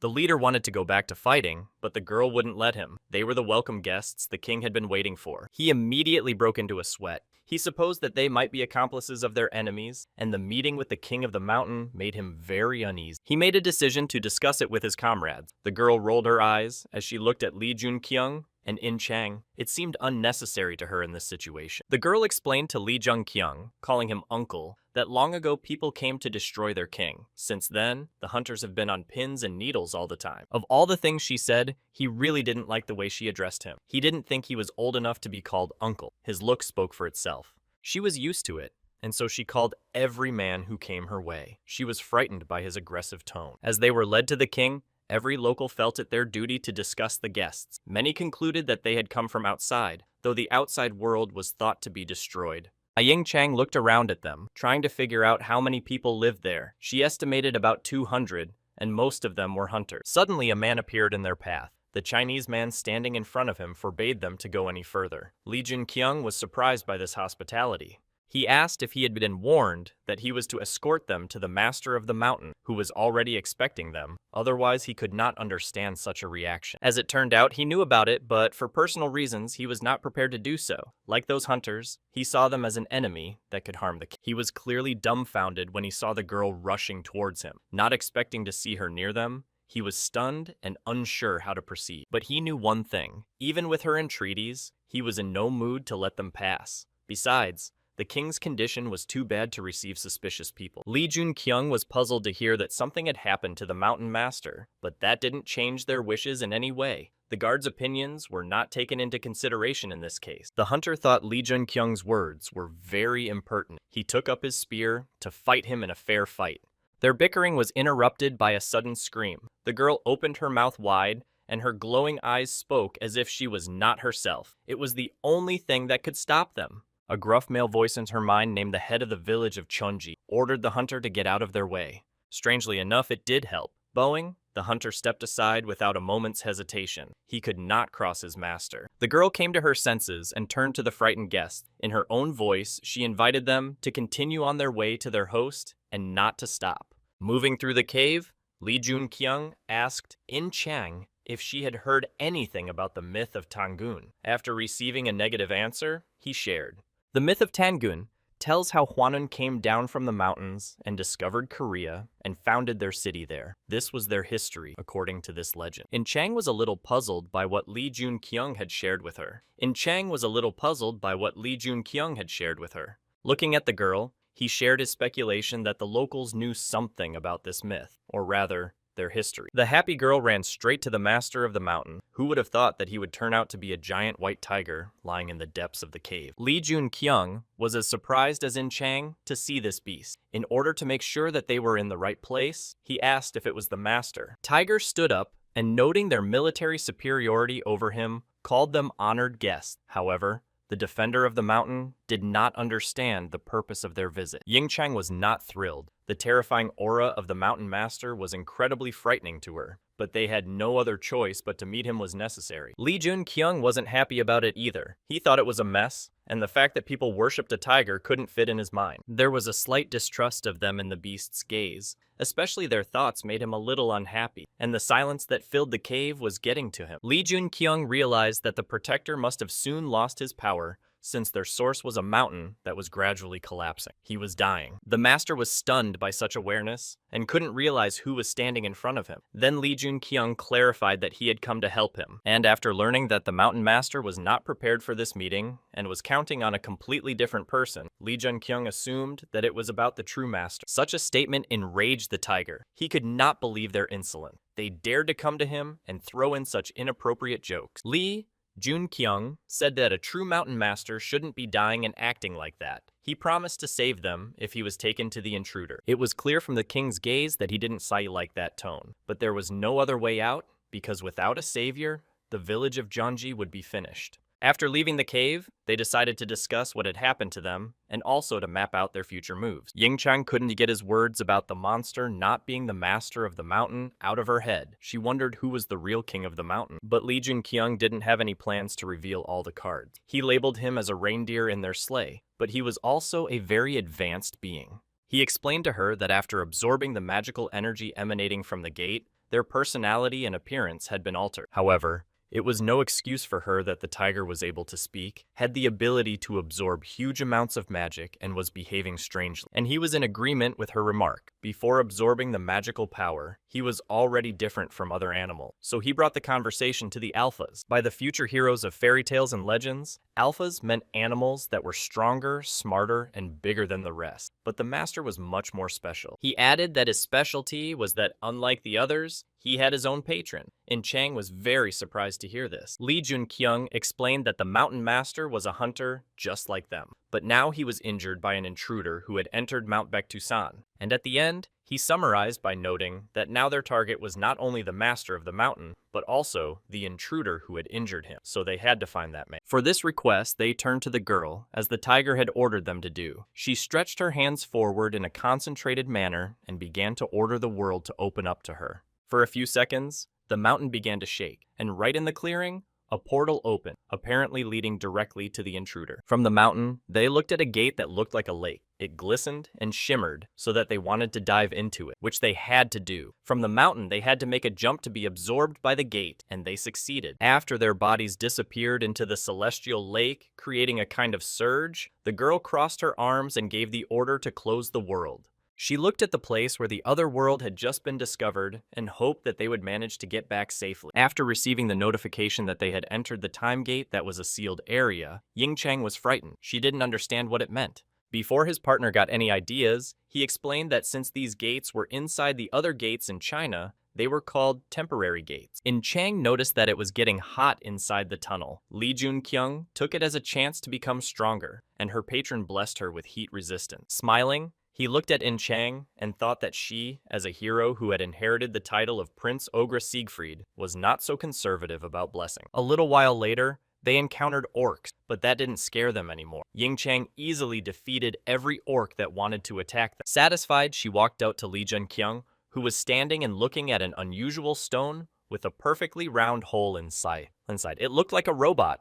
After receiving the notification that the level of firepower had been raised, he confirmed his assumptions that the Qianji Gate was ideal for raising the level. Ying Chang had quite a few questions. She didn't understand how a little girl became the head of the village and how she managed to create a sealed gate. He corrected her slightly, noting that she had not sealed the area but had lured the intruder into it. She was the center of Mount Pektu, the seat of all power. And about the girl, he said that she was the bear from the Tangan myth and could also use this energy. It was she who gave this power to the master of the mountain. In Chang concluded that the strongest was not the master of the mountain, but the head of the village, a little girl called Unyo.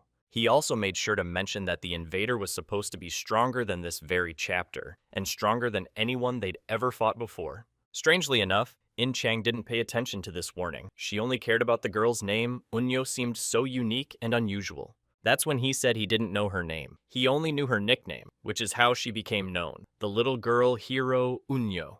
For a second, Ying Chang felt resentful. It was so hard for her to achieve the title of hero, but no matter who they met, everyone was already a hero, even the child. Everything was going as described by the Demon King, who thought this place was the best place to grow up. Lee Jun-kyung couldn't miss this opportunity. He needed to become stronger to raise his skill level to be able to overpower anyone and be ready for changes in the future. After defeating a few more orcs, Lee Jun-kyung managed to raise his level again, and Chang admired his patron for the many blessings he had bestowed upon him. Not to upset her, he said that her patron Prince Charming was better, though he realized that his height was due to the player's peculiarity. Even though the fallen angel was displeased with his words, he still blessed him with a few more development points.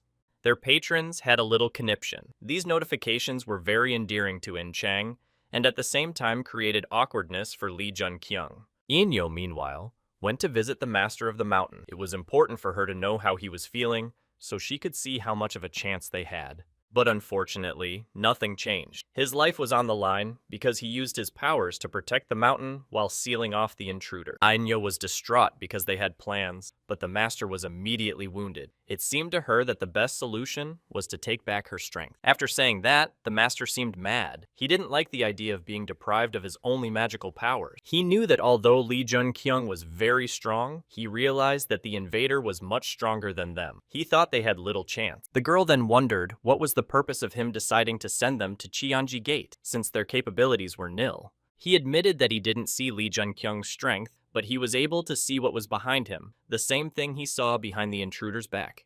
The air in front of In Chang and Lee Jun-kyung began to thicken. A blue magic field was formed. They were expecting to see an intruder. But from In Chang's reaction, it was clear that her expectations were not met. She had expected to see someone incredibly powerful. Instead, a cute little boy with long hair appeared in front of them. He looked harmless, even though his gaze was hostile. In Chang turned to Lee Jun-kyung, unable to contain her emotion. She was astonished to find that the intruder was a child. But he saw so much more. He knew she was wrong because the man in front of them was not a man at all. It was foolish to judge a book by its cover.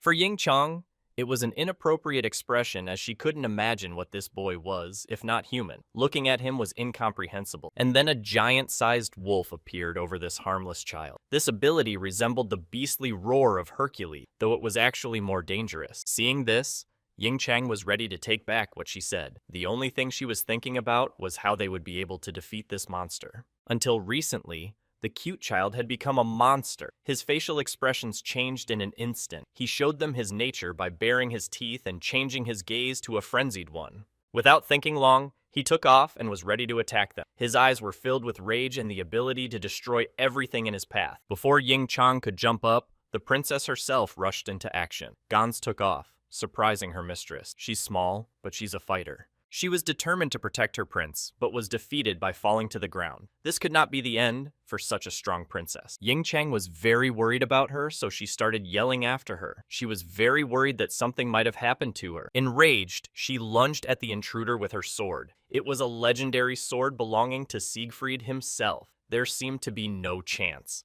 But the boy wasn't weak. He immediately attacked Ying Chang, enraged, eager to destroy. He didn't even need a weapon to be dangerous. Ying Chang struggled against his incredible strength. She could barely contain the flow of magic that came from the intruder. Luckily, Li Junqiang came to her rescue. He flew in because he decided to attack the enemy from above, as he usually did with his spear.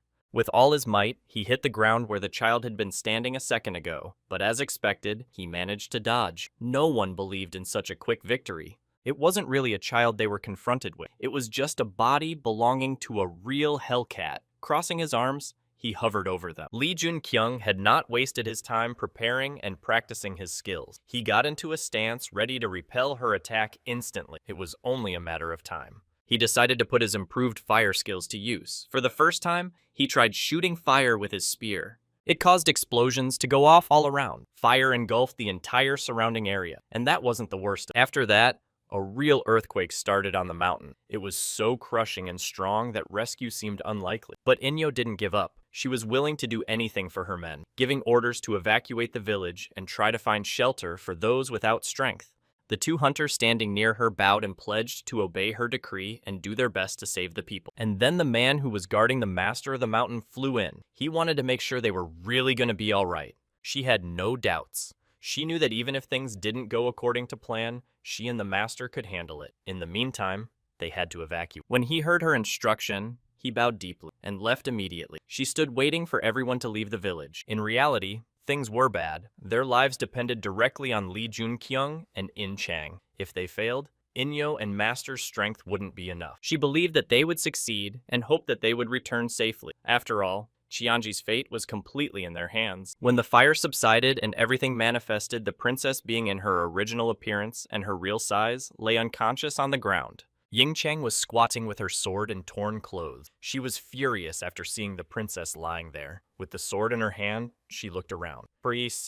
The intruder used his strength to lift Li Junqiang into the air. It was as if a giant hand was holding him down and preventing him from even moving. When Ying Chang saw this sight, she was simply torn. She had once failed to help him, and she still felt guilty for a long time. And now, with all his might, Li Junqiang struggled to resist and held on to the force that grabbed him. He couldn't just give up and die at the hands of the intruder. Then he remembered the day he last looked at his status. He found that the growth of his magic powers had been blocked. Before that, they were growing at the expense of mana. Even though the mana flow was still level 1, the power over fire had stopped growing in Qianji. There was only one way to solve this problem. And then the level of mana flow increased, and Li Junqiang managed to break the magic fist and release his body. It was as if the demonic power had enveloped him. Hunched over like a werewolf, he glared at the intruder. The power was overwhelming him, turning him into a monster that could take on anyone. Realizing how close he was to his doom, but not wrong, he exhaled. Now he knew for sure, and there could be no more doubts, but there was only one chance. His theory was correct. The mana level only increased when its owner was on the verge of death. However, it was hard for him to feel such a thing from others. As expected,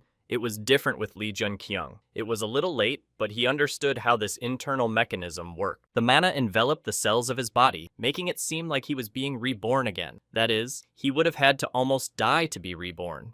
He was incredibly strong then. Staring at his opponent, he picked up his spear. The invader, though surprised by this turn of events, was ready for battle. Like a wolf, he got on all fours with his teeth bared. It looked as if a rabid dog was about to claw at his throat. Swinging the fire spear, Li Junqiang warned his opponent that it would hurt a little and used the Sunflash skill. Ying Chang was amazed to see how he was able to absorb mana just from the air. The space around him began to literally distort. Fiery flames enveloped the surroundings, shooting straight at his opponent. With a single strike, Li Junqiang managed to break the ground beneath. The toothy, angry beast did not appreciate his actions and prepared a retaliatory strike consisting of blue flames aimed at the fiery beast. The two flames collided, resulting in a devastating impact. The explosion was so large that it literally covered the entire area. It was clear from the distorted face of the intruder as he flew off into the distance. It was the end of the enemy who had managed to harm the master himself. Ying Chang looked at everything with her eyes bulging. She couldn't believe what she was witnessing. The scale was so unbelievable. The silhouette of the wolf they had seen at the beginning of the battle with the intruder was visible in the fire. It was impossible to burn it. The wolf bared his teeth as he sensed the man approaching him. He was very angry after the intruder had been overpowered. Through the flames,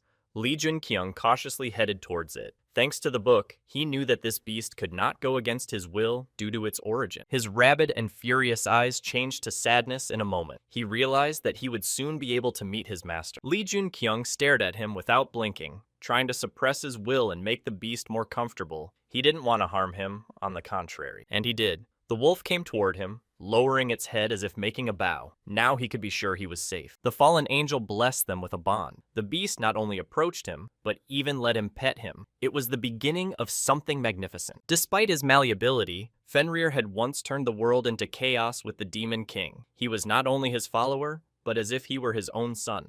Inyo touched the ground to see if the vibrations had stopped. She wanted to make sure it was over so her people could go home. And when she looked up, she saw the figures approaching. She realized that Li Junqiang and In Chang had managed to get back safely and save them. Of course they weren't alone. They couldn't just leave an intruder in the time gate, all the more reason to end the feud. But Inyo saw that Li Junqiang had an intruder in his arms as well, and started screaming. She had to urgently call the cured mountain master for help. The boys were surprised at the reaction. They had already forgotten that the intruder was considered to be especially dangerous for them, so they brought him in. Inyo, with the support of the master behind her, headed toward them. She felt safer knowing that he was behind her. Angry, she asked them for an explanation. They had kept him in a sealed area for so long, and they had come and freed him. But Li Junqiang didn't see this as a problem. He kept his promise and helped the mountain master to heal, and the rest of their actions were up to them. The master was very angry because he believed that their agreement included the death of the intruder. He considered such an act to be wrong, equating it with deceit. Li Junqiang was unhappy that his words had been twisted. He had promised them to save the mountain master and the village, but he hadn't promised to send someone to the next world. He argued to them that the boy no longer posed any danger to them, and to continue to keep him locked up would be an unfair decision. Suddenly, after these words, the boy woke up and immediately jumped from his arms to the ground. He took a confident stance as if he were about to rush at his enemies, and so it seemed to Inyo, who was very hostile to this person. She would never forget the evil he had done to them. The boy didn't really want to attack anyone. His eyes were filled with a mute question to Li Junqiang. He didn't understand why they hated him so much. In an attempt to smooth things over, he decided to make a deep bow as a sign of respect. In this way, he decided to show that he was ready to obey them if necessary. Li Junqiang was so pleased with the boy's performance that he patted him on the head. By doing so, he could prove his attitude that he wasn't against them. Fenrir was practically unable to speak. His speech was incoherent to the point where he was unable to pronounce Li Junqiang's name the first time. It upset him a little, because they had no way of communicating with him. It made their lives very difficult, but not to the point of giving up. A little while later, In Chang came in. Surprisingly, the boy reacted strangely and started growling at her. She tried to calm him down, explaining that she was not the enemy. Fenrir then turned his attention to Ganza. He started running around with her everywhere, jumping to play. He definitely liked the princess. Only, In Chang didn't appreciate it. Li Junqiang decided to calm her down by explaining that they are children and have fun. But when she was notified of the fallen angels crying in victory, she doubted it. Later, he called Inyo to speak to her alone. He reminded her of the terms of their agreement. They were to deal with the invasion and heal the master. But the most important thing was that if the mission was successful, they had every right to take her back. This news rather surprised Inyo, who was not prepared.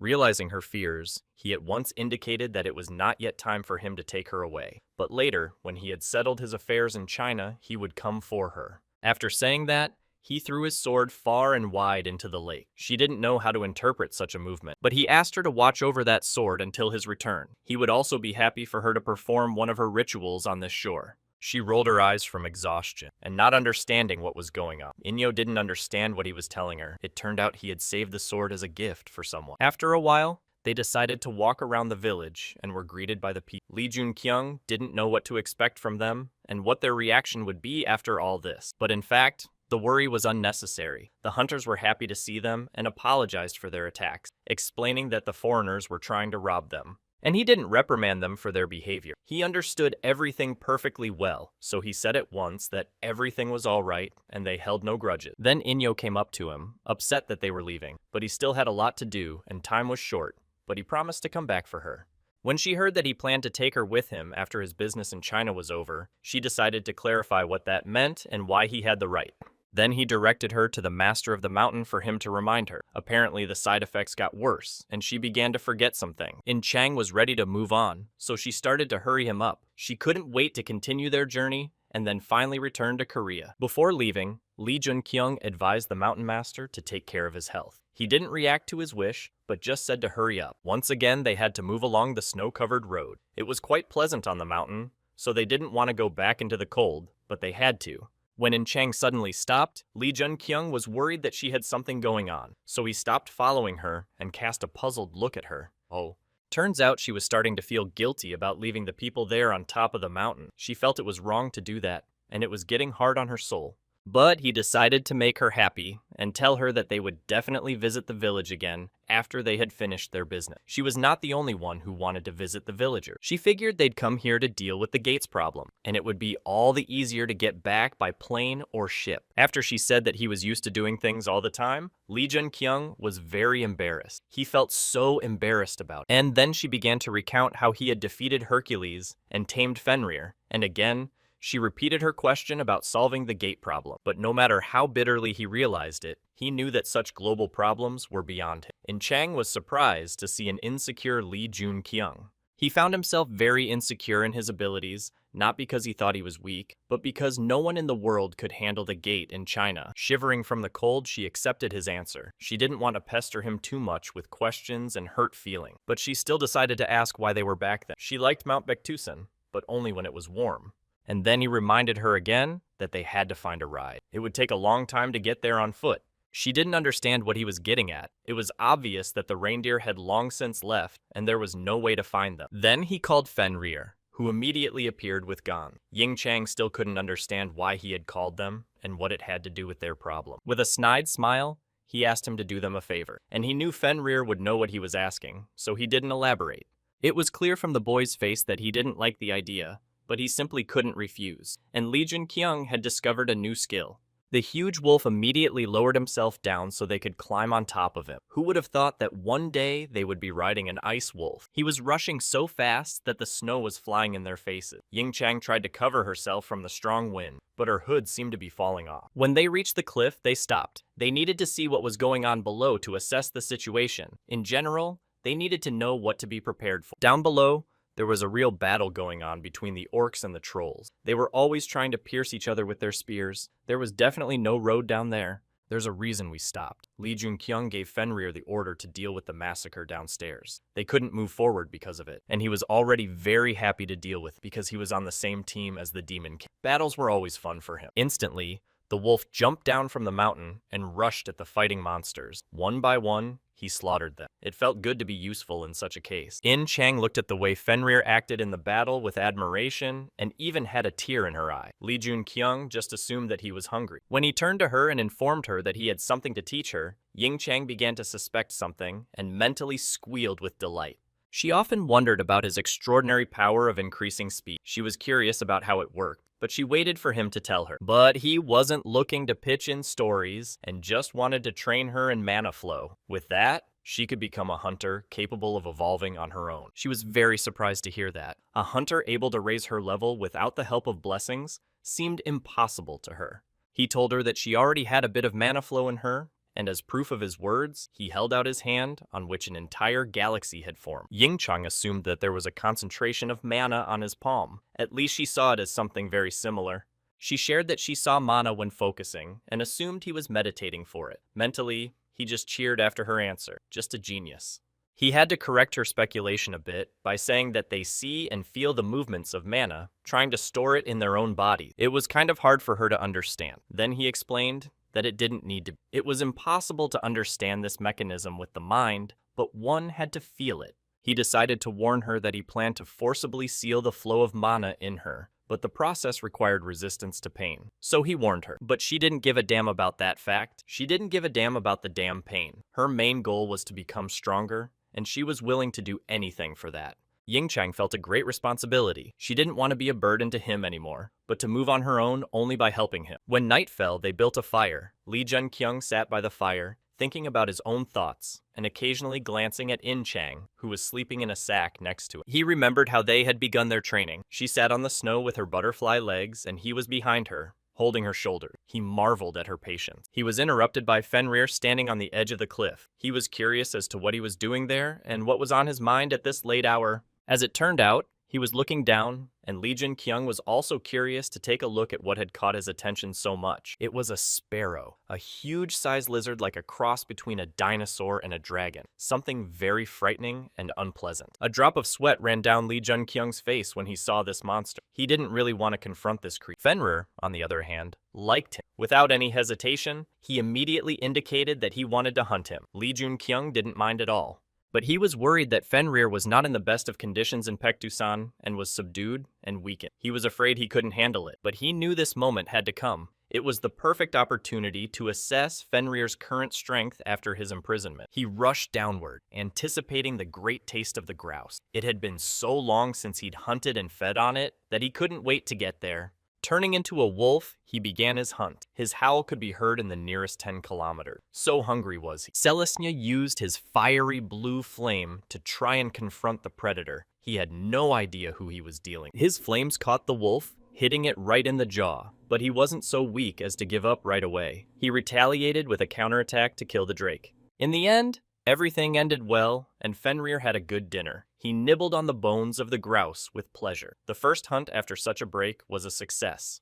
Li Junqiang was pleased to see Fenrir eating his dinner. He had underestimated it, thinking it was weak. After all, he was able to defeat the monster in seconds. And that was the end of their preparation. Li Junqiang gazed at the cracked ice near the shore. They needed to go there and look around. The lifeless bodies of the hunters. They sank in terror, realizing there was no escape. These grimaces of horror were killing them. They looked at this nightmare and couldn't believe it could have happened. More than a dozen hunters were on the surface of the water. In Chang was very scared. She remembered the disaster that Li Junqiang had told her about. She was frightened by the thought that everyone could end up the same way. And he added that the situation would be even worse. But they had a chance to minimize the damage and save most of the people. Thanks to organizations like Asgard, the world had a chance. Their people were willing to do whatever it took to prevent this horror. Wiping her eyes from tears, In Chang was glad to hear Li Junqiang's words that there was nothing to worry about. She also wanted to be helpful and do whatever was necessary. In the end, it was decided to move on the ice as it was strong enough to hold them. After crossing the river, their goal should be achieved, namely, to reach Guangdong province. They needed to meet someone there. But Yingchang was worried that there were no survivors. Li Junqiang was sure that there were people there. He restrained the black marble with a stream of mana, but he could feel the black marble's strength growing stronger. He doubted he'd be able to hold him off much longer. He was running out of power, so he needed to get in there, and as soon as possible. They crossed a frozen river on Fenrir, and unfortunately they had to stop and get off because they couldn't use it any further. Li Junqiang thought that riding Fenrir would attract too much attention, which was not good.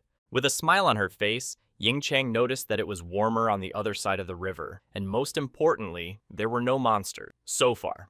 He considered it a good sign that they were moving in the right direction. Then it was safe to continue on their way. Fenrir interrupted their conversation. His eyes were staring off into the distance. He tried to get their attention by pointing his finger at something important. A little farther ahead of them stood a man of simply incredible size, a true giant. The sword in his hand said that he was not a peaceful man. And Chang was impressed that they had met a human after all, even though she doubted the survivor. Li Junqiang landed her and asked her to prepare her weapon. He explained to her that in a place like this, ordinary people couldn't just walk into someone's eyes. He wasn't an ordinary man like them. It was a giant. They immediately aimed their weapons at it, sensing the danger coming from this monster. It was time to attack first.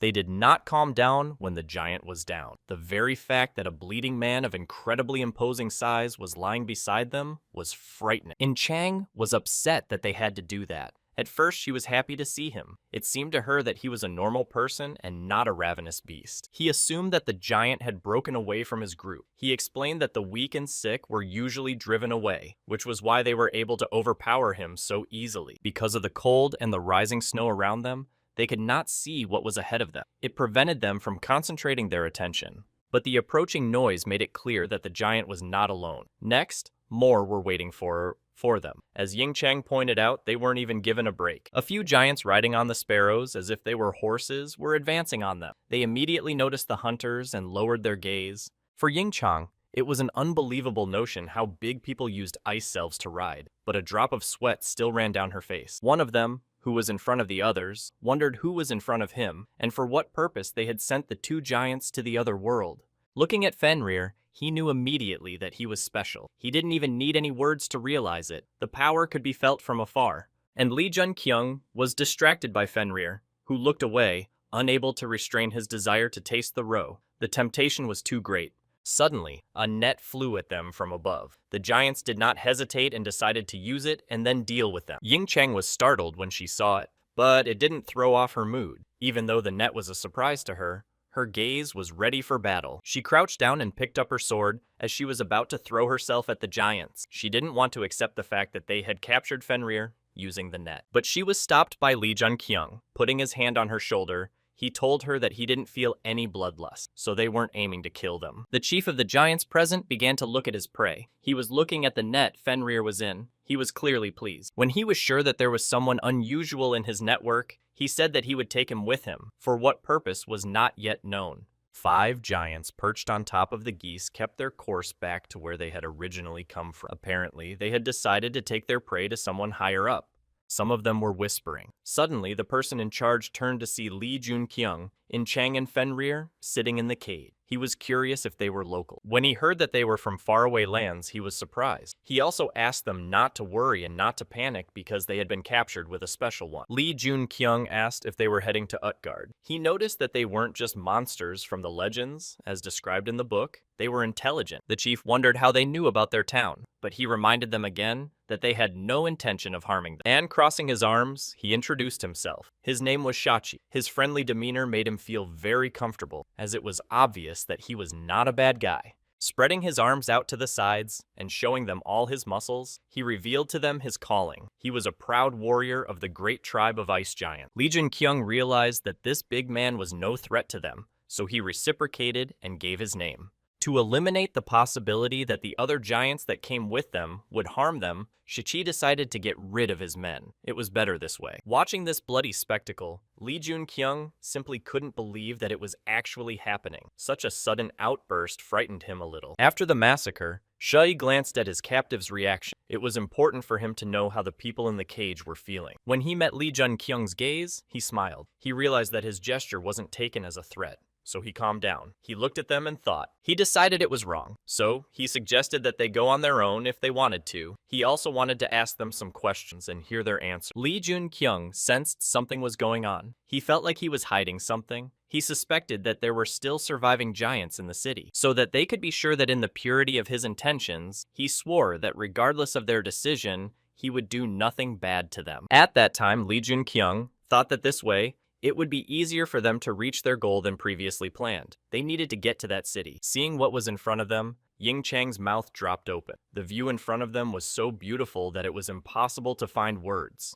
Shachi proudly announced to them that they had arrived at the place. He was pleased to hear the enthusiastic voices of his captive. The town of Utgard, a beautiful castle that impressed anyone passing by. Such architecture was incapable of evoking any emotion other than admiration. Sitting on the herring, they passed through the gate that opened. Shai moved forward with pride, realizing the reaction of the others to such guests. The others were waiting for him very much, and just shouted with joy when they saw him. It looked as if he was their only prey. The guys didn't appreciate their reactions, so it was unclear what they were so happy about. Lee Jun-kyung didn't want to be seen, so he turned away. Ying Chang tensed up when she saw the giants' attire and what they were doing. It seemed to her that they were in the Middle Ages, as if they were traveling through time. The giants were so surprised to see them sitting in the cage. They could not understand why it was so, what they had done, that they were being punished. Fenrir was not very happy about the attention. He was so annoyed that he seemed about to throw himself at them through the bars of the cage, and these giants were very frightened to see a furious Fenrir, for they all knew he was special. They couldn't understand how Shachi had caught him.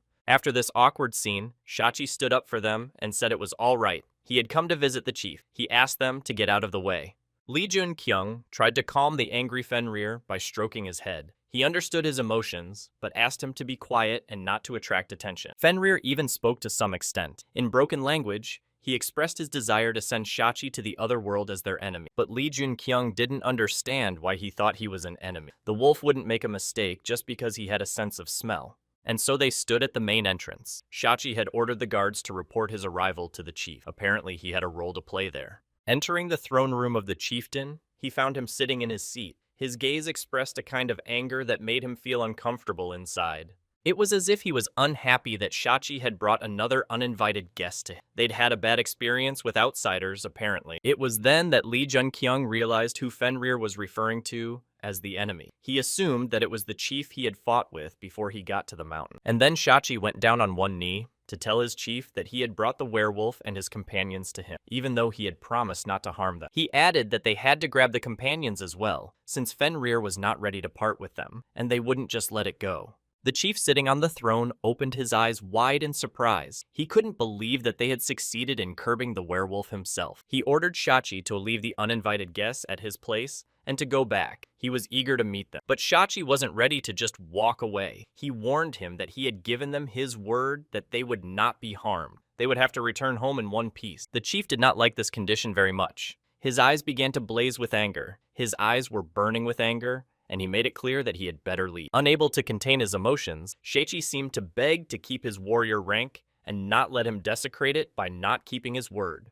In Chang tugged at the bars, realizing that she could easily open them. Even though Lee Junkyung had explained to her that it would turn the giants against her, she was aware of their attitude. She didn't believe such people could have good intentions for them, especially after Fenrir had felt threatened by them. She was sure that Fenrir, sitting by the fireplace and watching the flames, had called him an enemy for a reason. He could feel the pressure on him from them. But Lee Junkyung wasn't so worried. Satisfied, he lay on the bed and talked about how they could leave this place whenever they wanted. In the meantime, they should rest. And he only said that for her. He realized that they weren't going to get out of this place that easily. They were definitely in it for the long haul. The city was on fire. Buildings were collapsing. The whole place was enveloped in smoke. The whole area was burning with a flame so intense it was frightening to imagine. The giants didn't care about anything or anyone. It was not their goal to avoid casualties. A battle is a battle, no matter the cost of victory. Lee Junkyung stood by the window and remembered how the battle with the giants was described in the book. It was one of the most terrifying battles in the history of mankind. But he couldn't understand one thing. Even though their king was incredibly powerful, they were clearly inferior to the humans and how they managed to corner the humans. Suddenly, a girl came into the room with a tray of tea. She was slightly startled by the reaction of the guest, who had not expected someone to enter without knocking. When she poured his tea, she was very anxious. She was afraid of either underpouring or overpouring. She kept checking with the guest. Lee Junkyung and In Chang sat across from each other at the table. He wondered if they were treated this way to everyone. As it turned out, not everyone was so accepted. Then the logical question followed as to what made them so deserving of such a tea ceremony. What was the reason for such kindness on their part? This question embarrassed the maid a little. She was very confused, not knowing how to answer his question and what words to choose to be understood correctly. He knew right away that something was wrong. He immediately warned her that she could speak openly because no one was watching them. She was dumbfounded by his insight. She tried her best to hide her anxiety, but he still managed to understand. The girl confessed that no one had ever noticed the clock on the cupboard before. She was amazed at his ingenuity, for she had never seen such a clock before. He realized that if he'd been alone in the room, he wouldn't have noticed the magical tool that was being used to watch him. Merlin's necklace helped him. After explaining that the tracking system had been eliminated, he decided to talk to Seong. He asked her to keep their conversation secret outside the room. She revealed that she had been in that city for about a year, while the others had been there for a year or a year and a half. Mentally drawing conclusions about what Utgard had discovered about a year ago, he decided to revisit the question of what had earned them such a warm welcome. Seon recognized that their strength played a huge role. The giants only respected strong people. Besides, a special person with them was very important to them. She said that not long ago, Utgard was attacked by the Nars, and in the moment Fenrir, in the form of a child, turned into a wolf that killed many giants. Then their leader fought the monster. He fought the other giant warriors shoulder to shoulder and won, and the monster escaped. Lee Junkyung thought that for some reason, Fenrir had to fight the giants, and that was why he was on Mount Baektusen. He offered Seong to do him a favor in return for sweets and chocolate, but she didn't need it at all. She was willing to help, but not for sweets. She asked for iron if they had any. She needed to sell it and use the money to buy medicine for her sick mother. And Lee Junkyung accepted her terms in return, asking her to find him a man named Manhwa. He needed to meet him. Xion was very surprised to hear his name. She definitely knew who she was talking about when she mentioned grab. He looked at her smiling. He liked her reaction so much he was happy to confirm her guess. It had been a few days since they had arrived in Utgard. They were brought food at the same time and occasionally allowed to go for a walk. That was all. Chang was angered that even though they didn't need them, they still didn't want to let them go for some reason. It seemed like an evil prank. Lee Jun-kyung didn't quite agree with her. He tried to find a silver lining in everything. For example, they were able to practice a little here. Annoyed, but she agreed. But she added that she would rather die in the wild than be caged for the rest of her life. With a sly smile, he said he would never let her get bored. That made her very curious about what they could do there. Armed with his spear, he offered to engage her in a show of strength and fight a small battle, for fun and experience. She gladly accepted the offer. She jokingly said she was ready to finally raze the place to the ground. He thought about what a good soul she was that she was so eager to level the place, but all he said was that he could see how much she didn't like it there. Ying Chang didn't hide her displeasure. She didn't like the fact that they had never met any humans, only giants, and the king was pissing her off. To calm her down and get off the subject a bit, he brought it back to the battle. In order to see what was wrong, he wanted a demonstration of their strength. With distraught eyes, he decided to play at least one round. He really wanted Ying Chang to finally show him her true strength. She was so frightened by his idea, as if he were offering her something terrible. But it wasn't the battle itself that scared her. It was her insecurity. Lee Jun-kyung remembered that they had never fought seriously before, and seeing In Chang's confused look, he was upset that she had underestimated herself. In the end, she did pull herself together and even managed to put forward a confident speech that even if she didn't win, in any case, she wouldn't give up so easily. Then they each went for their opponent, but their paths didn't seem to match. She hit his spot, and he hit hers. They didn't meet right away. He said that if he won, she owed him one. It was like an extra motivation for her not to let him win. Gritting his teeth, he lunged at In Chang. He swung his spear as if he was aiming to finish her off, not just to have fun. She didn't seek to pity him either. With her sword raised up, she swooped down on him repeatedly. She had to win at all costs. Ying Chang also decided to make such a condition. She didn't want to just win, but also get something for it. It gave her more motivation. Their battle resulted in the castle being torn apart and reduced to rubble. The giants laughed at the news, though they thought it would be different. Lee Jun-kyung and In Chang looked at each other without realizing what was so funny about this situation. They thought that the ruined castle would make them furious. But Shachi only laughed, saying that he was glad he had brought them here. He was very interested in the chief's reaction, and in fact, he wasn't sorry at all. He demanded to be called strictly king, not chief. As soon as he began to gather iron, he needed to gather his army. However, no one ever guessed against whom he was gathering his army with whom he sought to wage battle. Shachi never understood his aspiration. As Shachi and the other warriors stood looking at the castle, he realized that the king was not able to choose his enemies based on wisdom. The giant started yelling about the path closing. He hoped Shachi would find a solution and save them. Without thinking, he ordered them to move forward. It seemed to him the only true way they could go at that moment. Meanwhile, Ying Chang sat across from some giant man and couldn't understand what was required of her. He sighed heavily as he looked at her. He tried to explain to her that it was a great sin that they had destroyed the garden, but it was their fault too, for they had not at once marked out their right. She was very embarrassed to admit it, but she apologized. She even had to bow to avoid any future problems. She tried to explain to him that their people had a tradition of running around the forest and practicing, but she realized that the giants knew little about them. Rolling his eyes and expressing his mental displeasure with his, clearly, he had no idea how to deal with them. But In Chang decided to apologize just in case. She didn't want to leave that impression of herself negatively, so she offered to redeem herself and do something for them. After pondering for a couple minutes, he said that as compensation, she could give him all the information about her people, from where they came from and what they did for a living. Given what they had done and what they could do, it was important for him to know what to expect from them, so she had to share the information with them. She was gladly willing to give them what was required of her. It seemed to her a very equal request to the destruction of the garden. When they were practicing, Lee Jun-kyung skillfully displayed his fire spear skill. He didn't want to lose to In Chang to be indebted to her. Holding back his attack, she tried to think of a strategy that would help her, but she couldn't see his weakness. She had to be faster and more precise. After the explosion that was caused by In Chang's wave, he was not surprised. This was her main technique that she used in almost every battle. And as soon as he decided to resort to his crowning trick of lighting things on fire, she realized she shouldn't miss the moment when he was open to attack. Yingchang was already imagining how she would take him by surprise and win a long-awaited victory. It was insanely important to her. But he outsmarted her. Li Junqiang was behind her, and when she realized that she couldn't see her opponent, his spear was already aimed at her. She lost. Either way, he remained grateful to her for such a good duel. He knew she had little chance against his strength, but she held her ground well. He immediately decided to cut to the chase, clarifying that she would do whatever he asked. She was prepared to do so, as she considered the risks of losing. There was no choice. His request was that she pretend to be willing to cooperate with them, but there was more information to be gathered, and more. She sat in anticipation of her second wish. She wondered if he had the imagination to send her on risky missions. While they were discussing the outcome of the training session, the giants panicked to discover that the castle gardens were on fire. Chang was startled when Li Junqiang suddenly felt sick and squatted down as if he was about to pass out.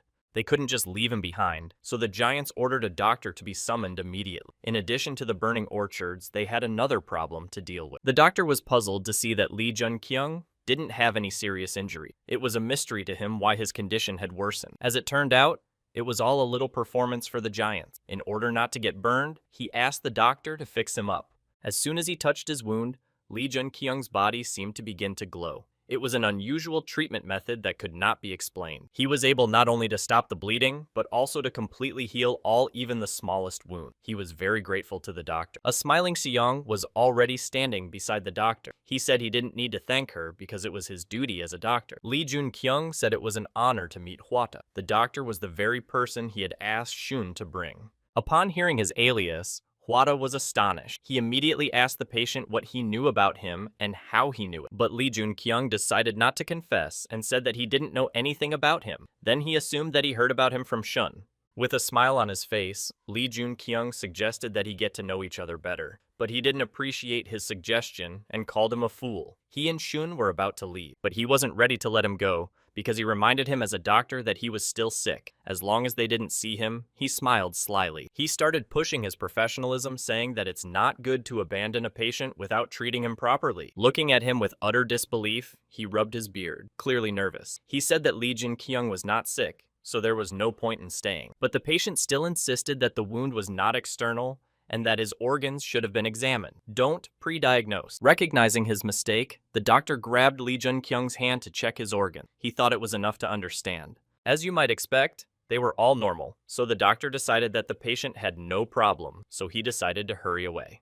When they left, Li Junqiang thought about what had happened and realized that the hunter in front of him was a hunter, but he still hadn't gotten his powers yet. He couldn't understand how checking his organs he found nothing. He was sure it was Huata, the surviving hunter from China who had cured the Demon King. The Demon King activated the mana flow in the lands of giants, experiencing a surge of mana at the beginning of the activation, something similar to the effect of the Dragon Stone. He realized that he had only managed to get through all of this because he had Huata with him. That's why Li Junqiang had to meet him. It frightened him that his actions could already change the course of events. He had found Huata too early when he had not yet achieved the title of God. Just then, Yingchang walked in. After being interrogated by the giant, she didn't look broken and was in a good mood. He'd thought she'd be in trouble after they'd destroyed the garden, but that wasn't really the case. But for the sake of decorum, he asked how it had gone. Yingchang was overjoyed. She shared with him the news that she was going to be a mercenary warrior for the giants.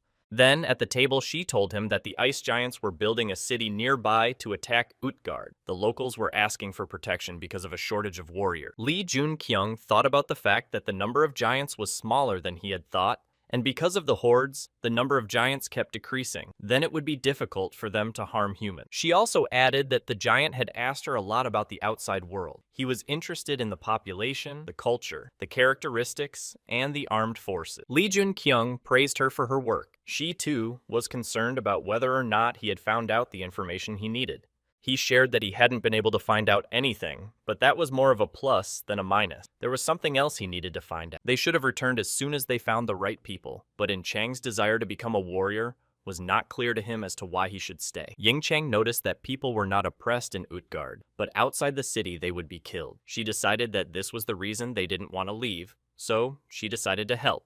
His plan was to pick up some when they found a grip and escape from Utgard, but but In Chang proved too good-natured, for which he praised her. He realized that sacrificing a minority was a good thing, but he almost did what he hated most. He had to sign a contract. There were rumors about him everywhere. Every passerby thought it was his duty to gossip about the Wolf Master. They didn't understand what such a dangerous man had forgotten. If Li Junqiang just thought that outsiders weren't well liked in this place, In Chang directly voiced that they weren't welcome. The joyful Seong rushed towards Li Junqiang. He was her support in this world of giants.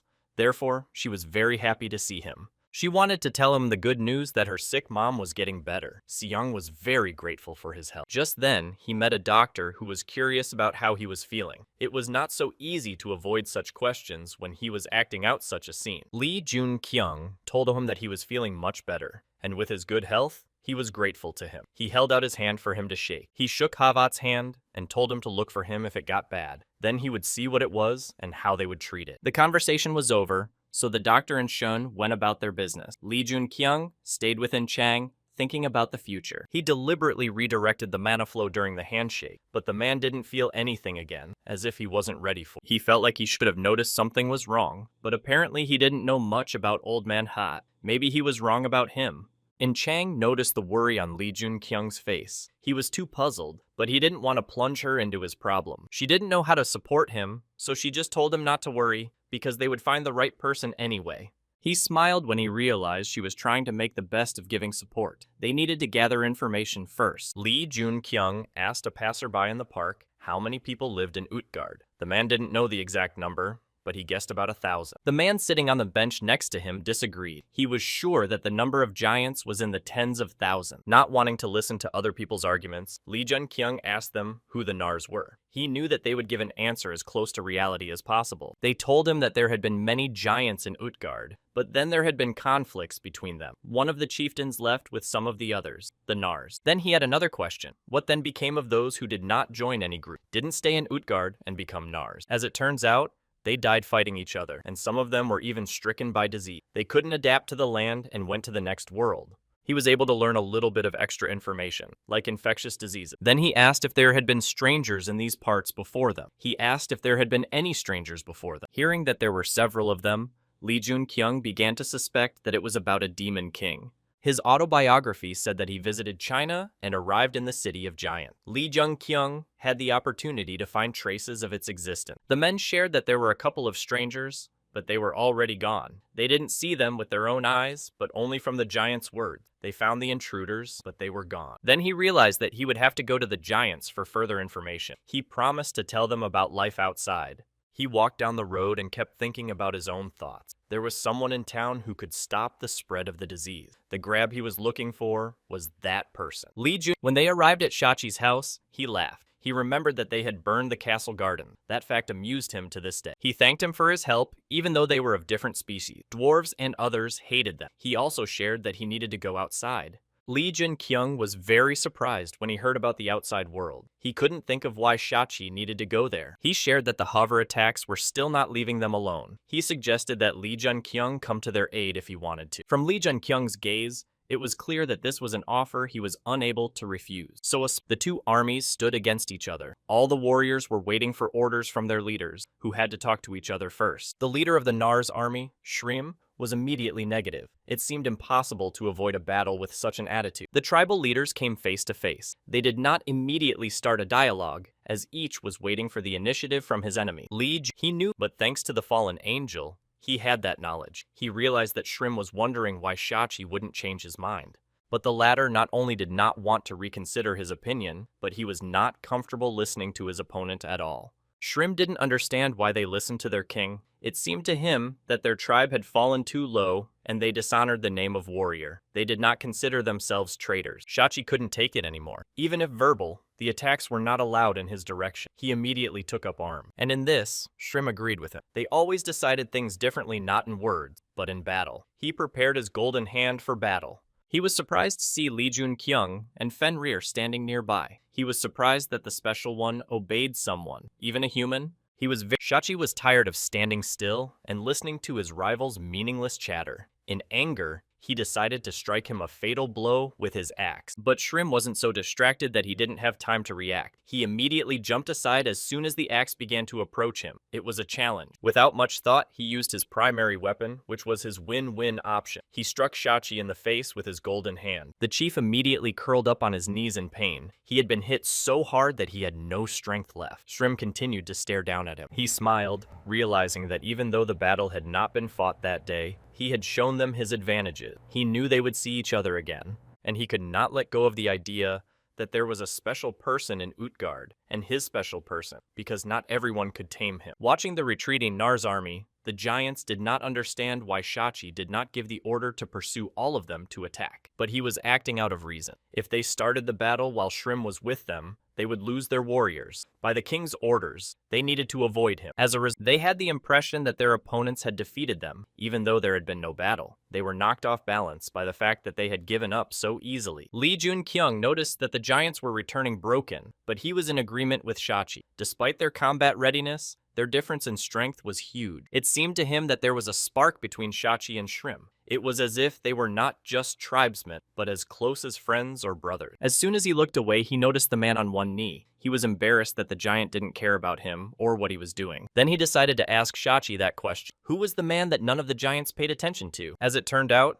he was a mercenary warrior just like them. He was in Utgard's service. This information was useful to Lee Jun-kyung. Shachi turned to the young man, asking him about the healing herbs he was looking for, apparently not for the first time. He actually came here to find the medicine he needed. It was as if his medicine was based on traditional healing. And then Shachi, sitting on a drake with the boys, reminded him that there were Narses nearby. It was dangerous to be out there alone. It just so happened that he was planning on going back to the castle, so he didn't mind getting a ride. He noticed the strangers who were with Shachi. To avoid an awkward situation, Shachi was obliged to introduce them to each other. The doctor was Hwata, the one they needed. A smile immediately spread across Lee Jun-kyung's face. He was very happy that he had finally found the doctor mentioned in the Demon King's book. Upon their return, they ran into In Chang. She was madly pleased when she saw them, since she had been waiting for them all this time to tell them something. Turns out, she was so happy because during the hunt when she was ambushed by the Nars, she managed to get them to run away from her. He shared with her the not-so-good news. He told her that the battle had not been fought, but he had seen their leader in person. He was incredibly strong. In Chang noticed that Lee Jun-kyung looked very tired, but decided to share that there were humans among the narcs who attacked her. This fact caused him some alarm. He had never even considered the idea that humans could be on the side of monsters like the Nars. She added that she saw a Chinese man among them who could deflect her sword. He also had a spear, like Lee Jun-kyung's, but longer and oddly shaped. He thought of unaware. Lee Jun-kyung shared with her that he wanted to go to meet this man, but was afraid that something could go wrong. He asked In Chang to do it together. Knowing a little while later, screams were heard from the hospital room. The doctor was calling for Hwata's help to cure the sick man. He asked him to hold on a little longer. Hoveda analyzed the body of the man lying on the bed and said that he would be better soon, so there was nothing to worry about. Standing outside the room, Lee Jun-kyung thought about the reason why all the successful doctors in China were called Hwata. However, he didn't understand why there were so many patients. After he finished his work, he went into his room. Lee Jun-kyung needed to talk to him urgently to find out if he was the right person. The doctor said he couldn't talk right now because he was busy, but as soon as he turned around slightly to look at the speaker, he was thrown into a sweat. The doctor's eyes bulged as he looked at the unusual gift. He thought it was too much, but he thanked him anyway. Thanks to the potions brought by Lee Jun-kyung, Hwata was able to cure all the patients under treatment. Afterwards, they had a conversation. As strange as it was, Hwata himself took the initiative to check his pulse. However, he wondered what it was for. The doctor shared that after their handshake, he felt something strange that was still bothering him. He wanted to get to the bottom of it. That's when Lee Jun-kyung was finally convinced that it was him, the very person they had been unable to find for so long. He confidently gave him his hand. It was clear from Vata's face that he had seen something. He put his fingers to his chin and thought about something. His thoughts were clearly moving in the right direction. After a moment of silence, he asked Lee Jun-kyung to test something on him. But warned him that it might cause discomfort. He remembered how Ying Chang had taught him. The flow of another person's mana through someone was not an easy process, even when it was done consciously. Watching what Hwata Lee Jun-kyung was doing, he didn't immediately realize why he didn't feel any discomfort from his mana. It was as if it belonged to himself.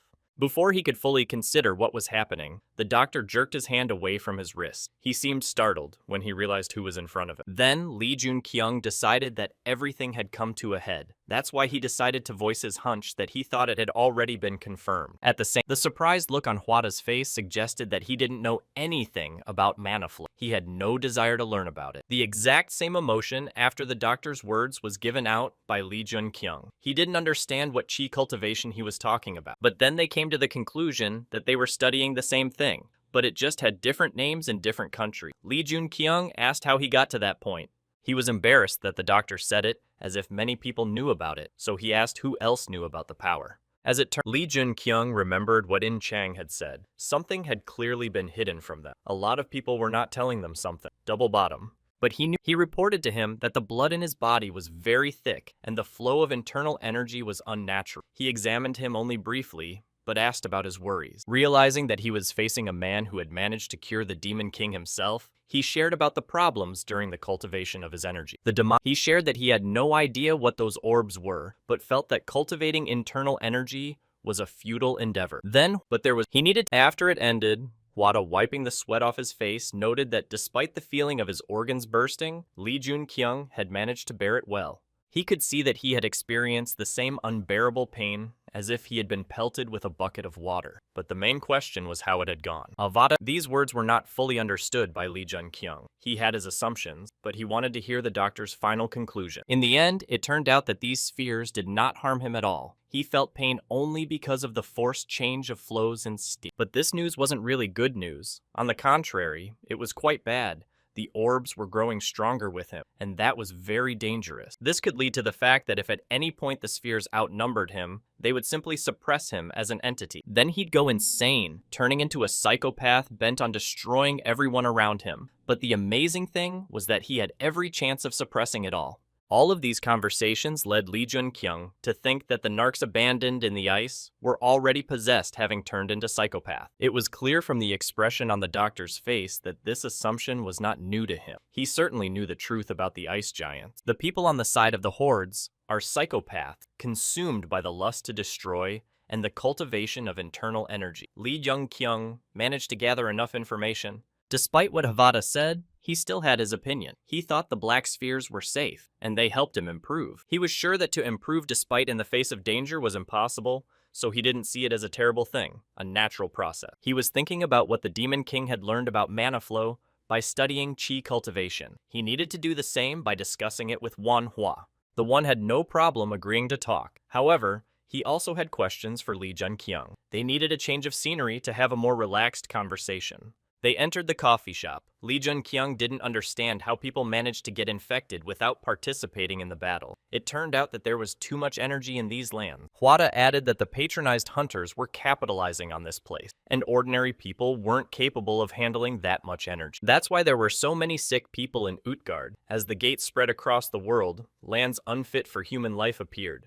Manhwa said that he had studied medicine in Europe before his doctor. He had to return to China after news of what was happening. He wanted to be useful. Outside of this place, these lands were called the unrecoverable infernal land. In other words, the realm of monsters. It was so terrifying to be in. Finally, he came to his question. It was important for him to know why they had come all this way and whether the rescue team would come for them. Lee Jun-kyung was puzzled because he knew the book by heart and couldn't remember any mention of a rescue. So he ran ahead and said that there was no rescue group and there wouldn't be one. Manhwa was still hopeful that he would be rescued. Then Lee Jun-kyung told him that the rescue team was in their land. To the doctor's surprise, he only smiled. It was obvious that he was referring to the team he had come to their aid with. Lee Jun-kyung reminded him that Fenrir and Hyun-moo were with them. But it was disappointing for him. There were too many to save. He wasn't sure they could do it.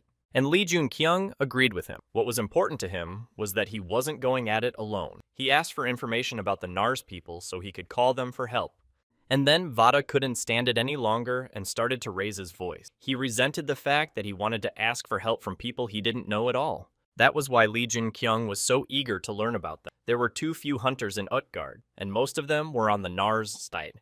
Manhwa had no definite answer to that. When he went to get herbs and returned a few hours later, he learned that many hunters had left Utgard. After hearing this, Lee Jun-kyung began to think about what kind of person could be capable of influencing so many hunters and leading them away. Manhwa's gaze reminded him of his past. In his gaze, he felt the despair of his powerlessness in wanting to save people. He wanted to, but he didn't know how.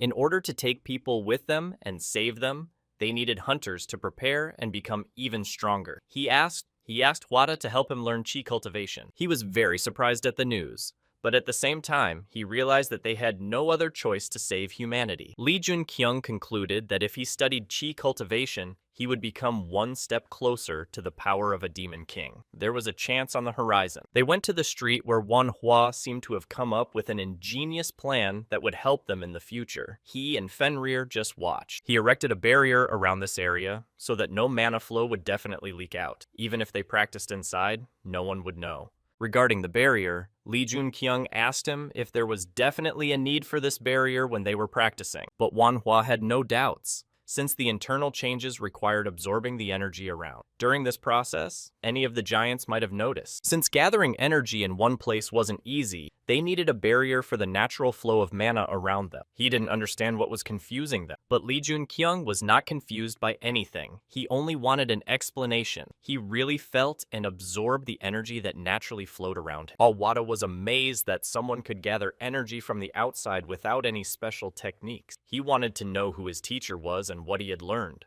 After realizing Lee Jun-kyung's reaction, he concluded that he had a predisposition for controlling internal energy that was beyond his expectation. But he couldn't even begin to understand what he was talking about, or why he was so excited about it. He had only to go deeper into the subject. Although his technique impressed Havat, listening to him, he realized that the impossible was possible. There was hope of solving their problem. Meanwhile, in the tribe of hunters, the Nars were discussing their opponent. They wondered if the giants still had strong hunters, or if they were all gone. However, there were those who insisted that there were no strong hunters left in Utgard. That fact made their task very easy. Then the most important of them started to think that they had finally managed to call the rescue team, as they had wanted for a long time. But it was also thought that that was not the case. If a rescue team had gone to them, there was no chance of the Nars going unnoticed, so a small group.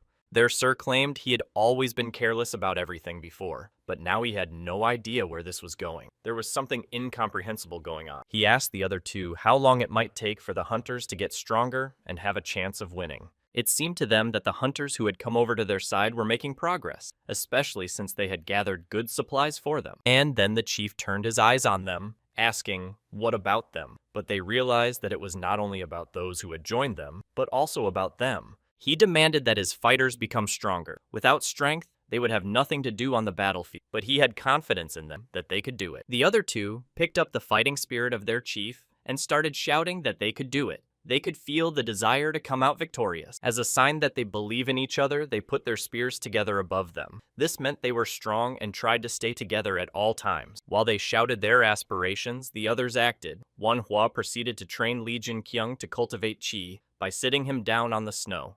He could feel the heat coming from the mana flow. When he created it, it felt like he was creating a storm of mana inside him that was tearing him apart. Wada asked him to concentrate on his rhythm. They were almost finished, and it was the moment when his body would be pierced by pain. The black ball had accumulated an incredible amount of mana around it. It seemed to have become so strong that it would literally destroy Lee Jun-kyung from the inside out.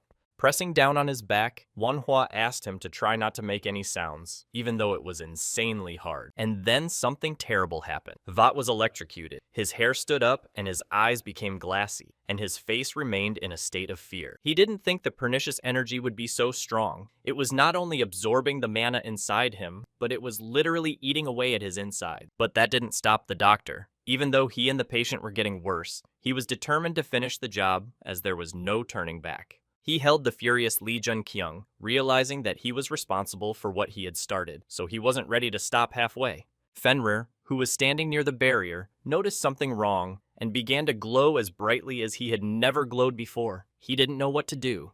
And then a strange blue glow shot out of the dome into the sky. It was so bright that it couldn't help but attract the attention of the others. Shachi was one of the first to sense the thick source of energy in the Iceland. He didn't understand whether it was Hatha or the chieftain, though he knew that even the two of them didn't have that much power. He figured the only one who could unleash such a torrent of mana was his nemesis, Shrim. He remembered the moment that had lowered his honor when the Nars chief had taken him by surprise and slapped him across the face with his golden hand, and just thinking about it made his teeth grind. He decided to attack and ordered the Utgard warriors to prepare for battle. They certainly didn't approve of his decision as something impulsive. They were more worried about the reaction from their king. He was tired of them hiding and shaking from attacks all the time, waiting for his order. He thought that was how they lost their pride and honor. Shachi decided to take responsibility for all their future actions. He was determined to restore the honor of the ice giants once and for all. They had no choice but to obey him, so they bowed and agreed that they were now moving under his command. There was a loud sound coming from a horn on the roof of the castle. It meant only one thing. It was time to get ready, and there was little time to pack. At the same time,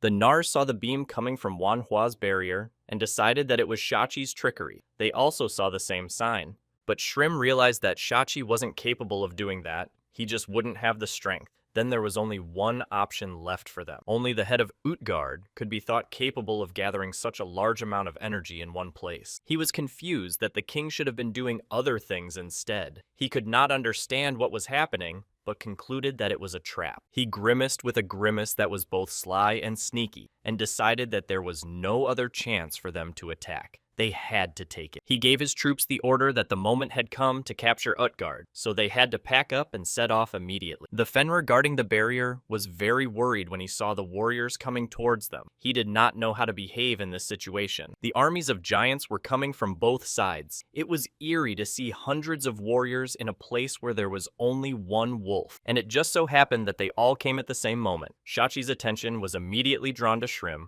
only after he was sure it was his doing. And Shrim was very surprised, for he had dismissed the idea that it could have been Shachi betting on the king. He decided to see if he was there.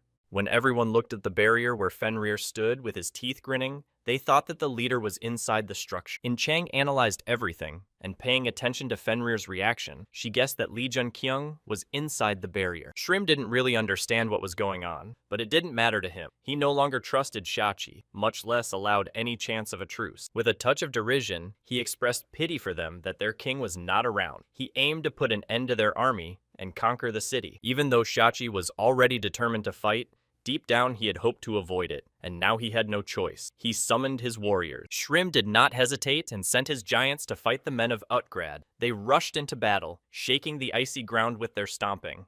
And Shachi himself rushed to attack Shrim, standing on the edge of the cliff. He pointed his imposing axe at his enemy. While the carnage was unfolding outside, Lee Jun-kyung came to his senses. He felt good even though the time of the trial seemed to be the end of him. He immediately looked around the barrier for someone. Manhwa was still nearby, sitting cross-legged in the snow. He noticed that he had awakened. His face was frighteningly aged in just a couple of hours. It was hard for him to talk, but he wanted to warn me that there was more to it. Before he could finish his thought about what such powerful technique and energy could lead to, he lost consciousness. Lee Jun-kyung immediately rushed over to him. He checked his pulse by putting his fingers on his neck. Luckily, his heart was beating, and he was in no danger of dying. Lee Jun-kyung was not stupid, and realized that Hwata had sacrificed his youth for him. He couldn't leave him to die, but he didn't have the elixir to save him. The only way he had left was to use the Apple of Eden called Edgard's elixir. He took it from Odin just in case. He remembered his words about absorbing all the energy inside the machinery, and he had, and now it was up to him to do the same. The only thing to consume was the very Apple of Eden he placed on his chest. It began to glow, giving him hope that everything would work out. Lee Jun-kyung stood up and began to absorb the mana flow concentrated around him. He stretched his arms out to the sides as if enjoying the process. Meanwhile, outside the barrier, chaos ensued. The giants fought each other mercilessly, and at that moment, Chang joined them and wanted to save him. She stabbed every Nars warrior that got in her way. She realized their size made no difference. Big on the outside, but weak on the inside. She felt someone directing their power at her. She turned around and saw the flow of energy that had to be deflected. Then she jerked aside in time to see who was trying to attack her. When she looked up, she saw a familiar face. The Nars hunter remembered her too. With a wicked laugh, he noted that her powers had not changed since they had met. She was still as good as ever. And from that confrontation, she concluded that he was very strong. She assumed that even giants were inferior to him, let alone others. She decided to go to the extreme and enlist the help of the princess. Chang only had to call out for her to come. Ogre immediately came to the rescue. This massive and insanely strong princess could handle any of them. She was certainly on equal footing with. Ganzi stood beside Chang, showing that she wouldn't let anyone harm her savior. She could count on her. The hunter looked at the ogre and there was a hint of fear in his eyes. To everyone, the princess looked like a monster who liked to destroy everyone around her. She didn't really call the princess to do it for her. She wanted to deal with him herself, but she needed no one to get in the way. Ogre understood her order, and with a satisfied look on her face showed that everything was accepted. She was happy to help her mistress at any cost. After Gons left them, In-Chang finally had a chance to fight the Nars hunter one-on-one, and also to show her strength. She was very excited to test herself again. It was a kind of training for her, where she could also receive the blessing of her patron. Her self-confidence made the hunter laugh so hard he didn't see her as a fighter, but he definitely liked her attitude, so he was ready to fight. Shrim continued his attacks on Shachi as well. He wanted to finish him off and finally take control of the city for himself. But Shachi certainly wasn't ready to put his people in the clutches of this monster. He planned to fight to the last man, risking his life for them. With eyes full of madness, Shrim noted that Shachi had grown stronger. Apparently, he wasn't as easy to defeat as he'd expected. Shachi wasn't going to compliment his enemy, so he said that his opponent's strength hadn't changed since the last time. He was hurt pretty badly. He said that he had trained hard since their last battle, but it was hard to achieve such strength as the strongest warrior of the giant. He was furious, shouting at him what he had been so angry about all this time. He couldn't stand that such a revered warrior had betrayed his own people. Grabbing his axe and gathering all his strength and power into it, Shachi headed for his enemy. He kept talking about the betrayal on his part. To stop his enemy, Shrim used the stones he threw at Shachi. He managed to confuse him as visibility was reduced. He was so angry that someone dared to judge him for his choices. He explained that he was tired of someone trying to play king. With his back turned, axe in hand, he still continued his speech. He told the Shachi that their king had destroyed everything they held dear. He couldn't stand his talk and excuses any longer, so he decided to try to attack again. At the same time, someone from the outside was trying to blind Shrim with his power, and he was very surprised to realize that someone was watching them and decided to intervene in the fight. He let go of his weapon to use his true power. He swung as hard as he could and slapped Shachi so hard that he flew several dozen meters away from him. It was a powerful blow from such a monster. Without stopping the battle, he kept opening the veils of secrets to him. He opened his eyes to the fact that he was responsible for the death of his friend and Shadi's father. The words stunned him, and the giant couldn't even stand up right away. His ears rang for a few seconds, so much so that the words hurt him. Shrim could no longer contain his screams. He took his rage out with blows and continued to talk about Loki killing his father, Ovaldi. Shachi was shattered and couldn't gather his thoughts. But the reason was not only because of the bad news, he was not the only one who felt it. The barrier began to radiate some incredible power. The mana flow was so powerful that it looked like the dome was about to collapse. Absolutely everyone noticed it. Everyone turned around to see what was going on, distracted from the battle with their opponent. Shrim Ying-Chang and the others were watching. They watched as Li Jun-kyung stood there with his eyes barely open. The strong wind that raised the snow around him prevented him from concentrating and fully seeing what was happening. He was standing next to Manhwa's body. It looked like its owner had gone to the next world. He hadn't really made it. Crab's condition improved, but not as planned. The Apple of Eden was more powerful than the elixir, but it seemed even it barely kept him alive. Li Jun-kyung stopped feeling his mana flow, and he thought it was his fault. He had absorbed the effect of the Eden apple while he was collecting mana. He assumed that this was the reason why he couldn't feel such a strong and powerful flow of mana. It seemed to him that with such power he could defeat Hercules. When he finally came to his senses, he realized that thousands of mana streams had accumulated around him. He didn't immediately realize what it was connected to. Then Ying-Chang landed beside him. She was happy to see him safe and sound. She was curious to know what was happening to him. She looked at him with eyes as if she saw something divine in him. She was relieved to see that he was all right.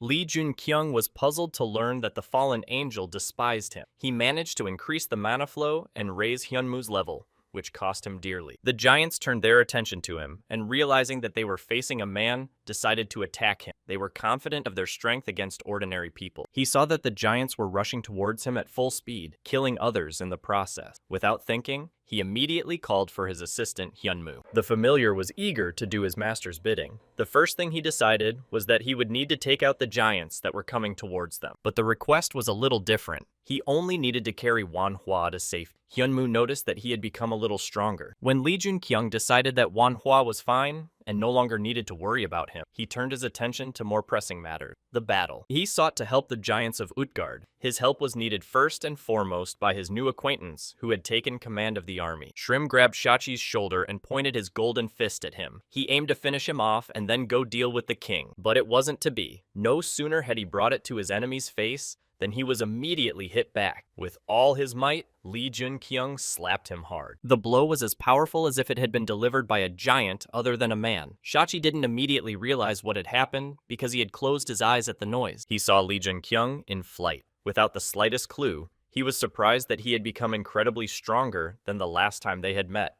The carnage continued. Gongzu mercilessly struck every enemy she encountered. She wanted to reduce the number of those who could harm In Chang.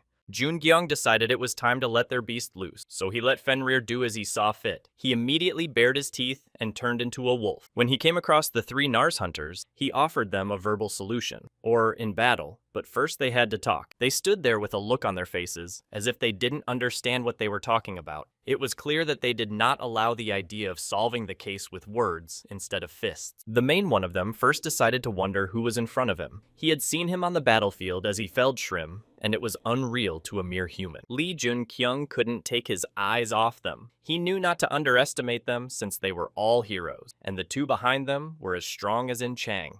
So he decided to ask them a counter question. He was curious to know more about them than just the bare facts of what power they had, what name they bore. As it turns out, the main one was named Yubi. He was not eager to share personal information or reveal anything more than his name. At that time, Lee Jun-kyung was confused. He had never met a hunter with such strength and name in the book. He wanted to ask them one more question. Why, as a hero, he had gone over to their side, thus betraying the human. He assumed that the reason was that the humans were not worthy of life as hunters. These words finally killed Yubi. He threw himself at him, claiming that he had never betrayed anyone, that it was their fate, and that he had done everything for the greater good. Lee Jun-kyung attacked him with his spear, not believing in the sincerity of his words. Vaughn thought that everything he said was bullshit to save himself. He was furious that he thought it was the highest good to betray people. The more so, it was said with excessive and inappropriate pathos in this situation. He said that he and Shrim had an agreement that if the king of Uthgard was defeated, he would help them rebuild China. That's when things came to a head. His words didn't matter anymore. Lee Jun-kyung had already pointed his killing spear at him. He felt that he could also make a deal with the king of Utgard. Unable to fight Yubi, he decided to call on Hyunmoo to help him. The two of them could definitely defeat thousands of opponents, not like the three of them. He also decided to use the gear before he got help. He dodged the magic flow, so he wouldn't lose himself in this battle so ridiculously. The second hunter wanted to attack him as well, pointing his spear at him. Lee Jun-kyung struggled to dodge his attack. He doubted that he could easily keep his balance and avoid being hit by the beam. So he made the decision to act instead of just accepting someone else's attack. He ducked out of the way and had the opportunity to hit his opponent, which he did.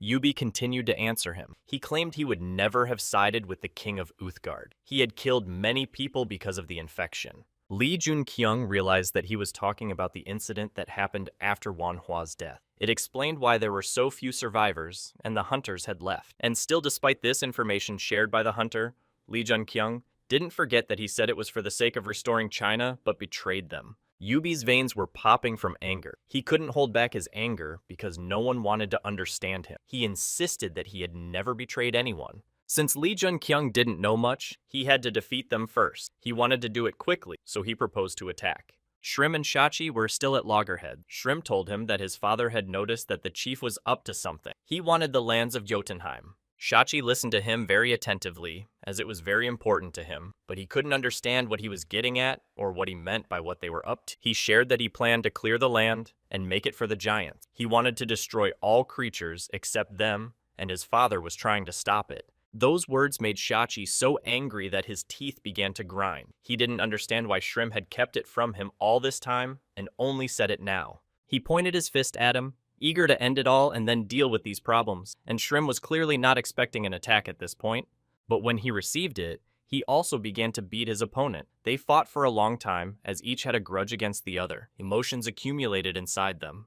With tears in his eyes, Shachi continued punching without really looking where he was going. He was incredibly hurt why he was only finding out now. In truth, Shrim just didn't want to lose his friend. He was too loyal a warrior to betray his chief, even if he knew he had killed his father. He wanted to point out that even though he already knew the truth, his body still. Then Shachi hit him so hard he didn't let him finish his thought.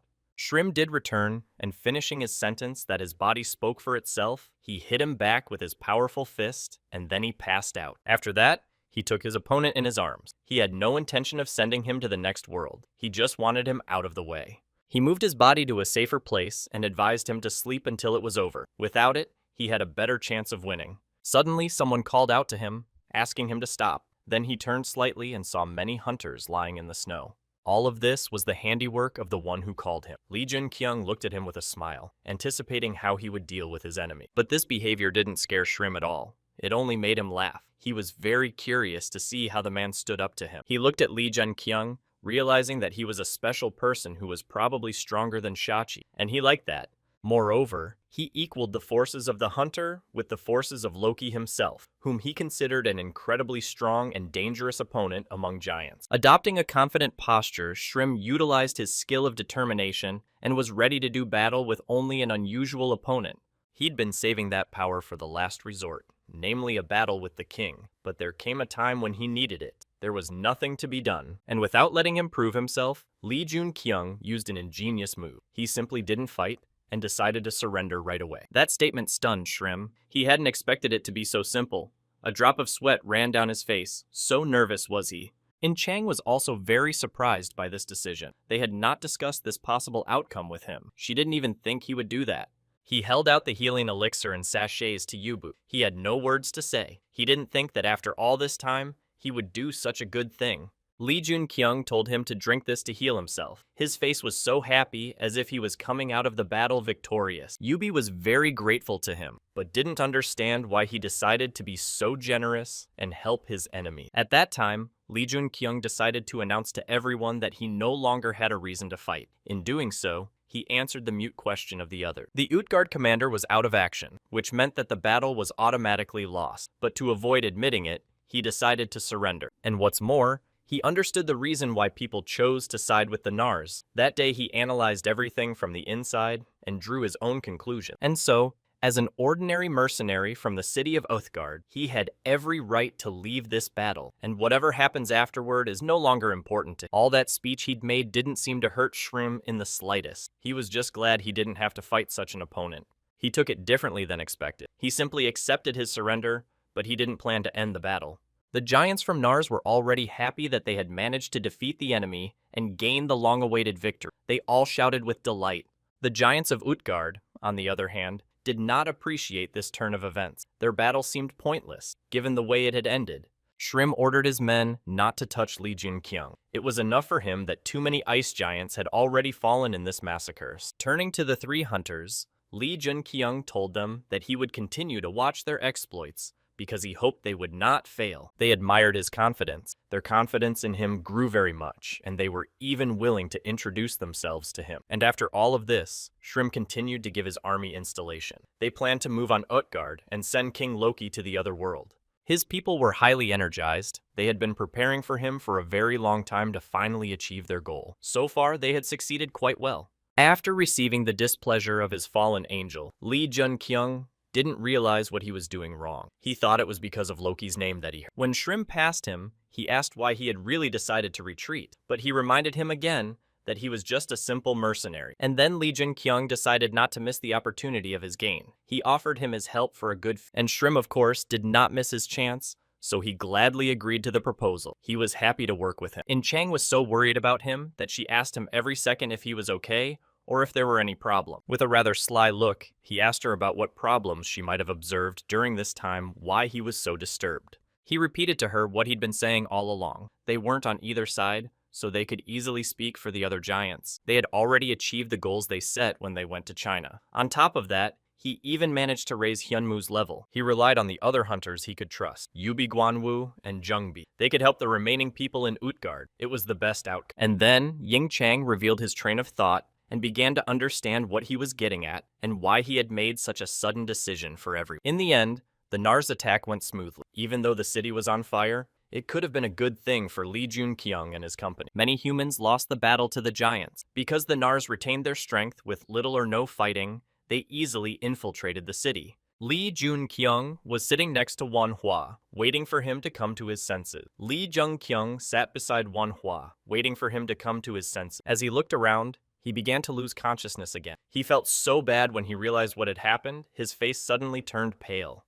It was just as it was described in the Demon King's book. The whole town was in flames with cries for help. It was a living hell. The satisfied Nars warriors were happy that the city was theirs again. They had been waiting for this moment for months, and now it had come. Manhwa began to scream with anger. He had decided that Lee Jun-kyung had been a traitor from the beginning, and he was sorry that he hadn't noticed it right away. But Lee Jun-kyung didn't understand the hit and run on his part. He claimed that he warned him about it right away. He just didn't understand it in a way he couldn't understand. He was alluding to the conversation at the coffee shop when they were discussing the arrival of the rescue, and now it had arrived, albeit a little late. Owada was shattered. Tears streamed down his face and bags formed under his eyes. He couldn't believe that Lee Jun-kyung was saying that seriously. At that moment, the hunters approached. Lee Jun-kyung ordered them to gather Utgard's men, and if they saw the passage, it would be better to leave the fortress. As if mocking him, he turned to Manhwa and asked him to go with them, arguing that people trusted him and would easily contact him. Then Hwada accepted that he really only wanted what was best for them and sought to save them. He didn't fully understand what was happening, but he agreed to go. With a smile on his face, Lee Jun-kyung informed him that he could then return to his duties as a mercenary. He gave the necessary orders and that was enough. But before he left, Manhwa decided to ask him how he was feeling. Apparently, some changes were expected. Clenching his hand into a fist, Lee Jun-kyung replied to him that he felt amazing. Then he received a mission to get rid of the imposter in 15 minutes. Manhwa went to do his bidding, urging the men to pack up and leave the fortress. He was pretty good at it. He talked to them while thinking about Lee Jun-kyung. In his mind, he signaled him to be careful because Loki was very strong. The Nars giants had just reached the throne room. Shrim stood directly in front of the king, his army just behind him. Loki was very angry when he saw him. He thought that a dirty renegade had no right to enter an abandoned fortress like Shrim was determined to fight the king. He challenged him, saying that it was finally his turn to pay for his sin. Looking at his enemy, Loki thought that he should have killed him when he had the chance. Then none of this would have happened. Lee Jun-kyung watched this and was amazed at Loki's calmness while facing hundreds of giants. He was sure that he was hiding his ace up his sleeve. Shrim continued to provoke him, saying that he wished he had sent him to the other world like he had done to Shachi's father Ovaldi. Loki only grinned, saying that he knew the reason for his defection was Ovaldi's death, and he wasn't the least bit surprised. Shrim could no longer hold back his emotions and not turn to insult. He grabbed his weapon, ready to lash out at the king. Loki appreciated his skillful performance by raising his thumb up as if to show class. But in reality, it meant something else. The trump card up his sleeve. With that gesture, a tomb opened up that hid something frightening behind it. Out of there came a giant psychopath unable to control his emotion. He didn't care about anything, and his goal was to destroy everyone. Instantly, he was into the throne room, jumping through the window, a huge red monster with glowing eyes full of madness. He started smashing everything around him. The hall was enveloped by the fire that came from him. He wasn't alone. There were hundreds out for blood. Lee Jun-kyung immediately realized that they were giants without self-awareness. They had already encountered them when they first came to this land. Loki was very pleased that his plan had worked. He knew that the mad giants would be able to stop the enemies attacking Utgard. Shrim was furious to see what his former king had stooped to. He was outraged that he had resorted to such a measure. He gritted his teeth and thought about tearing him apart. Lee Jun-kyung looked at everything with horror and couldn't believe that the giants didn't die of diseases. They were on another level insane and loyal to their king. It finally became clear when the pieces of the puzzle came together. Loki sacrificed his giants to create his own army, and he wasn't the least bit sorry for what he had done. The king sat on his throne and laughed. He needed those who would obey him unconditionally, and he created them. Unable to tolerate these taunts and the ruthlessness of the king of Utgard, Shrim, through all the rabid giants, threw herself straight towards her enemy. But it wasn't that simple. He had other options. Loki used his power to fight unarmed. Shrim was pushed back. Something prevented him from reaching the throne. It seemed someone was pulling him behind him, someone with huge tentacles gripping his body. From the outside of the castle, a huge charge could be seen pointing directly at the hall. It consisted of many tentacles chaotically arranged in it. After that, Loki turned to the madmen. He ordered them to tear the rebel apart. He did not care at all about the lives of the others present. The enraged crowd of maddened giants, who did not understand what was happening, accepted their king's order. With terrifying roars, they seemed to rejoice in it. The Nars giants were very confused. They had seen Loki throw Shrim outside with his strength. It was hard for them to fight on their own without orders. And then their commander piled into the throne room. Breathing heavily, he gathered himself and tuned up his men. He gave the order to deal with the leader who had lost his pride. And then they launched a retaliatory attack on the monster. They only needed to hear his word to spring into action. After them, they were charged. In Chang couldn't help but panic without realizing what was going on around her. Lee Jun-kyung explained to her that Loki needed an army and had rebuilt it. Tears streamed down her cheeks as she realized that someone was capable of killing their own people and experimenting on them with their own hands. He saw nothing surprising in it. What to expect from a mad king who saw his people as tools? He was a monster. It was impossible not to feel fear when looking at his army. It was clear from their behavior that they were no longer inhabitants. Like zombies, they were biting off body parts. After watching the monsters spitting out chunks of meat, Lee Jun-kyung realized that they were like berserkers. There was very little chance of defeating them. Satisfied, Loki rose from his throne to enjoy the carnage. He laughed at the fact that they dared to meddle in all this because he was ready to tear them apart. Lee Jun-kyung picked up his Muspelheim spear that was fully charged with mana. They had only one option left to defeat the king. He flew over fighting giants and mad monsters. Loki rolled his eyes as he knew from years of experience that one should never turn his back on an enemy. He felt that he was about to be attacked. He was prepared to be attacked in the near future. So when Lee Jun-kyung came close to his face, he threw him back a few meters. When he hit him, he felt that his mana was much stronger than the other fighter. He prepared for a powerful strike to finally take him out. Lee Jun-kyung immediately realized that he would definitely not be able to dodge such a force. He looked at the huge ball of energy approaching the book.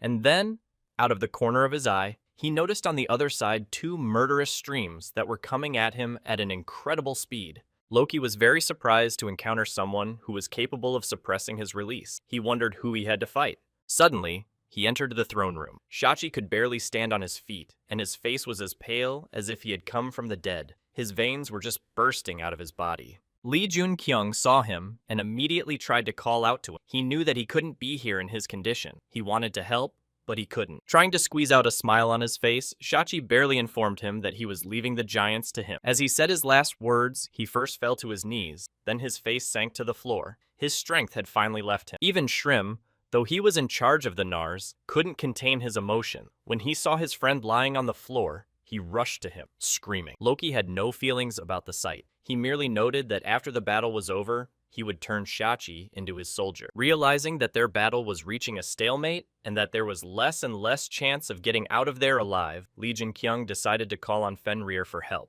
The Demon King's wolf immediately attacked Loki. But he couldn't even hurt him. So unpredictable and strong was he. He noticed that Fenrir had grown weaker since their last encounter, so he was able to throw him away with a single blow. Even Fenrir had no way of knocking Loki down. His blow was so powerful that the beast was knocked unconscious a few meters away from him. There were 5 minutes left to complete the mission. In Chang was already getting desperate watching how he handled everyone. Lee Jun-kyung asked her to distract him. She was beginning to worry that she wouldn't even be able to handle it. 1 minute was plenty of time to distract a monster capable of handling Fenrir. Shrim ran at Loki with all the strength and anger he could no longer contain. He risked his life to save everyone else. Lee Jun-kyung explained to In Chang that Shrim alone wasn't enough to completely distract the king. He needed her help, and he believed in her. It made her feel good that someone felt she was useful to her, and she couldn't let that person down. It motivated her so much that she could distract him for an hour instead of a minute. After receiving the notification that Muspelheim's spear had reached its mana release limit, he was not okay with it. It wasn't enough for him. When Loki was distracted on Shrima, In Chang decided not to miss the opportunity to damage him, at least for the time being, take his power on himself. He was ready in this case too. He immediately raised his arm to shield himself from her attack. He knew that all the conscious beings in this room saw him as their enemy. As soon as she stopped attacking, he began to strike back. Ying Chang immediately prepared her sword to repel his attack. Lee Jun-kyung was about to launch his spear beyond the allowable limit. Even though the spear had increased its level due to the high temperatures, it still wasn't enough. His eyes glistened, so focused he was. He prayed for his level to rise a little more. It had to be over in one fell swoop. Muspelheim's spear had reached its limit of the temperature it could withstand. It simply began to disintegrate right before his eyes. Lee Jun-kyung decided not to hesitate and launch it before it was completely destroyed. He accelerated and threw the spear, aiming to hit Loki. It was launched with such force that it flew through the roof of the castle and disappeared behind the clouds. There was only one chance, one shot, one spear. And it worked. The king will forever have a face that expresses fear. The spear of Muspelheim pierced through him, leaving a huge hole in his chest. Everyone was amazed. Manhwa and the hunters saw an incredible sight.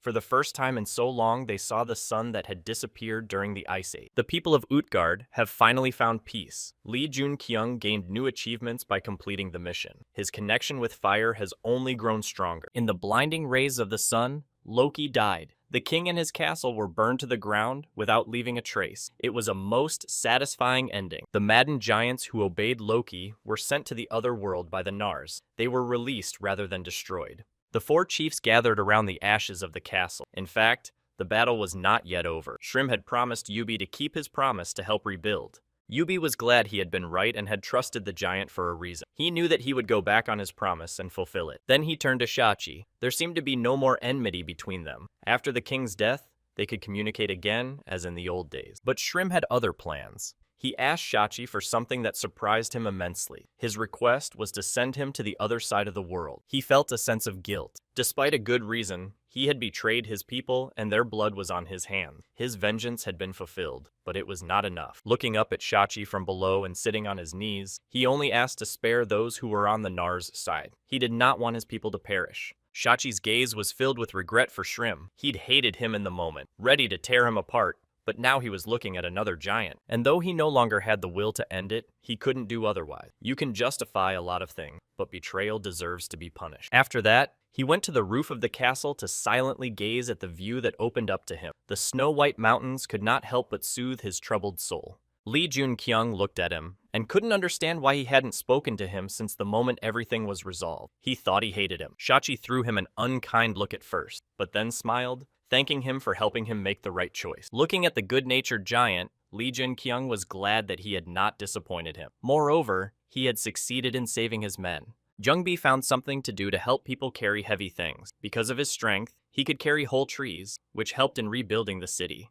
Gwanggu drew his attention to something that surprised him. He pointed his finger in the distance, urging everyone to see Yubi standing on the roof with Lee Jun-kyung. They discussed how the recovery was going. Lee Jun-kyung said that everything was going smooth. He asked Yubi what he needed help with. He shared his thoughts that they had done all they could, but ordinary people still wouldn't be able to last long in lands unfit for them. They also had plans to go behind the wall. He was embarrassed to ask, but he asked Lee Jun-kyung to help them. He could, but he felt that it was far from the best decision. He knew that a lot of things would change soon, and it would be terrible to be behind the wall at that moment. Yubi didn't understand why the idea bothered him so much. He had no idea what could happen that would turn the world upside down.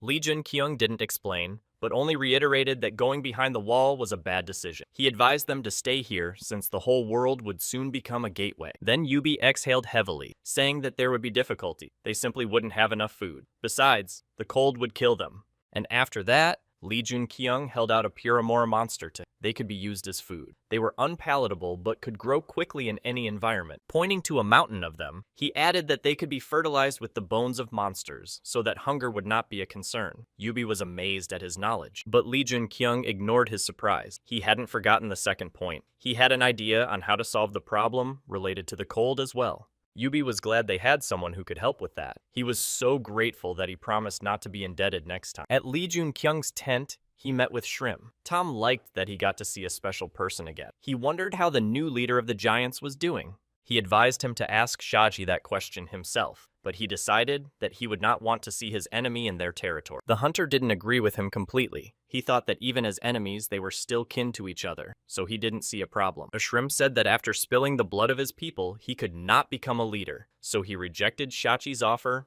and stayed where he was. Giants only grow when they have an enemy. He pointed out that monsters were just prey for them, and the only people who could be their enemies were human. It was said with some anger.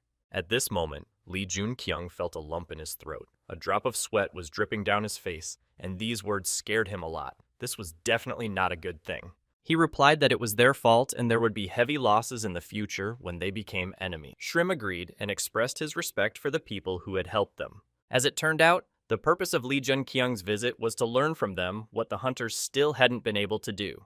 Shrim noted that he was ready to please Loft Loki, but it was the first time he'd heard of Loki's loft and didn't understand. It was the name of the one who destroyed Loki. Lee Junkyung noticed the fallen angel's negative reaction. He always reacted like that when he heard the king's name. He asked Shrim to teach him the release technique. He was willing to grant his wish, but wasn't sure if it was possible. In any case, he was willing to try to do it. Release was a technique to unleash the dormant mana power in the body, and only giants were capable of such power due to their physiology. Shachi, who was outside, felt a sudden concentration of mana, an unrealistically huge amount. He immediately thought it was Lee Junkyung. Yingchang knew for sure that only he was capable of such a thing. With admiration, she began to doubt that a mere hunter could do such a thing.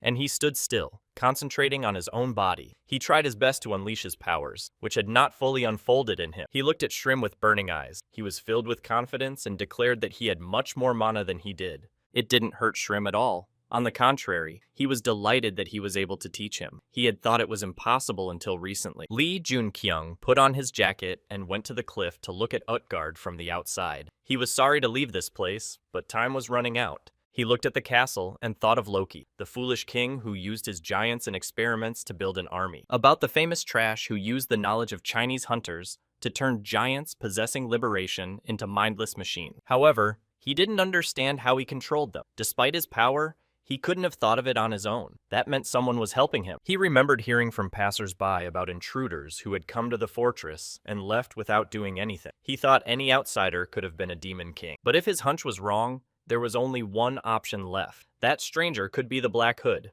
He didn't know anything about him, who he was, what he was after. He only remembered a small mention of him in the Demon King's bibliography. While he was thinking about everything that had happened to them, In Chang came over. She came to him with a suggestion to distract him and go to the festival. It was clear from the look on his face that he didn't care about that at all. The festival was about having fun, but he didn't want to do that at all. Then she decided to take matters into her own hands, grabbed his wrist, and dragged him towards the holiday cheer. She really wanted to entertain him. At the festival, people were talking and laughing. Everything was so beautifully decorated. It was a great example of how to live. Life shouldn't be spent in sorrow. It's already too hard. We should have been grateful that fate had kept them alive. They enjoyed watching the carefree, happy people. The festival was right next to the gate, and that gave them hope. With a small smirk, he turned to Ying Chang and suggested that she finish this festival. She felt so sad that he decided to interrupt people's fun. As he stood on the lofty structure, he drew the eyes of the people. They knew at once that this was Loki's loft. They had heard about it from the giants. Right in front of their eyes, he took advantage of the mana flow enhancement. The level and amount of power in his body increased, and then he could begin.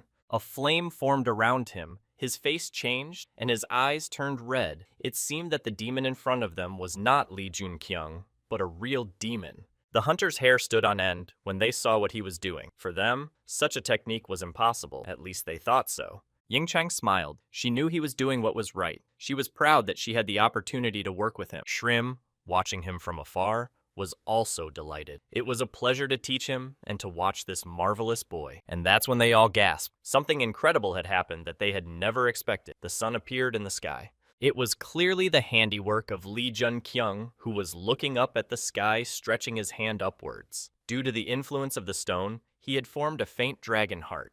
Yubi asked him if he was going to leave, and his answer was yes. They had completed their task, so they could leave the place. He shared with Yubi that to make them die of the cold, he introduced heat into the supports outside the settlement. He could not have done it without the knowledge of others. He used the magic power of implementing the protective magic from the necklace to stop the flames from spreading. So, as long as the supports are intact, the flames will be stable. Yubi couldn't accept the fact that it was time for Lee Junkyung to leave. He wanted to pay him back for everything he had done, but he promised to see him again. Lee Junkyung hurried to meet his friends. In Chang and Gongzu, Manhwa Fenrir were already waiting for him. He needed to talk to them before going. Ying Chang was delighted to see him, as always, and with admiration nicknamed him the one who raised the sun. It was one of his major achievements. He stared and couldn't understand why she'd put it that. He didn't think he'd done anything supernatural, but she didn't agree with him saying she wasn't kidding. And Chang reminded him of what he had made with his hand. After his tada, the sun appeared in the sky,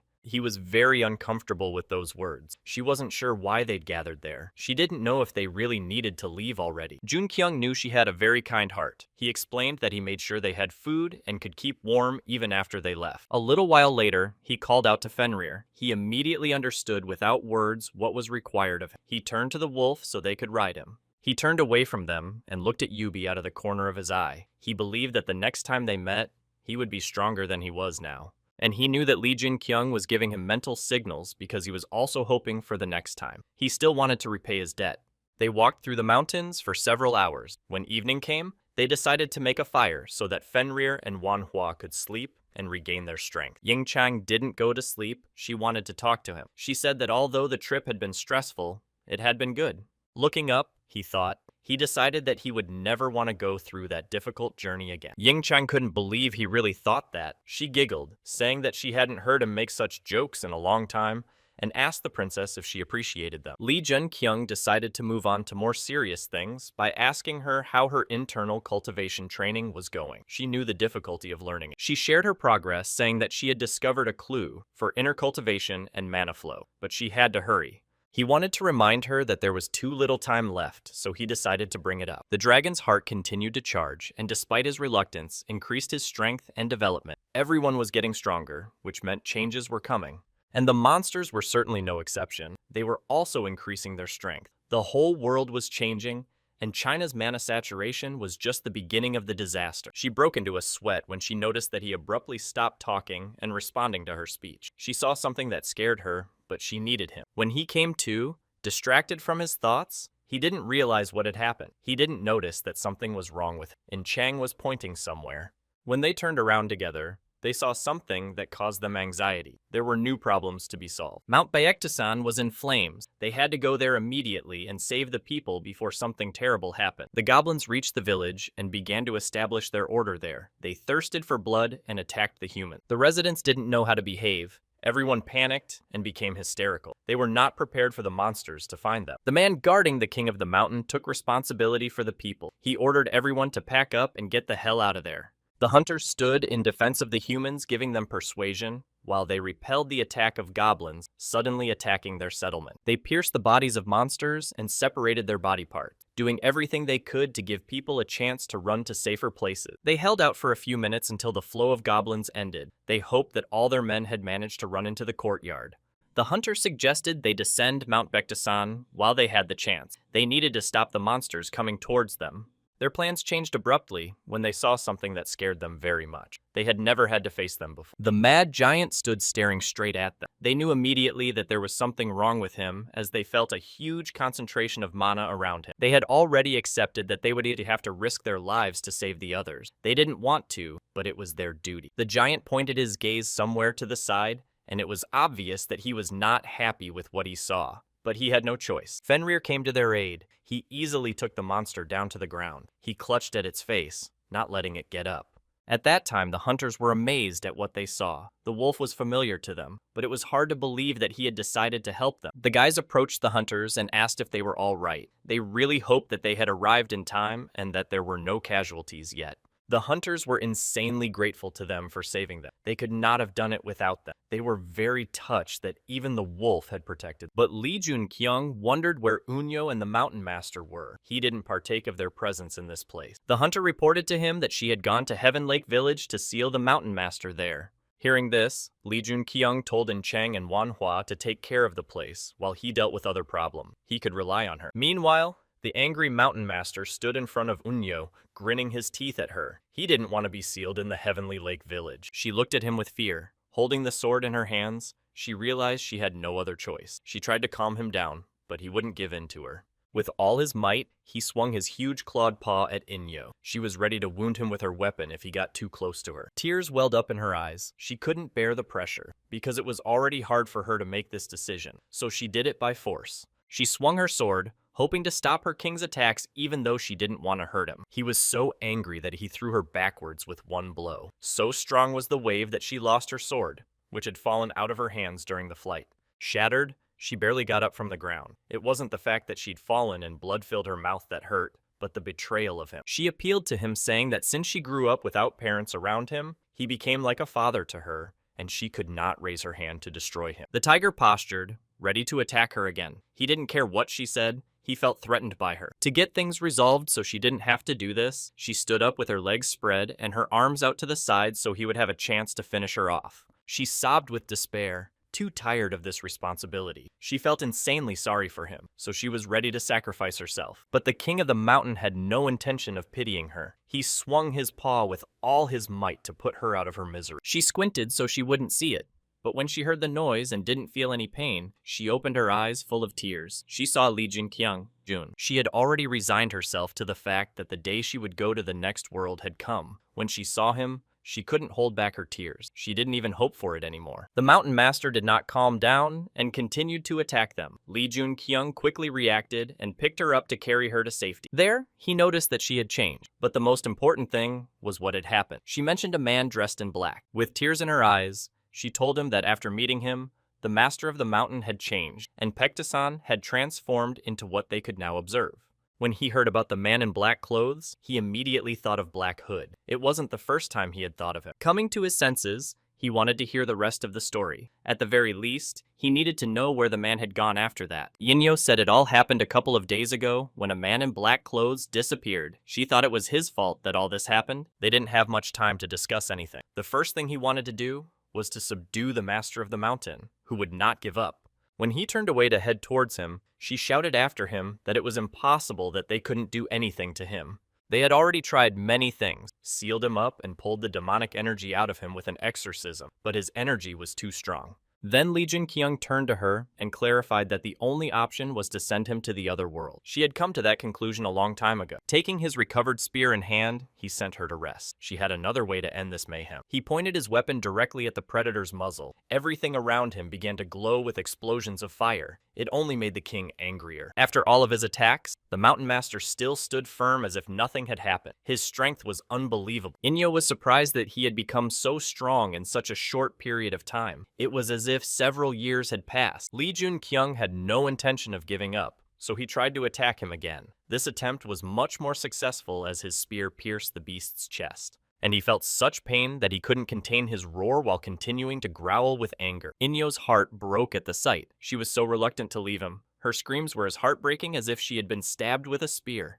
To reassure her, he warned her that he wasn't going to kill him. He only needed to hurt him to stop him. The dragon heart created by the dragon stone and Li Junqiang was the best. Because of this, he could feel the magic and the full power of the Mountain King. All these magical powers he was about to absorb into his body, absorb the very madness that had taken over the Mad King's mind. But things didn't always go smoothly. Muspelheim's spear slowly turned demonic and absorbed the Mountain Master's life energy. He began to set himself up to succeed. He needed to get back his life energy and strength that the spear had taken away. He had no choice to miss this chance. He had to act. He pointed the tip of his own spear in his direction, and he had succeeded. The Mountain Master stood looking at him, no longer as angry as he had been a few minutes ago. He was glad that everything had worked out, and now he didn't have to send anyone to the other side of the world. At least he didn't think his life was in danger. But how wrong he was. Not a minute later, the tiger fell to the ground. He looked as if his body was no longer showing any signs of life. Inyo couldn't accept it. She immediately rushed to his body, saying that she would cure him right away. But she just had to be patient. She used her magic, his furry body began to light up, but nothing happened. He began to lose touch with the world, retreating into another. Then Inyo started crying hysterically, rubbing his fur. She wanted so badly to see his open eyes again,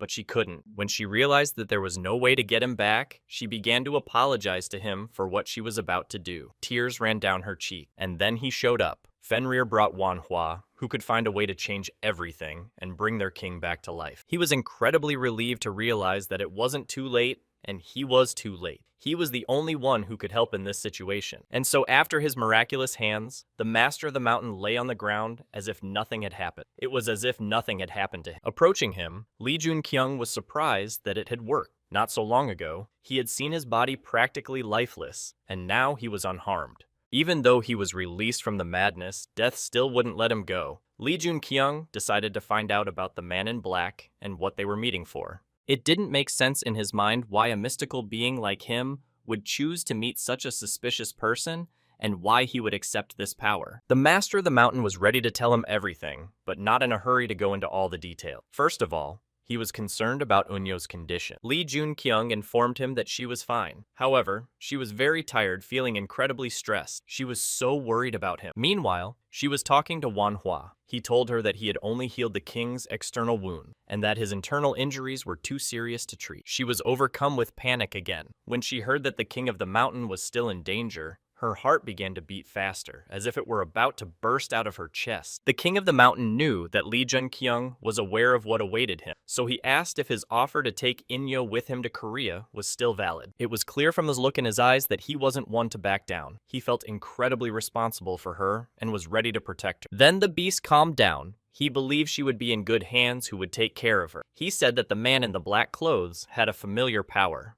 It wasn't the stranger who initiated the meeting. The master of the mountain came to him when he was near the village of Heaven Lake. Lee Jun-kyung was very surprised to hear about Heavenly Lake Village, but the man ignored his stunned look. Instead, he continued his story. The black-clothed man stood like a stooped man watching the life in Heaven Lake Village. From the back, the master of the mountain slowly approached the stranger. He was curious to know who had come to see them and for what purpose he was watching. Abruptly, he interrupted his story. The momentary silence began to make Lee Jun-kyung nervous, and he was eager to know what happened next. The master of the mountain just stared at one point, as if he were thinking about something, when his interlocutor began to press him. He admitted that he had forgotten how things ended. A drop of sweat dripped down Lee Jun-kyung's face. He was very nervous when he realized that he would never know the truth. This information could have helped him in the future, but alas. The king only remembered where he had met the strange man, but that was not enough. They needed to understand why he had changed so much, who he was, and where he had gone.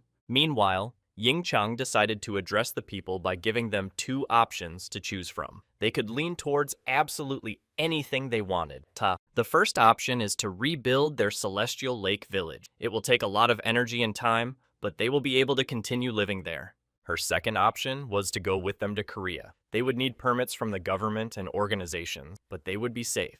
Looking at the disgruntled faces, she warned them that they would have only 3 days to think about it. After that, they would go to Korea, and it was up to them to decide whether or not to go with them. Lee Jun-kyung sat down on a bench and began to think about his conversation with the mountain master. Inyo came up to him a little while later and needed to talk to him about something. She wanted to share her worries about the king. She decided that if he always thought Lee Jun-kyung was special, he would go with her to visit him. He couldn't leave her alone with her bad thoughts, of course, so he agreed to go with her. He also cared about what had happened, so he couldn't stay away.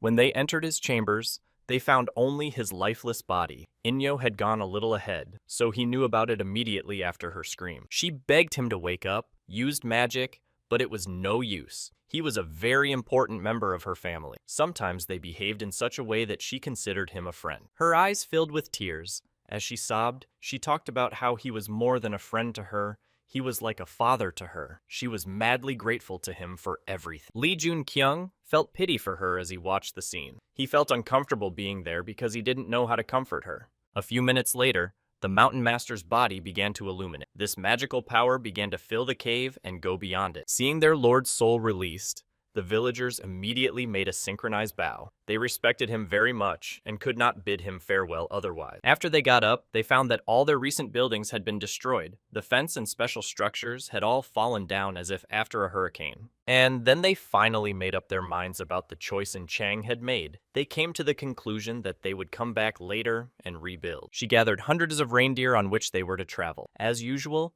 children and the elderly were the first to climb on them. Before leaving, she warned them that as soon as they left Mount Paektusan, it would be cold, so she asked them to dress warmly and mount the reindeer. All of a sudden, Lee Jun-kyung appeared in front of her. He was not alone, but with Inyo, who was holding a small white tiger cub. Ying Chang was very surprised and began to guess where he had come from. Moreover, she guessed who he was, but she couldn't dare to give an answer. Inyo didn't torture her and tossed the baby up and confirmed that she had the king of the mountain in her arm. She was overjoyed and loved him so much. And Lee Jun-kyung wasn't scared or angry or upset at all. He told her with a completely calm tone that the situation was exactly the same as the princess. The patron big man placed the mountain master's soul into a tiger cub as Unyo's avatar. However, he lost his powers and memories when he was reborn. Finally, Lee Jun-kyung could remind In Chang that they would be in Korea very soon, but she didn't forget. She had been waiting for this moment for almost a month. She looked at him happily and wondered what he would do when they arrived in Korea again. They hadn't discussed further plans before.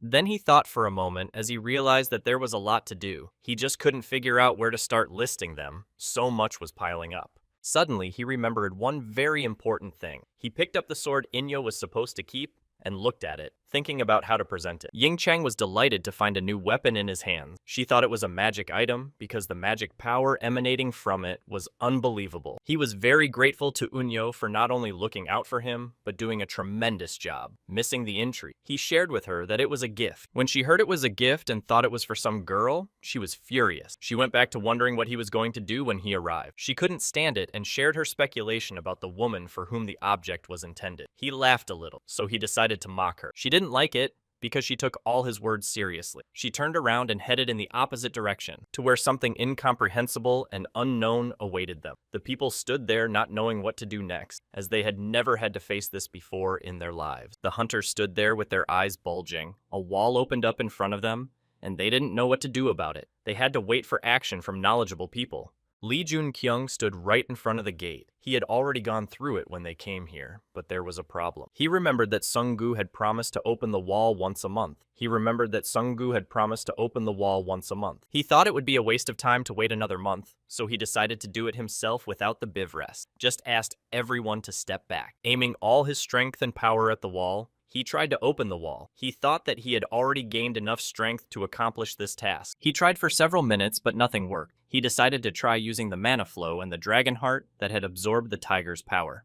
At the same time, two hunters stood on the northern boundary. Their task was to watch everything that was happening around them and to warn of danger. One of them was amazed that everything went smoothly. At most, a heavy snowstorm, but not a single incident during their shift, which was alarming. The other couldn't understand what the problem was, but he explained that after Lee Jun-kyung went to the front lines, the monsters disappeared and it was a little scary. In the second hunter's opinion, he was a loser, so he didn't even think that he was the reason things were calm, just a coincidence. Lee Jun-kyung was still trying to open the wall. He resorted to his most effective method that couldn't help him. The first hunter wasn't so critical of him. He knew that he could get rid of all the monsters in the North Korean region. They kept arguing about Lee Jun-kyung's strength. The latter was actively trying to prove that not every hero could handle the monsters, and even less so a loser. No sooner had the first one given him his opinion on the matter than something suddenly caught his attention. It even startled him. Frantically, he started pointing somewhere to the side.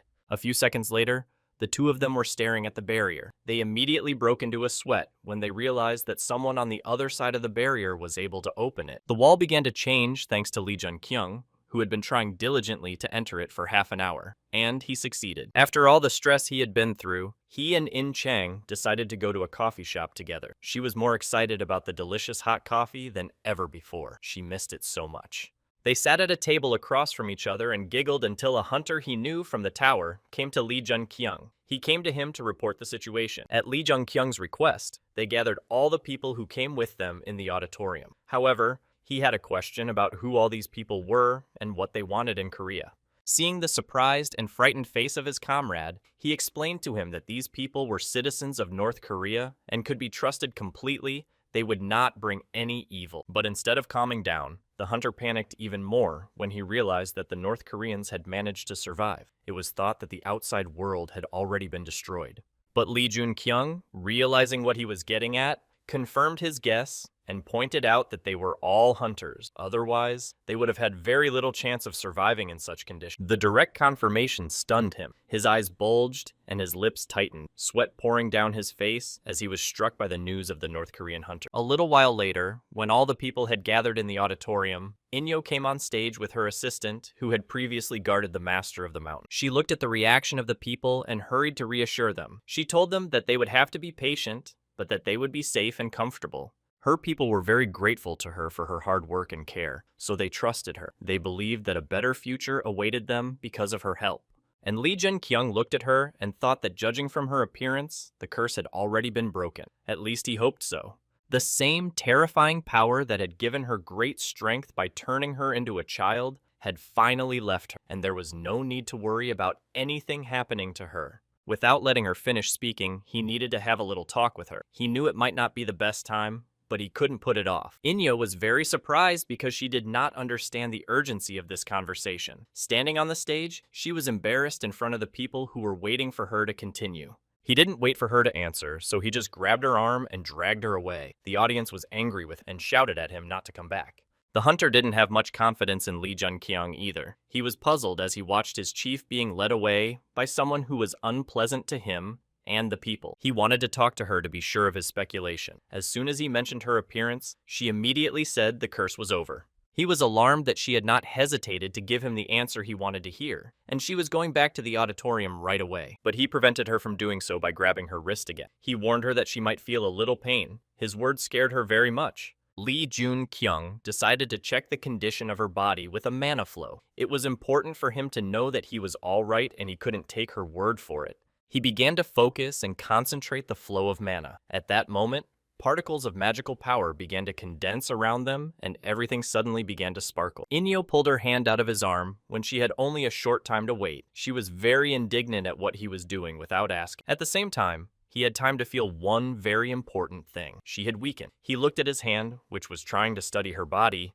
and analyzed everything. She couldn't believe it when she heard that her powers were weakened, so she decided to test them herself by closing her eyes and using magic. With her eyes glistening with tears, she came to the exact same conclusion as Lee Jun-kyung. Looking at her fingers, it was hard for her to realize what was happening. And then he explained to her that she was only getting stronger because of Mont Baekdu-san, because she was using its energy. That's why she was like a child there. She was very upset when she found out the reason for the loss of her powers. She was sorry that her magic only depended on that place, and that being in Korea, she would be nothing. But Lee Jun-kyung smiled, asking her not to worry. Since she was a hunter, he had the opportunity to help her with her problem. And then she remembered that he had pulled her off the stage for the purpose of talking. And here she was wondering, what about? He didn't want to bring up a specific topic. However, he decided to warn her that people from the association and the government would soon find her. He was worried that they would start asking her about the people in her village, and these hunters were much more powerful than expected. The association would have loved to have them on their staff, but that was not the problem. She thought she understood what her interlocutor was getting at, suggesting that she and her people were too suspicious to deserve the trust of the authorities. He confirmed her words,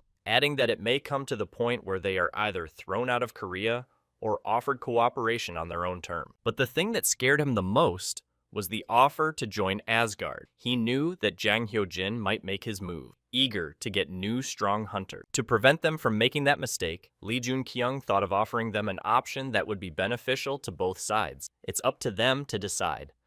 Inyo opened her mouth in anticipation of what he had in mind. She couldn't wait to hear his brilliant idea and help her people live their happy lives. A little while later, Bae Sang-soo arrived at the building in his car. He definitely needed to meet Lee Jun-kyung and discuss something. They were quite happy to see each other after such a long time. The former teacher congratulated him on his return home after working in China. He began to praise him, saying he was one of the few who had managed the arduous task of bringing back North Korean survivors and hunters. Lee Jun-kyung looked at him and smiled at his every word. He realized that the association had decided to take the initiative and hint at the new arrivals. And, as expected, the conversation came down to the fact that the association does not trust hunters, but its president decided to put forward his proposal. At that time, the Lee Jun-kyung's face changed as he realized that Asgard had decided to make the first move first, instead of the association. He was very unhappy with this fact. Bae Sang-soo noted that Jang Hyojin knows that the North Korean survivors are hunters and therefore sent him to offer to contract with them. Lee Jun-kyung understood what was going on and what kind of contract he was talking about, and he didn't like it at all. It was a magic contract, which he didn't deny, but said straightforwardly. The magic contract involved the use of magical power to protect the contract and deal with penalty, complete control of actions. He decided to trick him by saying that the hunters would not be able to agree to their proposal because they had already made contracts with him. Seeing the dazed eyes of his interlocutor, he explained that he had brought them under his own responsibility and had contracted with them to keep them out of trouble.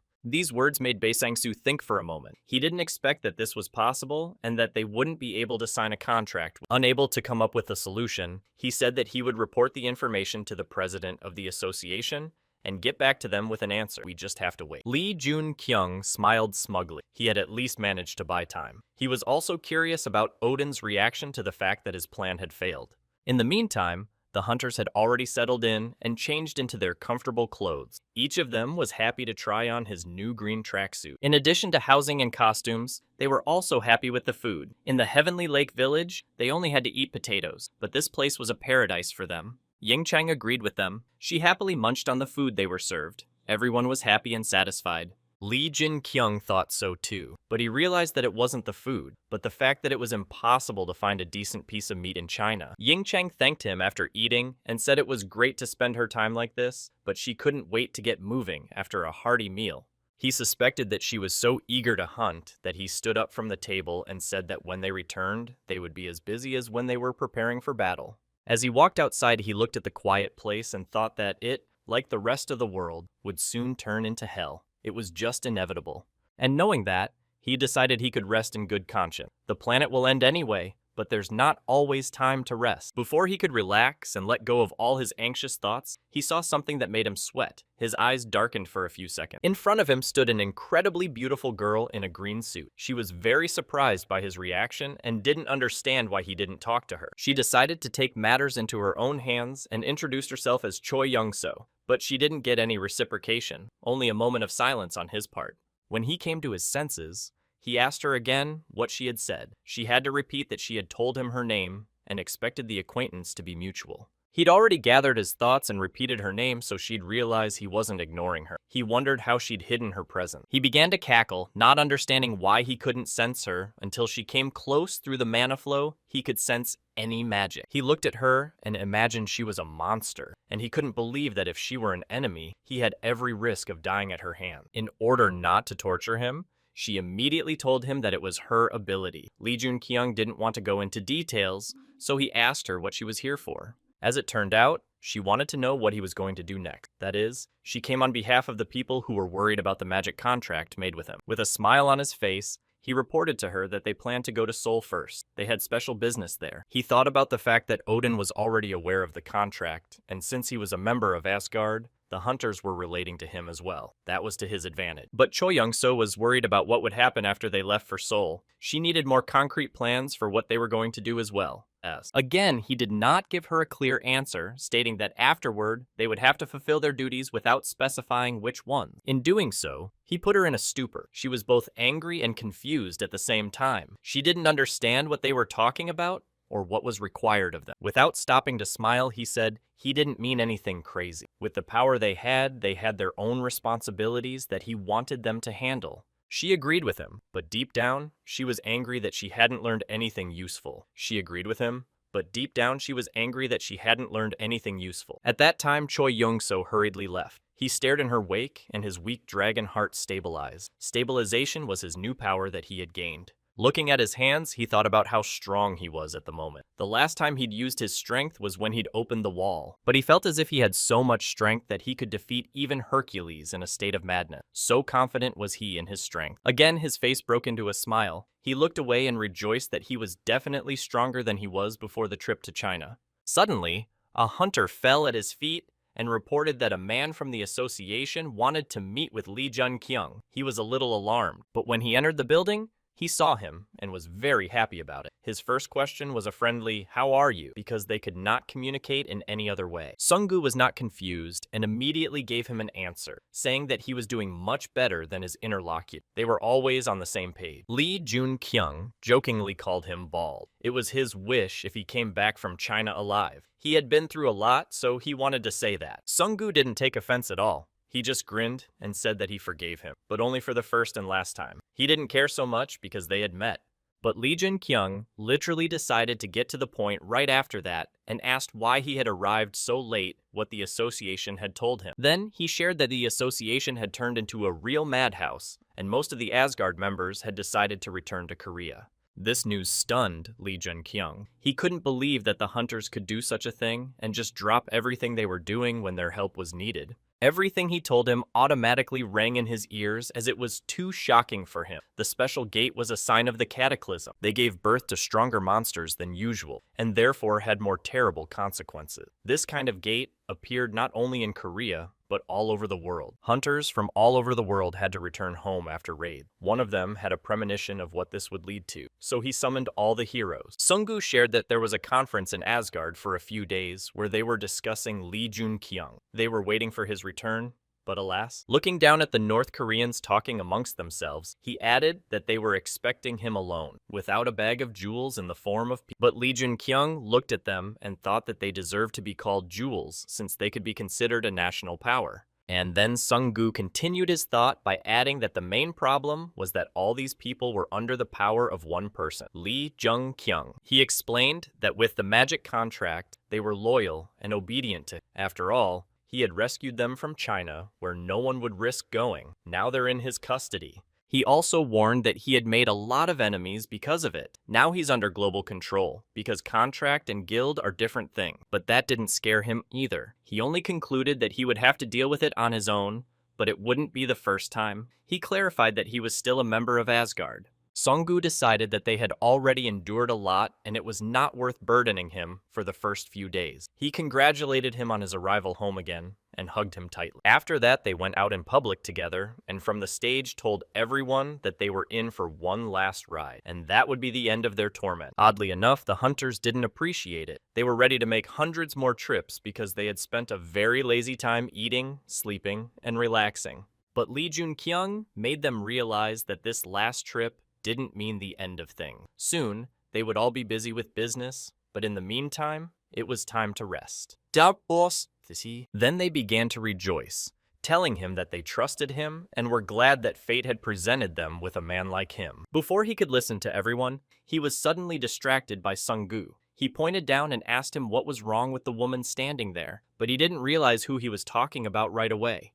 When Lee Jun-kyung lowered his eyes, he saw Cho Young-soo, the same Inyo that the hunters considered their leader. Sungu thought he had gone to China just for her, but in reality, it was about something else. Lee Jun-kyung was pleased that his friend was so far from the truth and had no idea what was going on. Sungu's eyes widened in surprise as he stopped his intrigue and admitted that he was only joking. In Chang stealthily approached them. She also decided to say that it was just a joke and he didn't go to China for Unyo's sake. Full of frustration, she added that he already had plenty of girls in Korea. However, she allowed for the thought that he also wanted Inyo. She turned away discouraged, thinking about the fact that he had girlfriends in other countries besides Korea. She didn't realize how many girls she had in competition with. They looked at her and felt wildly awkward. Lee Jun-kyung felt wildly cold, and Sungu admitted that he even knew what she was thinking. Modern life has arrived for the people of North Korea. A huge blue bus arrived to pick them up. They stood there and didn't even immediately realize what they had to do. When they finally climbed in,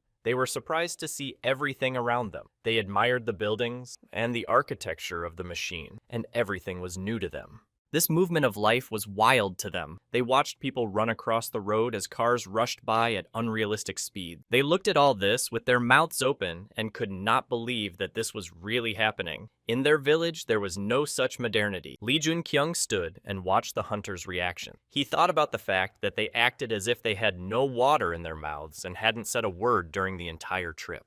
He only wanted to ask Unyo to take care of her hunters, but she didn't care at all. She stood there with her mouth open, admiring the city. From the outside, it looked like she was in the clouds. In fact, it was normal because she had grown up on Mount Baektusan and had seen civilization for the first time. Back then, he had to give a responsible task to Ying Chang to escort the Heavenly Lake residents just by following the people from the association. Then he turned to Fenrir, saying that he would have to listen to Inyo for a while. He had business to attend to and couldn't take them. Fenrir didn't listen to him much as he was distracted by everything around him. He saw birds and people and growled at them all as he perceived them as either a threat or food. Lee Jun-kyung put his hand on his head, asking if he felt the same as him, but it was clear from his face that he didn't understand what he was talking about.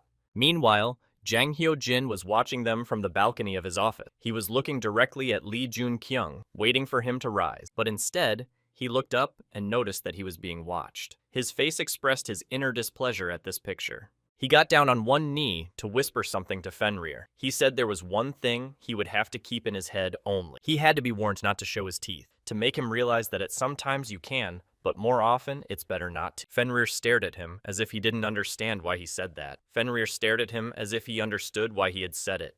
With a smile, he confirmed that he had heard him. His words in Korean sounded as clear as if they were not his first word. This time he was able to say his name. The president of the association was very happy when he saw Lee Jun-kyung at the door. He couldn't wait to meet him after a month and a half of traveling. He said that he noticed that Lee Jun-kyung came from China and brought with him over 100 hunters, 2 of whom were heroes, and 3 strange things. He didn't immediately react to his words. He analyzed, realizing that Unyo and Manhwa were the heroes, but underneath the things, he couldn't remember anyone besides Fenrir and the king. Jang Hyo-jin was not stupid, so he immediately realized why there was such a long silence. He put his hand on his shoulder and clarified that the third person was himself.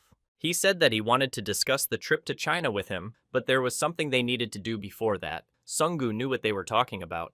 They traveled to a place like it was covered in gold. Sunggu shared that during the Asgard conference, they wanted to introduce him to all of his hero members. He couldn't have been happier, but he hid his emotions under a cold, "I see." He didn't want to show everyone how important this was to him. A building of extraordinary beauty. As if made of gold, it dazzled everyone who entered it with its magic. The magnificent Asgard is the place of heroes. The hunters of Asgard laughed when they heard of the one they would be presented with. They considered him a loser who couldn't handle Alias, condemning Odin's decision. There were whispers throughout the room, condemning him for going to China and returning. One hunter sensed them from afar, knowing that 3 streams of energy were about to enter. But what was their surprise that the psycho turned out to have a colossal energy not inferior to Heimdall and Odin. It hadn't even been a year. They looked at him with horror, even though they thought he was a jerk who couldn't handle Alias. No one in the room had ever imagined he had such power. Lee Jun-kyung entered the meeting room, epically introducing himself as the loser, as many liked to call him. He was very amused by it. Meanwhile, Kim Soo-young stood by the gate, waiting for the hunters to enter. He knew that they would be arriving any minute. The first to pass through them was a hunter who had once guarded the master of the mountain himself. He was one of the most powerful among them, so he went forward. The others stood on the other side and waited their turn. They had done a good job of clearing the gate, so they were no longer intimidated by anything. And when everyone finally moved in, Kim Soo-young addressed the White Tiger group, thanking them for a job well done. The hunters were very happy for such a welcome and just as grateful to be waited on. They only had to wait for the next steps. He told them that since they were so quick to deal with the gate, the citizens would feel safer. Nice people with amazing skills. Choi Young-so was not standing still. When they arrived, she started to ask if there were more gates, and immediately asked to go to the next one. Kim Soo-young didn't mind, but he thought they needed a break, because there was no need to deal with all the gates in one day. But she refused to rest, and said she and Inyo felt fine, because they wanted to go on to the next gate. He was surprised and delighted at their strength and fortitude that after passing through one gate, they did not even complain of fatigue and were ready to start on the other. Meanwhile, the others were clearing the special gate. Ying Chang was already prepared to repel the attack of the bird-like monster. She separated their body parts every now and then. Her patron, Prince Charming, had given her new characteristic, but the moment she stood with her back to the monster, it had already grabbed her with its claws. But immediately, help came in the form of a princess who instantly fought back the one who was trying to harm her prince. After that, In Chang calmly turned around. While she was dealing with a couple of monsters, Hyunmoo used his magic powers to eliminate many of their enemies at once, knocking them down in flight. Manhwa was not lagging behind either. He used his magic threads to entangle the monsters and then cut them open. His patron increased his ability growth, and of course, like any other battle, this one was not without Lee Jun-kyung. He swung his Muspelheim spear at the crowd of monsters. When he finally hit the ground with it, everything in the immediate radius was covered in fire. This method also managed to send a few to the other side of the world. After receiving the notification that the fallen angel was just sighing, watching him fight Lee Jun-kyung was slightly upset as to why exactly he deserved such a thing. But no sooner had he gotten discouraged by such alerts than his level suddenly rose. He smiled, realizing he just couldn't hate him. After clearing everything out, they gathered in one place. Ying Chang assumed that they were able to deal with such opponents since they had previously encountered A-rank gates. He thought that even though it was a special gate with S-rank monsters, they would have defeated everyone. But his next words were followed by a strange reaction. They all wondered what he was talking about when he mentioned that they were supposed to feel the same as he did. He was sure they would feel the same. Then he explained that the stronger they become, the more special gates appear. Gradually, the magic begins to fill the whole world, leaving not a piece of it behind. In all seriousness, he announced the terrible thing that awaited absolutely every earthling. The end of the world was near, and they had to be ready for it. This surprised them just as much. Won Hu and In Chang weren't very pleased to hear about this attitude,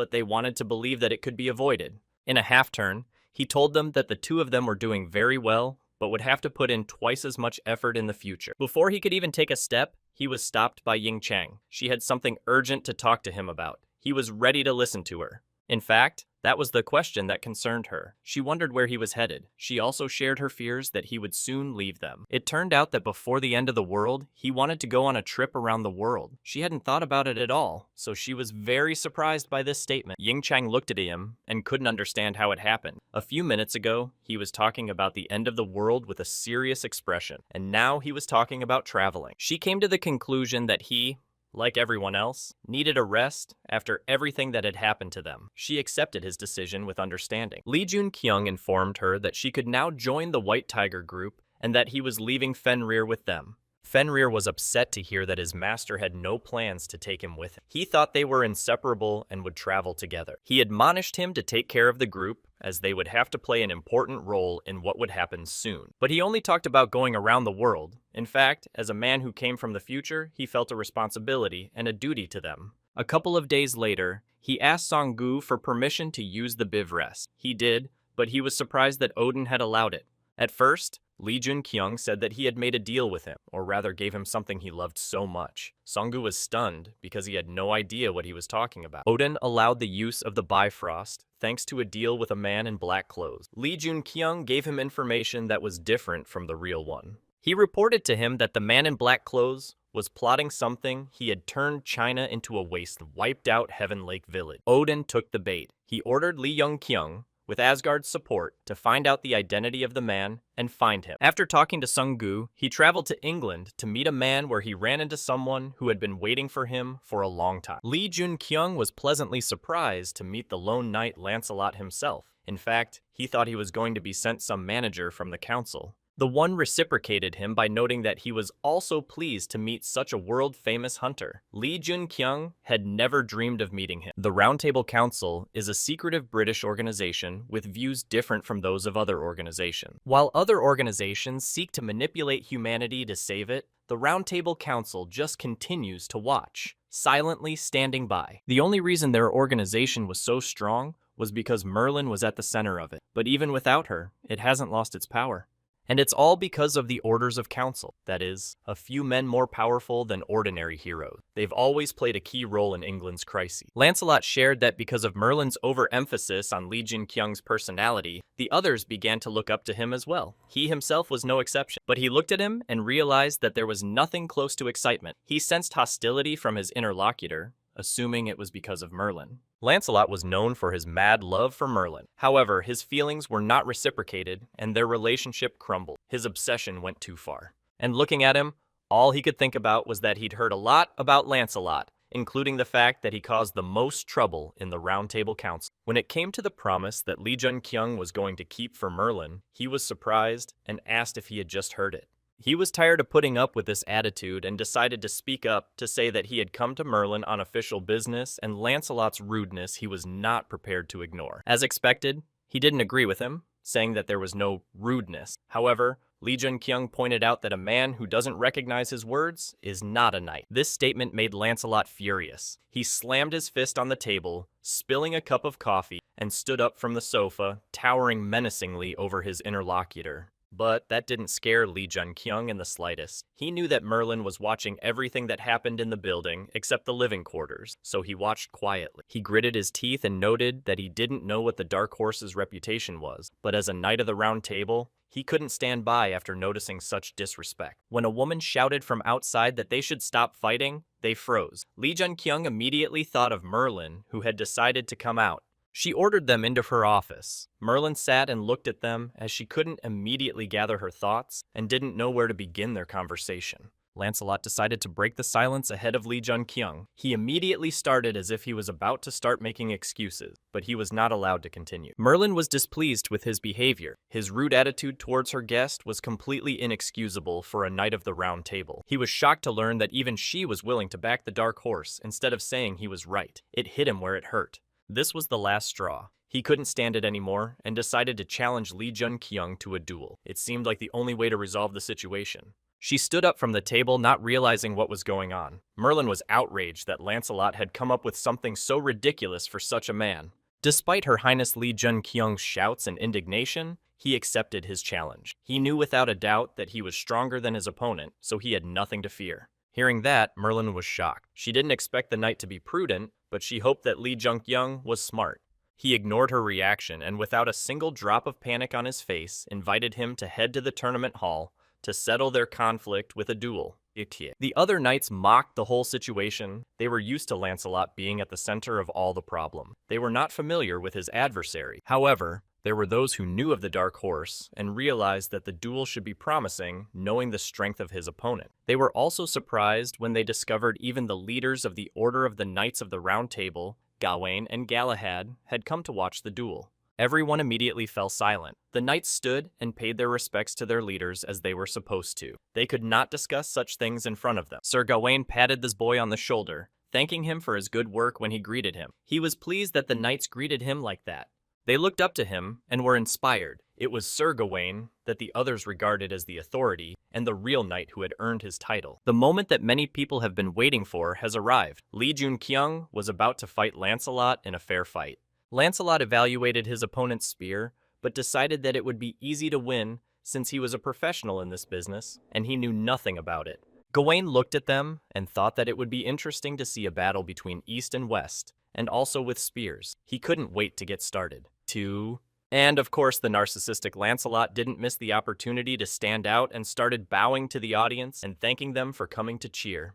And the knights were glad indeed. They wanted to see how the Lancelot they knew would deal with the upstart from the east, but it wasn't a sure thing.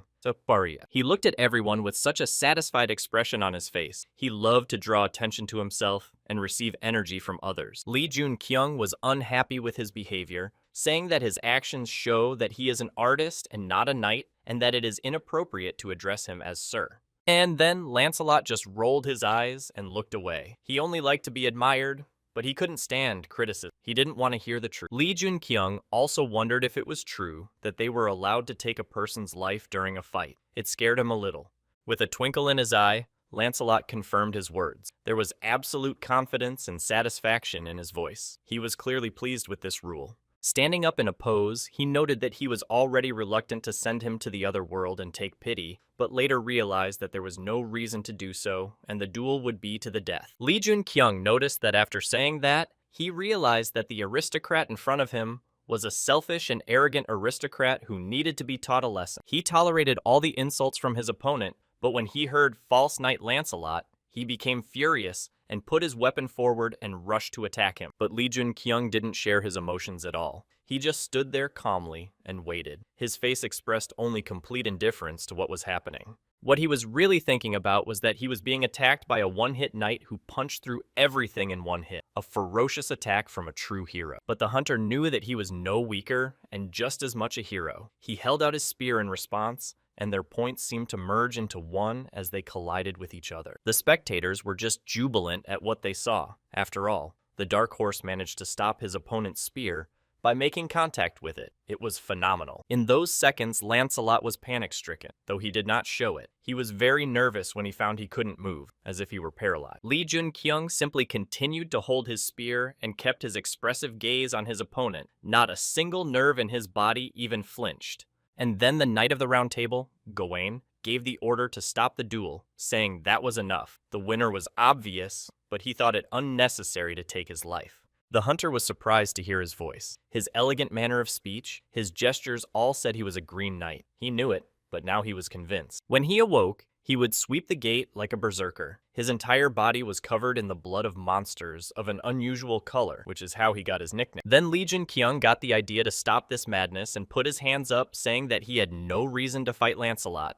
The same knelt before the knight. He was embarrassed in front of him for another showdown that had led to a duel. He was ready to stop.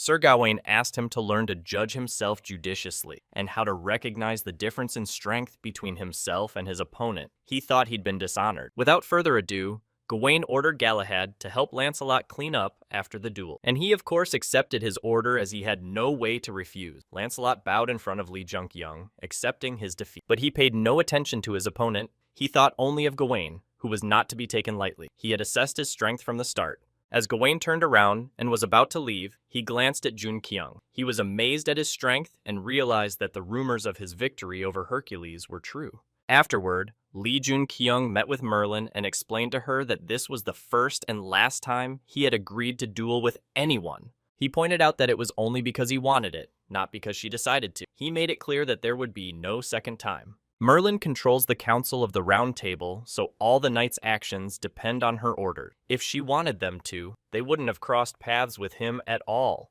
However, since she wanted to see them fight, he agreed. But the main reason was still because he was pursuing his own personal agenda. He also decided to remind her that he owed her a debt, and so he decided to pay it off. Now he definitely didn't owe her. She didn't like his tone and directness at all. She was sure he'd only agreed to fight because he wanted to. But he denied these assumptions, saying that he only did it because he was proud, and could not allow himself to be made to look like a coward, and refused. In fact, he wanted to check how much his skills had strengthened during his time in China, and plus, he had the opportunity to close his debt to her. He thought that since Merlin had gotten what she wanted anyway, it could be seen as paying his debt to her. He also taught Lancelot a lesson. Lee Jun Kyung assumed that she knew of his progress, and even realizing that the knight would lose, she wanted it. She wanted Lancelot's defeat. She didn't refuse to deny the obvious, and confirmed that Lee Jun Kyung was very perceptive. She really wanted him to win. Merlin confessed that she believed Lancelot had incredible potential, but because of his obsession with her, he needed development. She took advantage of it. And to thank him for his help, she did confirm that she would consider it as payment of his debt. But there was one catch. Turning to the young man, she reiterated that he still remained obligated to fulfill his promise. He had no other choice. He wasn't talking to Merlin at all, but to Arthur in her body, who demanded that he keep his word and help them as planned. Suddenly, a sword appeared in Lee Jun Kyung's hand. It was the very thing that Arthur had been waiting for so long. This action and the mocking smile of his interlocutor made the boy angry. He couldn't believe that he dared to mock him like that with Excalibur in his hand. Lee Jun Kyung didn't torture him for long, so he threw it to him almost immediately. He also pointed out that it was better to get angry with an Excalibur in his hands than to get angry. But when Arthur received it, he was still outraged at the insolence. He thought it was a decorative sword filled with magic power, not Excalibur. He took a high tone when he thought he was being tricked. He immediately made it clear that such tricks did not work and would not work as a fulfillment of a promise. Suddenly, a woman's voice called out to him. It was Merlin. She was in her own body and could watch him from the outside, not the inside. Out of the corner of his eye, he saw it and couldn't believe it. It seemed impossible to him, especially since it was just a fake. A drop of sweat ran down his cheek. He looked at her and couldn't tell if it was the truth or just another magic trick from Lee Jun Kyung. He looked again at this object that the hunter had handed him, and as he looked at it, he thought that it was indeed Excalibur. It was amazing to them, but finally, after so many years, the curse was lifted, and they could see each other embrace and no longer share the same body. Merlin looked at her hands too, and couldn't believe that the day had come when they were separated, and the curse was finally broken. And Lee Jun Kyung decided not to miss the opportunity to remind them again that he had kept his promise, and from now on, he owed them nothing. Arthur kept looking at the sword in his hands, and could not believe that it was really Excalibur. He felt a different power from the one that should be emanating. Then finally, the hunter stopped misleading them, and admitted that it was a fake, and he didn't have the real Excalibur, but he helped them anyway. His fake was designed to fool their patron, who, like everyone else, saw only what he wanted to see. They just have to follow his instruction. Merlin thought she understood what he was getting at, but Arthur remained puzzled, not sure how he'd managed it without a real weapon.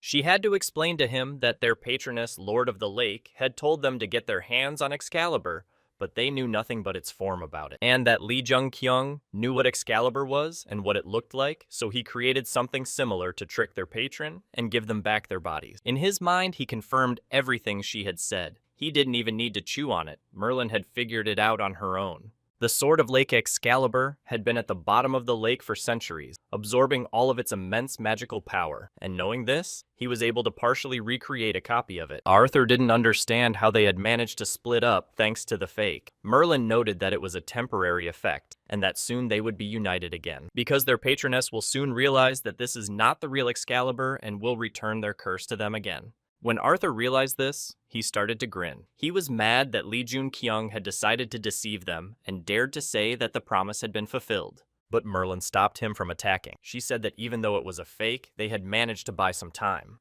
And then Lee Jun Kyung said that it wasn't a matter of time, and thus he deceived their patron, and even after finding out, she wouldn't bother. As long as they're on the Round Table Council, the curse won't return to them, especially if they find the real Excalibur. He was still of the opinion that he had fulfilled his word and had every right to leave. He did not feel indebted to them. Arthur wanted to speak, but Merlin covered his mouth with her hand, but he snapped out of it anyway and said that what he'd done wasn't enough. Li Junqiang looked at them and realized that Arthur suffered more because his soul was transferred into the child's body while she could control her body. In that case, if they wanted the real Excalibur, Li Junqiang was willing to tell them its real location. Sometime after waking up, Demetrius began his training again, trying to learn how to make a more powerful punch than before. But he just wasn't hitting his partner. He was concentrating all his power into that fist, but it just went right through. Stones were flying in all directions from such power, but it was no use if his main goal was not achieved. He had to try harder and become more skillful. His partner was just dodging or deflecting his attack. He tried to tell him that everything he did was too slow. When Demetrius tried to attack him from above, he still managed to put up the force field again, defending himself from his attack. He seemed weakened. He looked at him and couldn't understand how he managed to avoid all of his attacks, even though it was almost impossible before. And then suddenly an incredible pain shot through his back, as if a sword had pierced him through. It wasn't just a light stab, though it was. Demetrius's eyes immediately glazed over. The pain was so incredible that he couldn't keep up and fell to his knees. Sweat beaded. After a moment, he finally came to his senses and turned to his partner, asking what kind of sword he was holding, since he had never encountered such a thing before. The one looking at it shared that he had picked it up recently and didn't know what he was dealing with, just used it as a regular sword. Then Demetrius was amazed that it was just lying in the road. When it wounded him, he lost all control of his magical power. It turned out that his opponent was Zeus, who said that Demetrius had already achieved a lot of success, so he deserved to be forgiven for breaking the agreement. However, he noted that although forgiveness from Zeus did not mean that he would not receive punishment from Athena, who was very angry with him and not ready to let him go. When Demetrius turned around, he saw Athena, who had been standing behind him for a long time. He just hadn't been able to sense her presence. She told Zeus that she had come with a message for a reason. She had important information for them that she needed to tell them right away. Athena reminded him of yesterday's conversation and informed him that she had something to say about the Dark Horse. It was exactly what was worth knowing. Demetrius was stunned when he heard the familiar nickname. He hadn't heard of Li Junqiang in a long time, so he wondered what had happened. She went on to say that after his trip to China, he had headed to the UK. This surprised Zeus quite a bit. He didn't understand why. Then she added that they did not know for what reason, but he had approached the Round Table Council. Even this information gave them at least his whereabouts. Zeus gave her orders to keep watching Li Junqiang and advised Demetrius to make sure he didn't neglect his training. Putting her hand to her heart, Athena bowed thus, showing that she had heard his majesty and could proceed to carry out his orders. Demetrius made a similar motion to let Zeus know that this time he would not disobey him and would exercise regularly to recover. Zeus was happy with his position. Being on the top of Olympus, he could solve all real problems with the hands of other gods and not dirty his own. So Li Junqiang told Arthur that the Excalibur they needed was in the possession of such an important person of Olympus, Zeus himself. But Arthur still wondered how it was that with the thunder spear of Olympus, he had also taken an Excalibur. He couldn't imagine why he needed it. Noticing the mention of the thunder spear, Li Junqiang wondered how many people in the world envisioned such a Zeus. However, he did not give him an answer. Suddenly, Arthur decided to pick on his interlocutor's speech, saying that he was talking to him informally. But Li Junqiang pointed out that he was speaking like himself. As always, smiling, he asked what was wrong with their conversation. He didn't see it as a problem at all,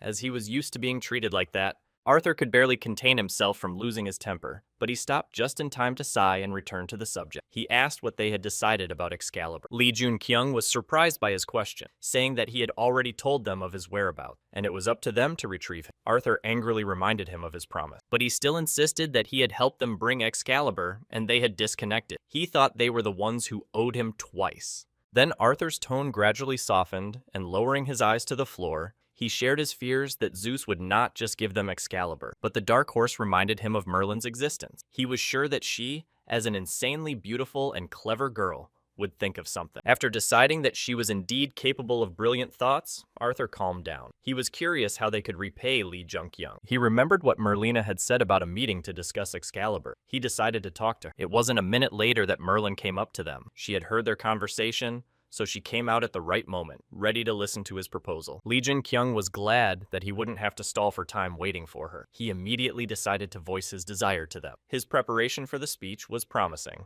but all he really wanted was for them to survive. He created such an intrigue that he thought it would be something great, but it wasn't. Arthur was already preparing himself to do something very difficult. Otherwise, what was the point of all this conversation? He was surprised that the request was so strange. Athena wasn't happy either. The words even frightened her, because if they wanted to survive, it meant that something dangerous was ahead of them. He added that in addition, he wanted them to trust him and follow everything he told them. If they fulfill these 2 requests, the debt is closed. Arthur resented the fact that there was 1 debt and 2 requests, but Lee Jun-kyung was brief, saying that if they didn't want to die, they should do what he said. After about 30 seconds, Merlin confirmed that they understood what to do, but she still wanted to hear a better and more detailed explanation. Slowly and thoughtfully, Lee Jun-kyung informed them that something very serious was about to happen on the planet and that they needed to be prepared for it.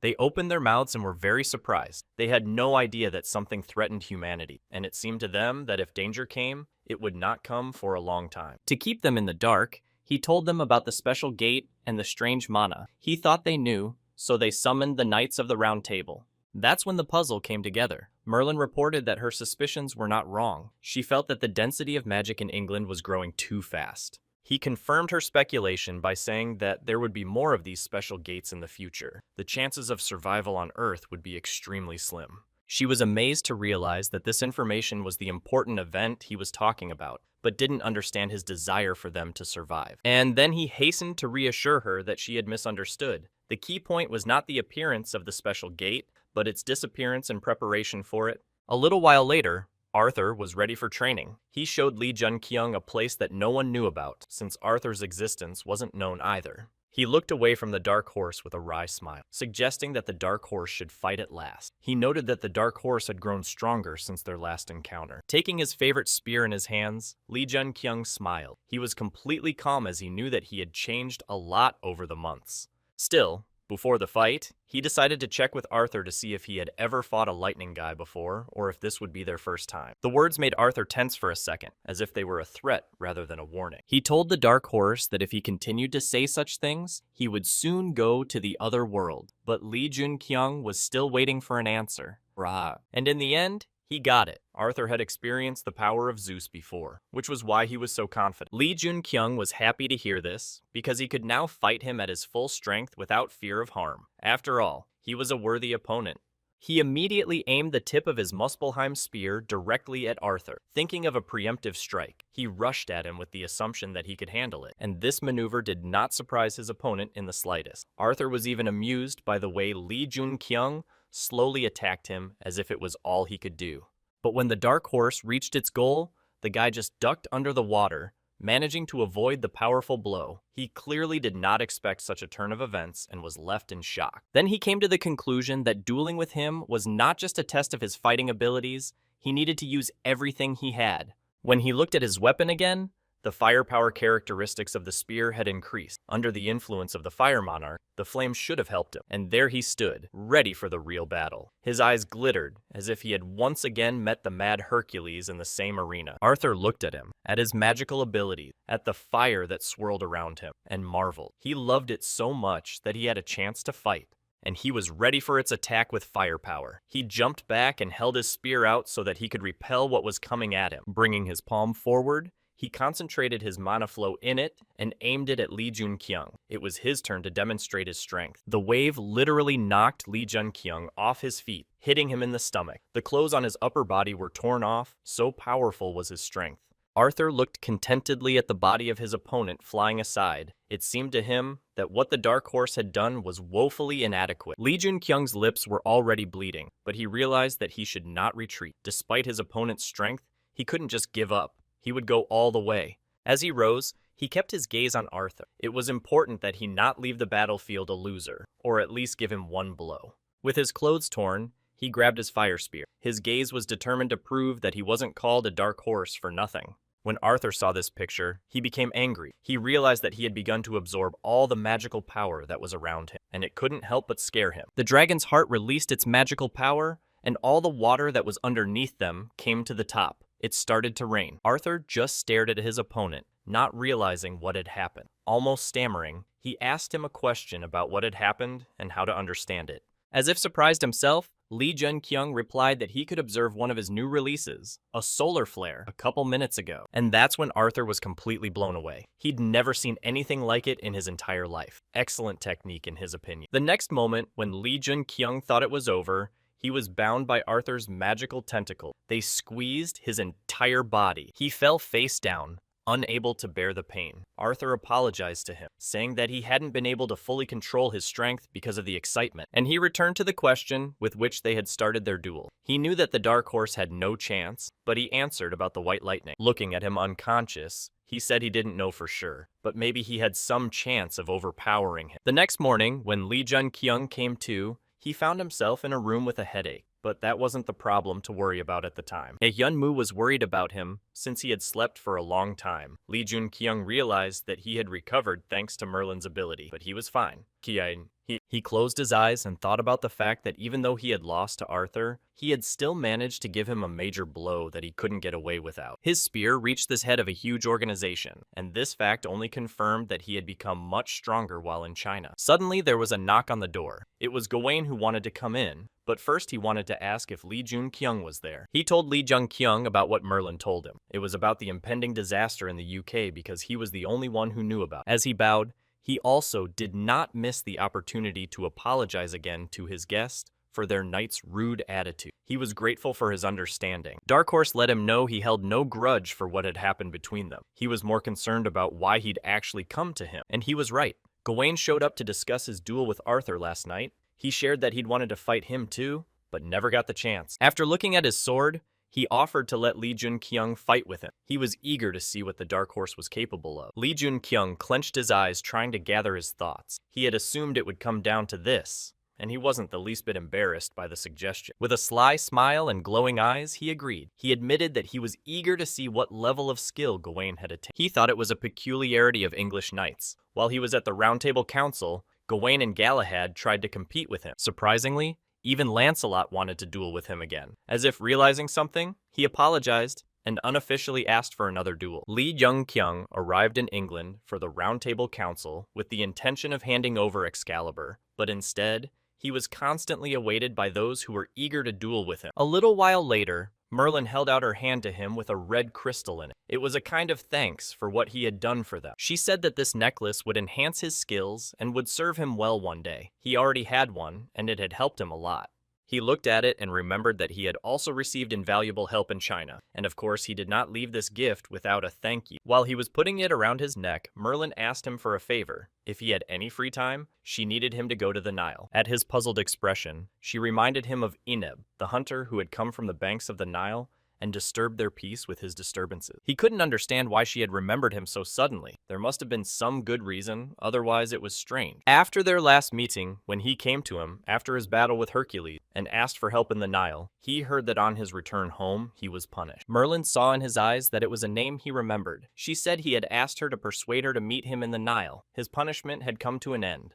Then he thought about it. He realized that the Round Table Council, as a neutral faction, would warn the others of the disaster. However, he still had business to attend to in England. In order not to give her false promises, he only told her that he would think about the information. She was pleased that he did not refuse immediately, so she thanked him. And so he was left alone in the square. Merlin said goodbye to him and disappeared. He stared at her, not fully understanding what had happened or what it was all about.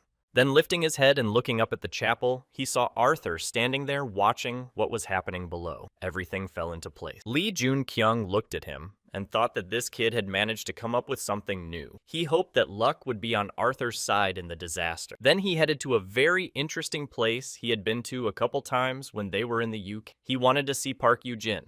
But what was his surprise when she wasn't behind the counter? In her place stood a completely different girl, blonde and tall with a short haircut. Then he decided to ask her directly about his old acquaintance to whom he thought the store belonged. The girl was quite puzzled. She looked at him and thought about the fact that he didn't look like a loan shark or a disgruntled hunter or a man she could hide. Since none of the options were suitable, she was happy to hear that Lee Jun-kyung had stopped by to buy something from their store. He was already feeling a little dizzy from her assumption. To stop it, he asked again if Park Yoo-jin was there, and who she was that was standing in her place. Then she finally explained that she had left and she was looking after the store. He clarified that he had come to ask for her brother and wanted to come when she was there. Hearing this, the girl immediately smiled. She had heard about him from Yujin and said that she had told him to tell him that she had joined Olympus. After that news, he felt like he'd been electrocuted. Then he realized that the past had changed again, and unfortunately not for the better. Park Yujin shouldn't have joined Olympus so soon. He couldn't understand what made her make such a big decision so quickly. He despaired at the thought that it was his fault. He found it hard to accept that history had begun to change course. Once out of there, he couldn't think of anything more ingenious than to make a call to one of the people closest to him. He needed to talk to her. Meanwhile,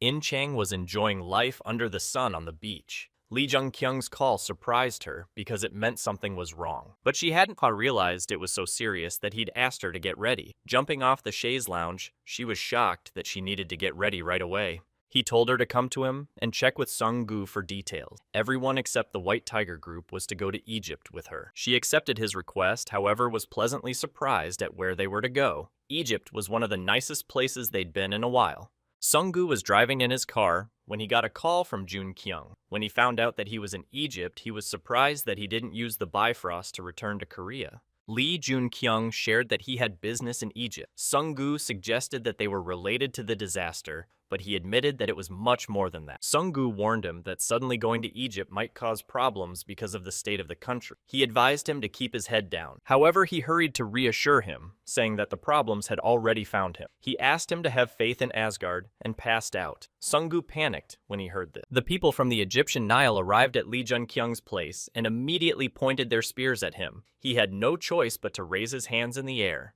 They sat him in a chair waiting for the man in charge. The hunters whispered among themselves and discussed the reasons why the dark horse might have come to them. One thing they did realize, however, was that they did not understand what he was saying. The first thing they had to do was to get an interpreter to help them. Two men with the unusual feature of diamond-shaped eyeliner ordered the two men to leave him, saying they would deal with him themselves. The hunters immediately broke into a sweat when they realized that the executive had even arrived. They figured Neil had decided to make his move. The men looked at Lee Jun-kyung with a very unfriendly look. They only asked him one single question if he was a dark horse. At that moment, he was just talking to Sung-gu on the phone. When he voiced the last sentence to him, two people were already standing over him with a judgmental look. They took him to Yu Kyung-dae, a member of the Egyptian branch of the Korean Association. It was a great honor for him to work with the hero from Asgard. Lee Jun-kyung reciprocated. However, he thought about the fact that they had made a very unexpected move of sending him straight to a member of the Korean Association. He explained that he had been contacted by headquarters warning him to expect the Dark Horse to arrive that day. Lee Jung-kyung guessed that In Chang and the others had promptly reported to him, but he was more interested in what was causing the tense situation in Egypt. Then, Yu Kyung-dae explained to him that at that time, the entire country was under the control of the Nile. He added that the Nile itself was divided into three main branches. Memphis,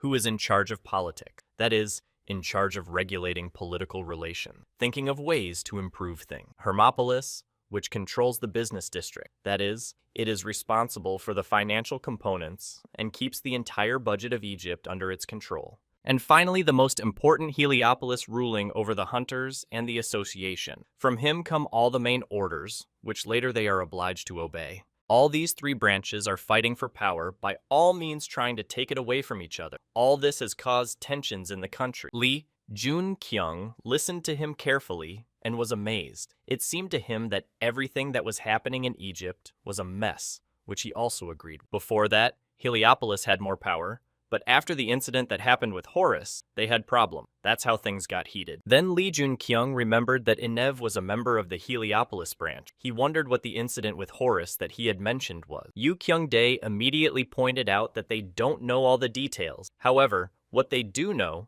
is that the attack on the gate has caused a crisis. And then the moment when Inev shouted at him to go to the Nile, and it was related to the red ore, surfaced in front of Lee Jun-kyung's eye. The puzzle is complete. The red ore of madness, aka the ore of madness, was involved in all of this. Then he realized what Inev was talking about when he came to see him. Lee Jun-kyung told him that there was a hunter he would like to meet at the moment, but Yu Kyung-dae didn't even know who he was talking about. In order not to create any intrigue and to hurry, he indicated at once that he wished to see Inev, captain of the warriors of Egypt, a hunter of heroic rank. In-chang finally arrived in Egypt. As soon as she entered the airport, she immediately saw him. Her eyes began to sparkle again, and her smile spread to her ears. Lee Jun-kyung was also very happy to see her. She told him that she had fulfilled his request and flew in with the people he wanted to see. Fenrir, holding Gans and Manhwa, looked at him and smiled. They waited for him to finish talking to In-chang so they could finally say hello and hug. He couldn't contain his excitement when he saw them all gathered again. He also remembered to thank them for taking the time to fly to him. Suddenly, a red-haired guy caught his eye. He smiled and asked him if he was glad to see him or why he hadn't greeted him. Dark Horse was in unreal shock. He recognized Baldur, one of the strongest heroes of Asgard, Odin's right hand, but he had never expected to see him here.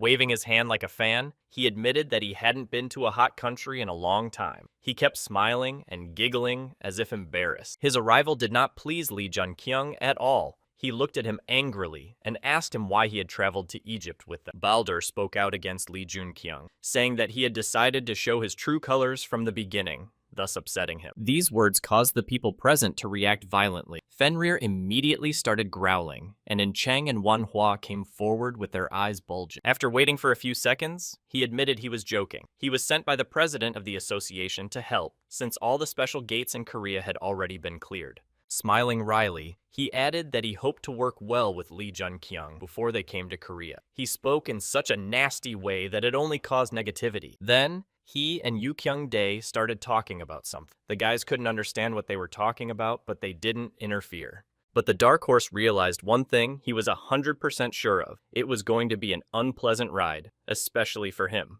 The next day, Yoo Kyung-dae reported to him that his request to meet with Enev had been denied. It seems like something happened inside Neil. He explained that this assumption was due to the fact that, like other countries, Egypt had begun to bring all its heroes back. But that wasn't all. The second in command of Heliopolis, named Seth, had returned to Egypt, and if Horus couldn't regain his status, which had collapsed because of the incident, then they were in for a terrible ride. Lee Jun-kyung realized what he was getting at, so he continued his thought by saying that his status would then be passed to the next highest ranking person, that is, Seth.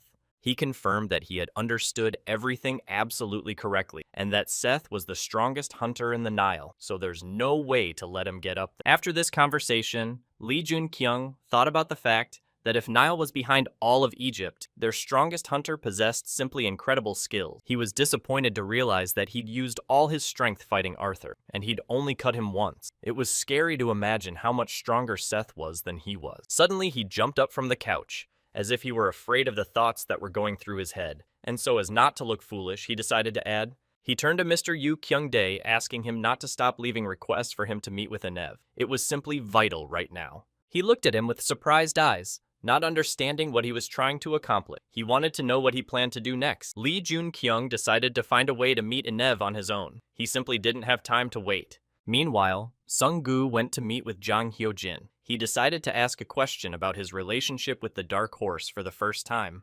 The head of the High League Guild looked at him and wondered what secrets he was talking about that he said they were hiding. There was simply no reaction to his word. The president of the association was bothered by the fact that Lee Jun-kyung kept fueling his curiosity, but never gives him a clear answer to it. He also didn't understand Sung-gu's attitude toward him. He wondered why he was so kind to him, since he was not the kind of person whose trust was hard to earn. Therefore, it was strange for him to see that he had so quickly begun to nurture his trust in him, as if he had known Lee Jun-kyung for many, many years. It was important for him to find out what the Dark Horse's purpose was, what he wanted, and what he was after, since it was hard to figure out what he was up to from the outside. Finally, Sung-gu interrupted his long silence and said that Lee Jun-kyung's goals were exactly the same as Jang Hyo-jin. He remembered Bae Sang-soo's words, that the Dark Horse would help him achieve his goal. Sung-gu had discussed with him beforehand how to talk to Odin in such a situation. And he also added to finalize that their common goal with Lee Jun-kyung was to destroy the sponsor. Odin was amazed to hear those words. It was true, though he had never said so, but it was exactly the goal he had been striving for so many years. The hunters sponsored by the River Lord all lost their powers. This was the first time a hunter had lost them, not because of his own death. Sung-gu explained to him that it was after the Dark Horse had sent Gunther to the other side. Surprisingly, the president was satisfied with the report. At the same time, Lee Jun-kyung, sitting across from Baldur, was not happy at all. He wanted to strangle him on the spot. So annoying was his presence. He was acting all cute and smiling all the time. He was curious to know what Lee Jun-kyung wanted to tell him, that is, why he asked him to be alone. Dark Horse decided to take advantage of whoever had been sent to him, so he asked him which hero of the Nile had ties to Asgard. He would know that for a fact. He thought for a moment, and then leaned the cup to his lips and made a fool of himself, saying that he didn't understand what he was asking him and why he had called him. Then Lee Jun-kyung decided to approach him from the other side by asking that when he was sent to Egypt, how much he was told to cooperate with him. After that question, his goofy smile fell off his face. He put the mug on the table and replied that he had been ordered to cooperate with whatever the Dark Horse needed. And then, catching him at his own words, he asked him again about which hero from the Nile was connected to Asgard. He was determined to get an answer. And yet, Baldur stood up from the table, unable to bear the interrogation any longer. He promised to remind him of it, adding that he could not divulge secret information. This time, Lee Jun-kyung didn't react to his behavior, but simply said that everything was fine. Baldur then decided that he could leave. Lee Jun-kyung recalled Yu Kyung-dae's words, that even their sources couldn't get to the bottom of it without finding out the truth behind the crisis. And after analyzing everything, he came to the conclusion that a hero from the Nile who cooperated with Asgard was here, a hunter of the heroic class. That was enough. As they walked down the street, In Chang felt sick from the heat. She tried to create a breeze with her hand, but it didn't help. Manhwa noticed that it was better to be hot than cold. He wasn't bothered by the scorching sun, but he was glad that after China, they would finally warm up. She looked at him flirtatiously and agreed with his words. Her gaze suggested that she liked Manhwa because she was pleased by his attention. Owada switched to Lee Jun-kyung, asking him to explain what his main goal was, since it wasn't clear what they were aiming for. Once again, his words were picked up by In Chang. She supported him by saying that even to her, Lee Jun-kyung had never revealed his true goals. Manhwa thought he had a big goal, but he only knew the short-term one. He didn't know what it was, but he was afraid of world domination. And then Lee Jun-kyung had to disappoint him by saying that his goal was just like what he was so scared of, world domination. Those words made them tense. In Chang admitted that when he says something like that, she can't tell if he's joking or serious. Suddenly, a huge cloud of black smoke opened up in front of them. The distant silhouettes of the girls suggested that it was coming from them. Without thinking, Lee Jun-kyung blocked his companion's path and warned them to move farther away. He sensed that something bad was ahead of them. A member of the main branch of the Nile was heading towards them, as could be inferred from the tattoo on his arm, Seth. Lee Jun-kyung immediately realized who he was, but he wasn't ready to face him yet. He knew that Nile's strongest hunter was at least comparable to Arthur. The one who approached him immediately indicated that he was not mistaken and that he was facing a dark horse. Lee Jun-kyung didn't deny it, and there was no turning back. Seth decided to cut right to the chase and said that he had come to see him to briefly discuss something with him. It was surprising to hear it from such a person. They were alone up on the roof. Seth told him that after Egypt became independent from the kingdom, it was called the Arab Republic of Egypt. It was still part of the kingdom under the Nile dynasty. Seth recognized the fact that everything in Egypt was actually under their control. Lee Jun-kyung was a little hasty, but he decided to make it clear right away that he understood that Seth was trying to become the heir to the dynasty. This ingenuity only amused him. He was even glad that he had met such a clever interlocutor who had figured it out so quickly. Then Seth suddenly turned to him and, calling him savvy again,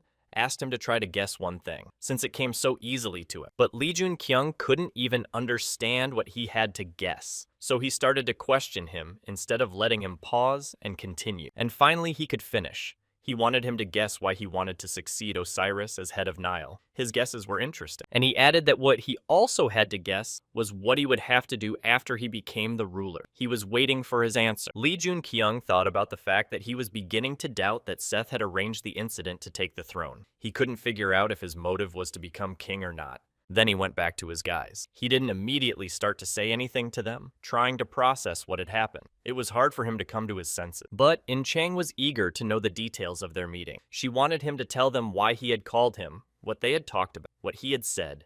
And the dark horse was as brief as possible, saying only that the one had offered him to guess his target. Of course, Ying Chang wondered what he had told him. In fact, he had no idea what his goal was. He thought he wanted to become king out of a lust for power, but that was not the case. He realized that Seth was a very dangerous man, but not a violent one. He was something between good and evil and white and black at the same time gray. Then he confessed to In Chang that he hadn't been able to give Seth an answer. He simply remained silent without making any assumptions that were even close to being too complicated. Suddenly, their attention was diverted by him. Balder stood there, smiling as always. He wondered where they had gone, leaving him alone. But at last, he managed to find them. Even Ying Chang couldn't stand it anymore and rolled her eyes. His personality disgusted her, so she asked why he was following them around like he had nothing better to do. It was funny to him. Without removing the smile from his face, he assumed that they, like him, had sorted out their business. He shared that he was done with everything he needed to do. However, he found it a bit strange. He noted the fact that Dark Horse possessed such an extremely unique team. He continued to praise them, saying that all the members of his team were heroic hunters, but he was embarrassed that none of them had been to Asgard. Balder decided then there could be nothing more dangerous than hunters who were not members of Asgard, but knew the secrets of secret organizations. Ying Chang looked at him with a displeased expression, not understanding why he had started talking about it. It seemed to her that he was eager to test their strength. But Lee Jin-kyung stopped this clowning around and said that the jokes were starting to get out of hand. He wanted to hear him answer the question. Again, Balder repeated the same answer he had given earlier. He said that Odin had ordered him to cooperate to the best of his ability. No sooner had he finished his thought than everyone looked in the direction where something strange and frightening began to form, a magical flow. A moment later, they saw something very frightening that made them nervous. It was a special gate that had formed right in the center of the city. Ying Chang's face immediately became sweaty. She didn't understand how the new special gate could have such power. It would open very soon. The people were in danger. She immediately turned to Lee Jun-kyung and informed him with full confidence in her voice that they were obligated to close them since they would be opening soon. Surprisingly, he was completely calm, as if it were nothing. He obviously knew a lot more than she did, or he would have thrown himself at them instantly. His reaction, or rather lack thereof, made In Chang angry. She was angry because he didn't care that a lot of people would die and they wouldn't do anything about it. Lee Jun-kyung once again asked her to calm down, saying that Egypt was not Korea, but she didn't care. She was ready to go to the gate, even alone. She turned to him and asked him why he was standing still and not even trying to hurry. Every second mattered. Suddenly, she saw something that instantly silenced her. She looked up with her eyes bulging and couldn't believe what she saw. Hundreds of hunters from the Egyptian Nile hovered above them and converged to head straight for the gate. Her jaw dropped at that moment. Then Lee Jun-kyung reminded her that they were in Nile, where they had their own ways of dealing with such things. She felt so embarrassed about what she had said. He looked away and was amazed to see Seth there. Dark Horse had expected such action, but he hadn't expected to see him there. As expected, the gate was quickly cleaned up because the leader himself was involved. He was sure that even though the gate was special, it would do no harm. In Chang was very upset, thinking that now he would start laughing at her for her mistakes. She was already feeling wildly embarrassed, but he wasn't going to do that. He said she did a great job. It seemed to him that she had acted to save the other people. She said he was right, but hesitated, putting her hand to her chin. It looked like she was having trouble getting her head together and admitting one thing. And she didn't get to finish her sentence and talk about what was bothering her so much. They were distracted again by some noise from outside that kept them busy. As usual, Ying Chang rushed ahead of everyone towards the unknown. There were hunters holding swords and a man on his knees begging for mercy. She was enraged when she saw this picture. She was furious and asked them what was going on and how dare they do this to someone else. They stared at her with their mouths open. One realized she was a hunter, and the other didn't care that she'd said something to them. And then finally, Lee Jun-kyung arrived. The hunters were amazed to see a dark horse in their area, and moreover, they had no idea that he knew Arabic. His knowledge of languages was only available to him because of Merlin's necklace. He decided to ask them what had happened to make them violent. The thug made it clear to him that what they were doing was something a foreign hunter could interfere with. They thought it was none of his business. But Lee Jun-kyung insisted that when he saw the way they attacked the poor guy,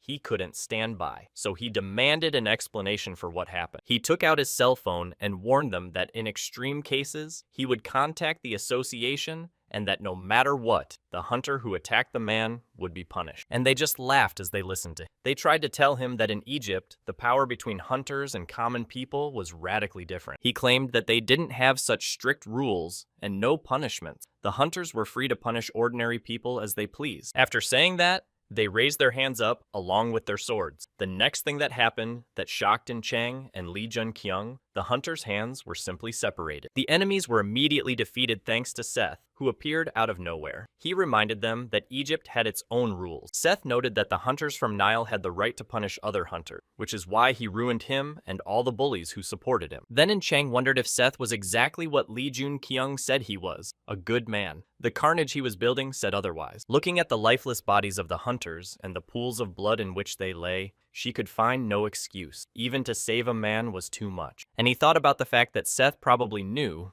that Lee Jun-kyung planned to save the man without caring about Neil's influence. That's why he came. He was amazed that he had resorted to sending the hunters to the other side when there was no need to do so. It could have been handled differently. Ying-chang couldn't rest until she got an answer. She was worried about whether he was sure he was dealing with a good person, but he couldn't give her an answer. Later, the long-awaited moment came. Taking Balder with him, he went to meet a man. He was glad to see him again, but he didn't know who he was with. The girl behind Enev replied that her name was Lamia, and her alias was Basti. She was also pleased to see the world-famous Dark Horse. He was very tense about the fact that they couldn't be alone. He wanted a private meeting, but as expected, Neil and Asgard were watching them. Enev agreed that they had not been able to see each other for a long time, but he wondered why he wanted to meet him. But Lee Jun-kyung was smarter than that, so he didn't give out all the information he wanted to discuss. He said he just missed him. Their attendants immediately tensed up upon hearing the strange reason. With a force of thought, Jun-kyung contacted him and asked him to answer him either yes or no. Enev was delighted to realize that Lee Jun-kyung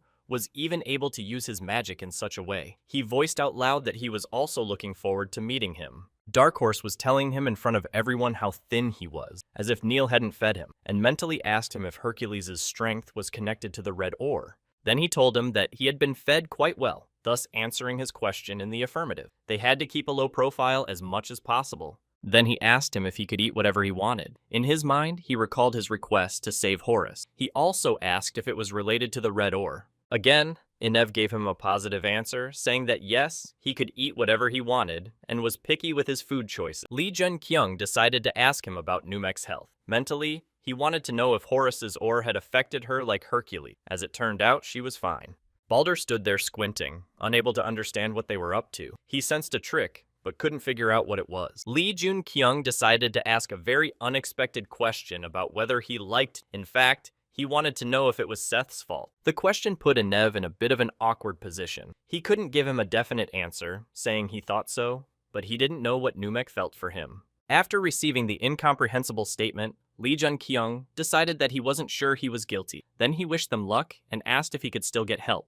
Enev confirmed that it would be nice if he helped him with something else, but at the moment, he had to go about his business. Lee Jun-kyung asked him to make time for them to get together later. Enev supported his idea and thanked him for the conversation. When they returned to the room, Balder was outraged. He couldn't imagine how he'd thought of meeting Enev just to chat. He stated that if the Dark Horse ever thought of using Asgard for such purposes again, Odin would not be happy with such action. In that case, Lee Jun-kyung decided to ask him, that wasn't Odin a supporter of consistency, why he should have reacted differently. Balder just couldn't stand him anymore. All his courtesy had evaporated that day. It pissed him off that he didn't understand why he was telling him this nonsense. Lee Jun-kyung, on the other hand, looked at him and smiled. He confessed his confidence that Odin would definitely be pleased later. His interlocutor, however, was not so sure about him, saying that he would have to work very hard to perform so well. Dark Horse decided to surprise him by reminding him that he had almost finished all his business in Egypt, so in 3 days, they should return to Korea. Looking at the surprised face of his opponent, he added that he needed 3 days to sightsee in Egypt, which he did not have time to do. Winking at him, he decided again to find out who the hero who had infiltrated the Nile was. Balder was frustrated that he'd found out, forgetting that he'd been holding him at gunpoint.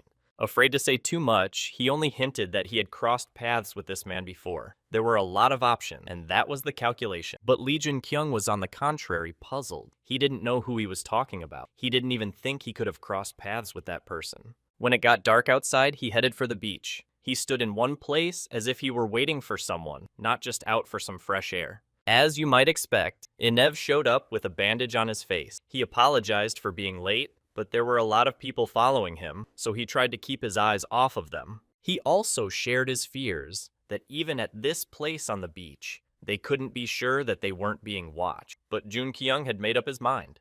He took care of it in advance, knowing that no one outside would be able to watch them. Once again, Merlin's necklace was helping him. Inev was stunned to realize that he was able to use magic even by distorting the space around him. He had thought about it this morning, but it impressed him more each time. However, he noted that even this might not be enough, for there was no place on the planet that Osiris's eye could not see. Dark Horse was very much surprised to think that even with Merlin's power, they could still see everything that was going on inside.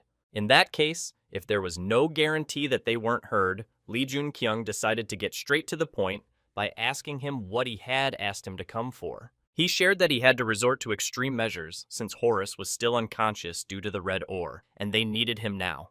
The same red ore that gives its possessor unimaginable power, like that demonstrated by Hercules in the Battle of the Dungeon. He said it all started when Seth brought them red ore. That moment was the turning point, the beginning of the end. Lee Jun-kyung was amazed when he heard that Seth had managed to find the red ore. It was then that he was finally convinced that the past had changed course again. The red ore was a mysterious item that enhanced the monster's strength and showed an unrealistic level of growth. It began to be studied and experimented on. The research was successful. They were able to increase the amplification rate several times, but the problem was that they couldn't control the power. Inev said that after that, any research was put on hold. This plot was reminiscent of the king's autobiography already known to Jun-kyung. He knew that madness could not be detected through research. Throughout history, Hercules was the only one who could control madness. Then Inev went on to say that Horus had put himself forward as a test subject in the red ore experiment, and that's where it led. Lee Jun-kyung was stunned at the news that the successor of a major organization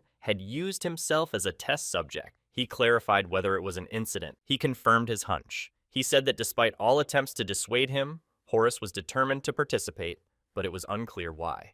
Inev admitted that he had done it because of Seth. Even though he was Neil's rightful heir, Seth wanted control over him. Osiris and Seth often argued, but he was too strong to give up. And to stop this monster, Horus wished for more power. Then Lee Jun-kyung thought, with his hand on his chin, he was trying to analyze the flood of information that had come over him, and about Seth. He wondered if it was really that dangerous for him to gain power over Neil. He recognized that when he'd met him, he'd turned out to be quite good. He didn't realize if he had been ostracized just because he wanted to claim the throne for himself. He didn't want it to be about a secret battle for the throne of the Nile. Aineb refuted his fears, saying that was not the case at all. Horus is a truthful man, and he was ready to give the throne to Seth, but there was a problem, which he didn't have time to tell Lee Jun-kyung about because they were distracted by a voice from outside. It was very familiar to both of them, but they didn't need it at the moment. Seth was approaching them, resenting the two of them for being together and keeping secrets from him. He had a purpose too, and he walked toward them confidently. Dark Horse immediately thought he was following Inev. He knew that Merlin's barrier was still in effect, and he didn't immediately realize what the matter was.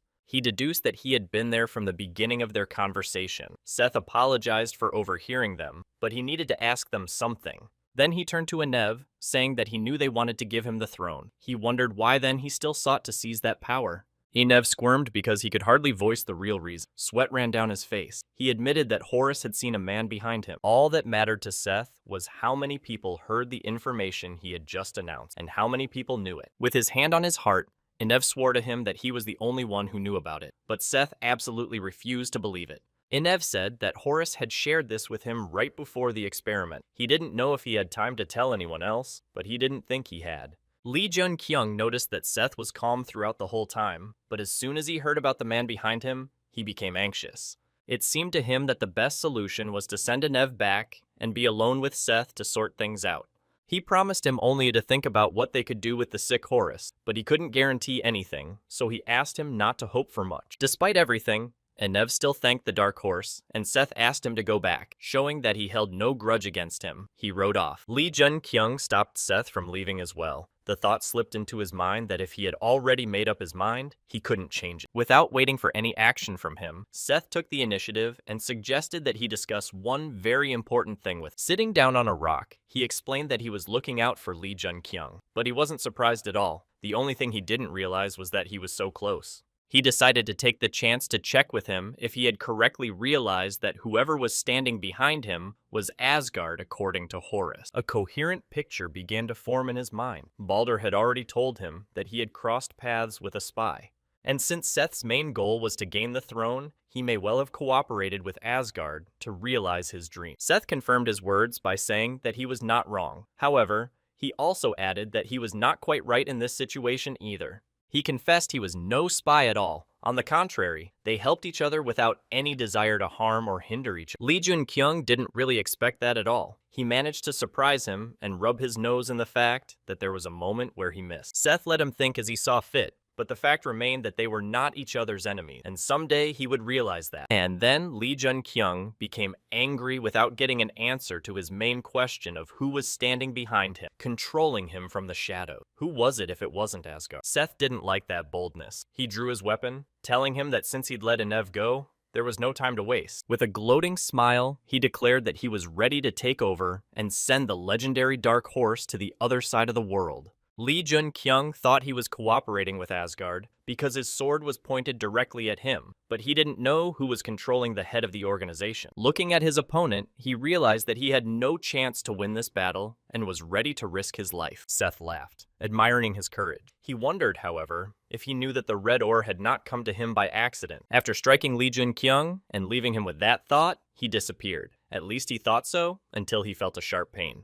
At that moment, Seth towered over him, wrapping his magical tentacles around him and gradually squeezing his body until his bones crunch.